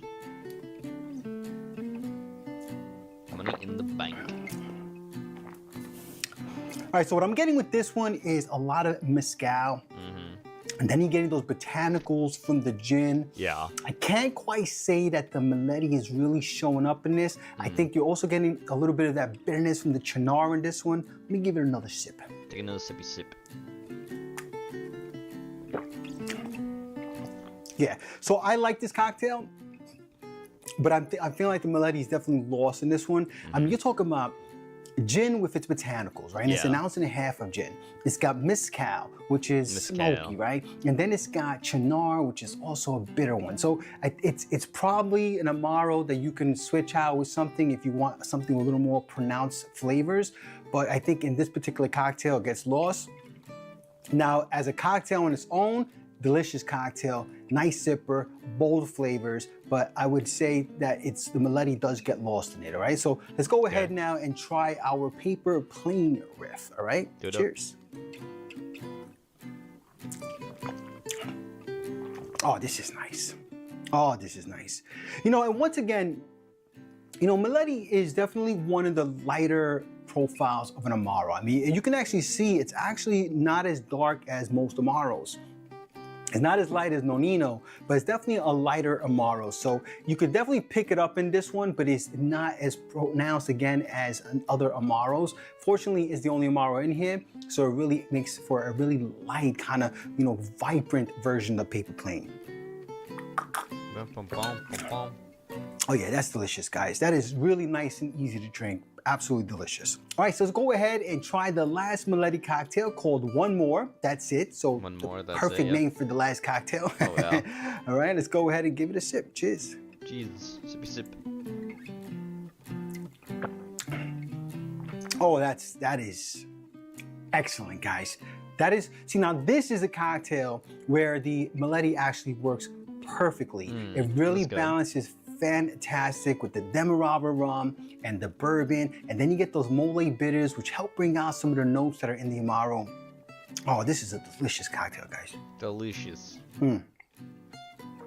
Oh yeah. Anyway, folks, I hope you liked this video. Remember, if you're interested in other Amaro videos, check out the playlist I will put down in the description. If you like this video, please press like, please subscribe, and please share it with your family and friends. And remember, sharing is caring, and when life gives you lemons, make yourself a cocktail. Make yourself a cocktail. Alrighty. Now let's move from that to A Death in the Afternoon, made by Sky. We got to keep it sexy. Black absinthe, homeboy. Look at that. Black absinthe. Okay? They say Ernest Hemingway them used to drink this, okay? So you start off with a little bit of black absinthe.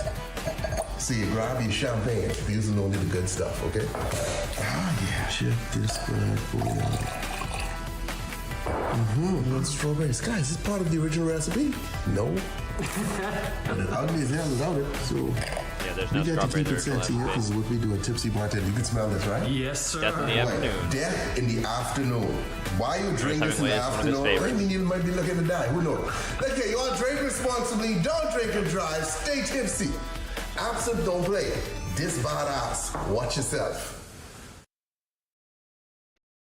All right, here Welcome we go. to Booze on the Rocks, and today we're going to make lover. a part-time lover. This is an interesting cocktail with some diametrically opposed flavors that I think are going to work quite well together. Now, this was created by John Weimar while he was at a place called the Idle Hour Bar and Grill, and that's in Los Angeles. And the reason I say that the flavor profiles are a little sort of diametrically opposed, it starts off with a little bit of a tequila, and I'm using a Reposado tequila from Altos Olmeca.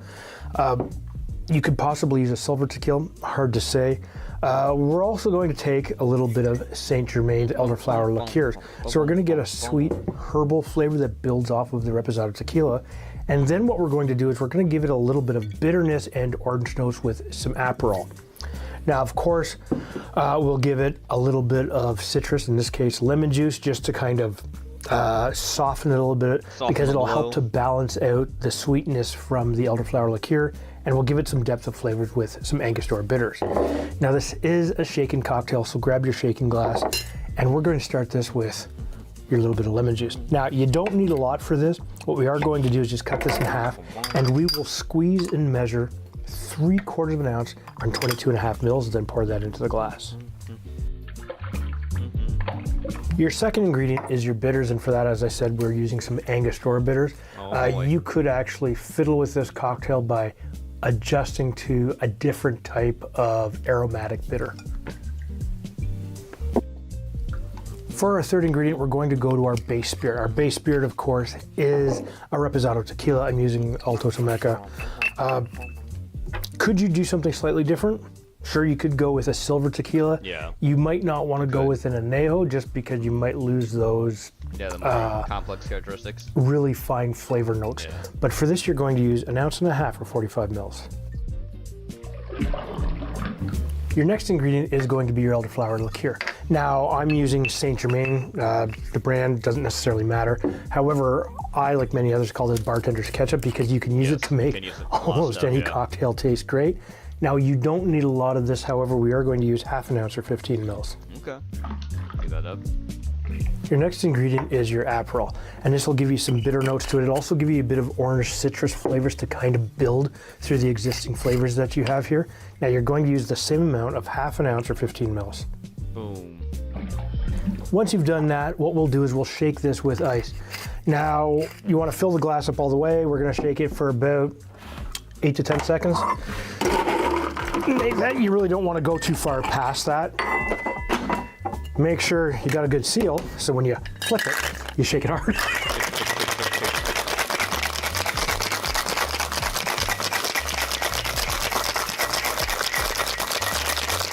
All right, pop that off with the strength of 1,000 limes. Put this off to the side and grab your glass of choice. In this case, I'm going to use a double rocks glass, which is 12 ounces, 360 mils. And we're going to fill this up with some fresh ice. And then we'll just use our Hawthorne strainer and strain it. Alrighty, there it goes.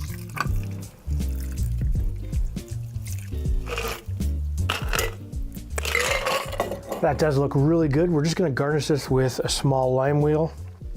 And here you have a part-time lover. There you are. Looks good, by the way. Interesting flavors. The Angostura bitters are right in there, but you get slight floral bitter flavors, almost like chewing on a flower, if you know what I mean. It's not overpowering, it's not oversweet.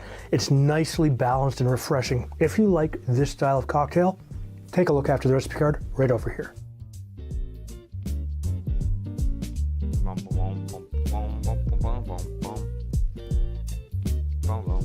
Very nice.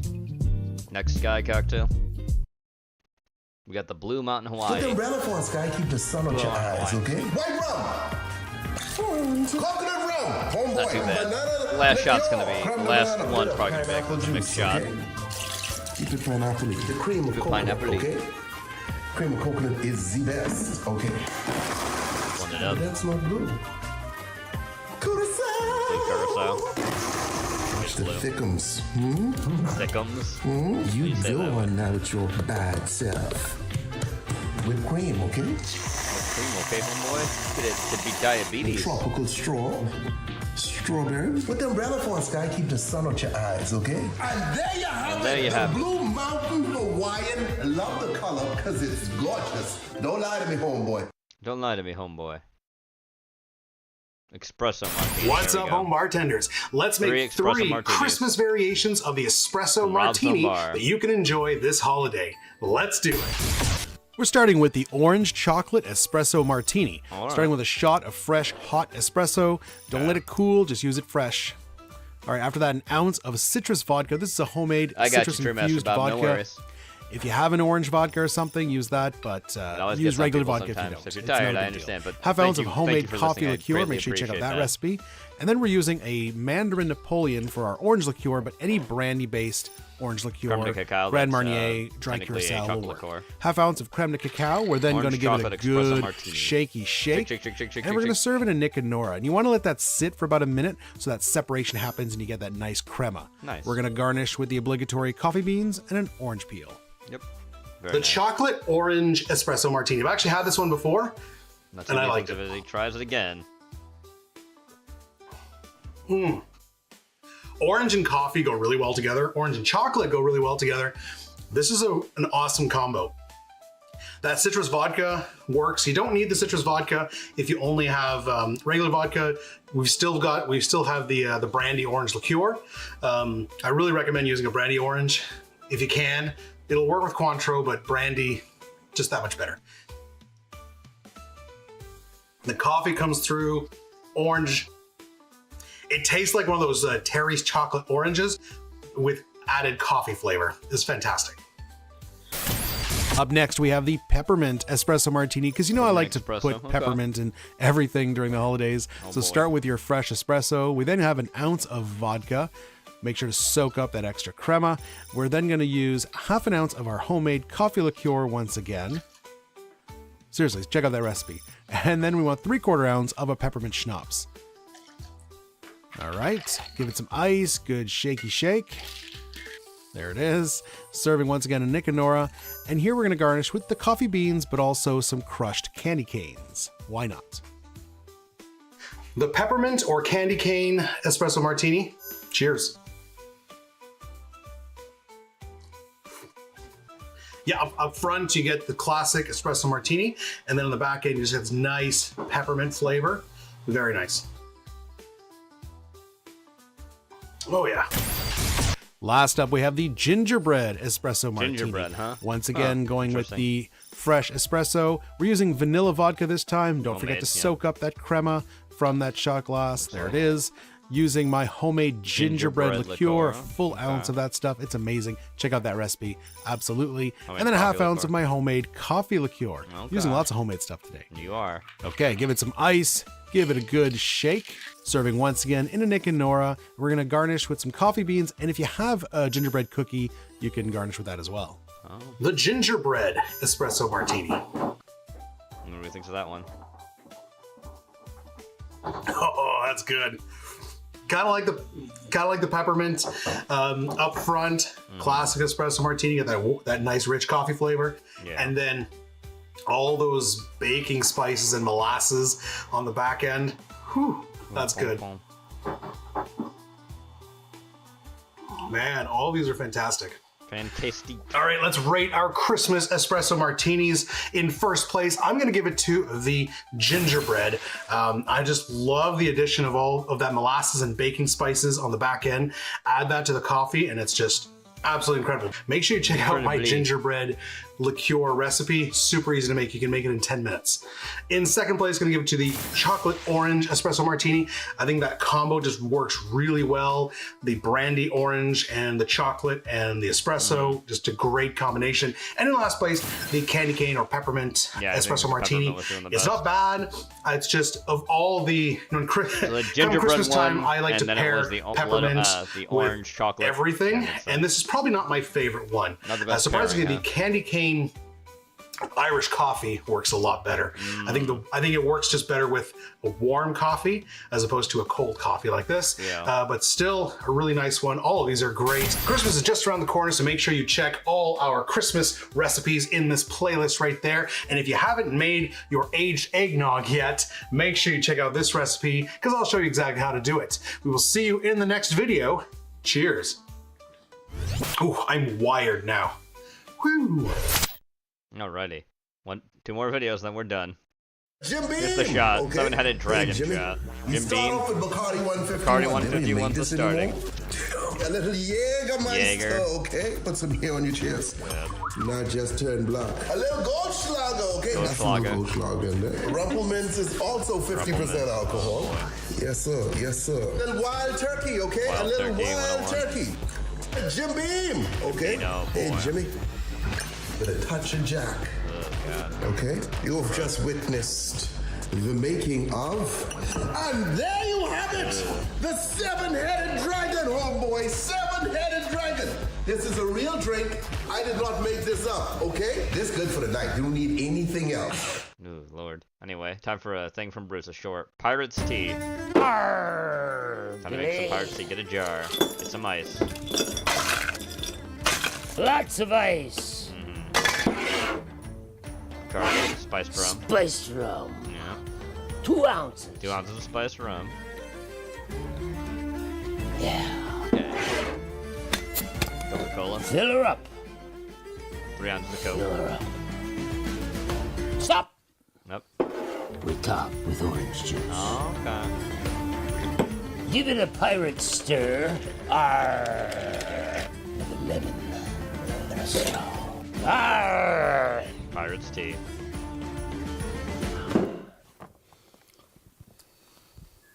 I'll just stick to my spiced rum. Spiced rum all on its own. Thank you very much. He didn't like That's it. Weird, man. That's weird. Alrighty. With that, we now come to the end of Case of the Mondays. I'd like to thank you all for tuning in and all showing up. I always appreciate seeing you guys. I'm going to do a little shilling and then I'll be fully done. Don't forget the movie caption contest, movie picture, and movie hangman going to this course, so be sure to play those. When you're not busy in the arena doing the Christmas event that's going on there. Tomorrow, like Genova said, at 9 on Heretic Network will be none other than Cop Cams Tactical Tuesday even. Be sure to tune in for us watching some Cop Cams, Road Rage, and all the other fun stuff we watch on Tuesdays on Heretic Network. Wednesday will be Wednesday, my dude. I don't know exactly what we're doing in the afternoon, but I imagine something, probably at 3. And later on at night will be the Eerie Hour, so be sure to tune in for that. Got quite a nice bunch of videos lined up for you guys, like usual. Thursday will be Skinner Radio back here at 8:30. And Friday will be a pregame and then some hell on earth for you. We got quite a good show planned. I think you're going to enjoy it.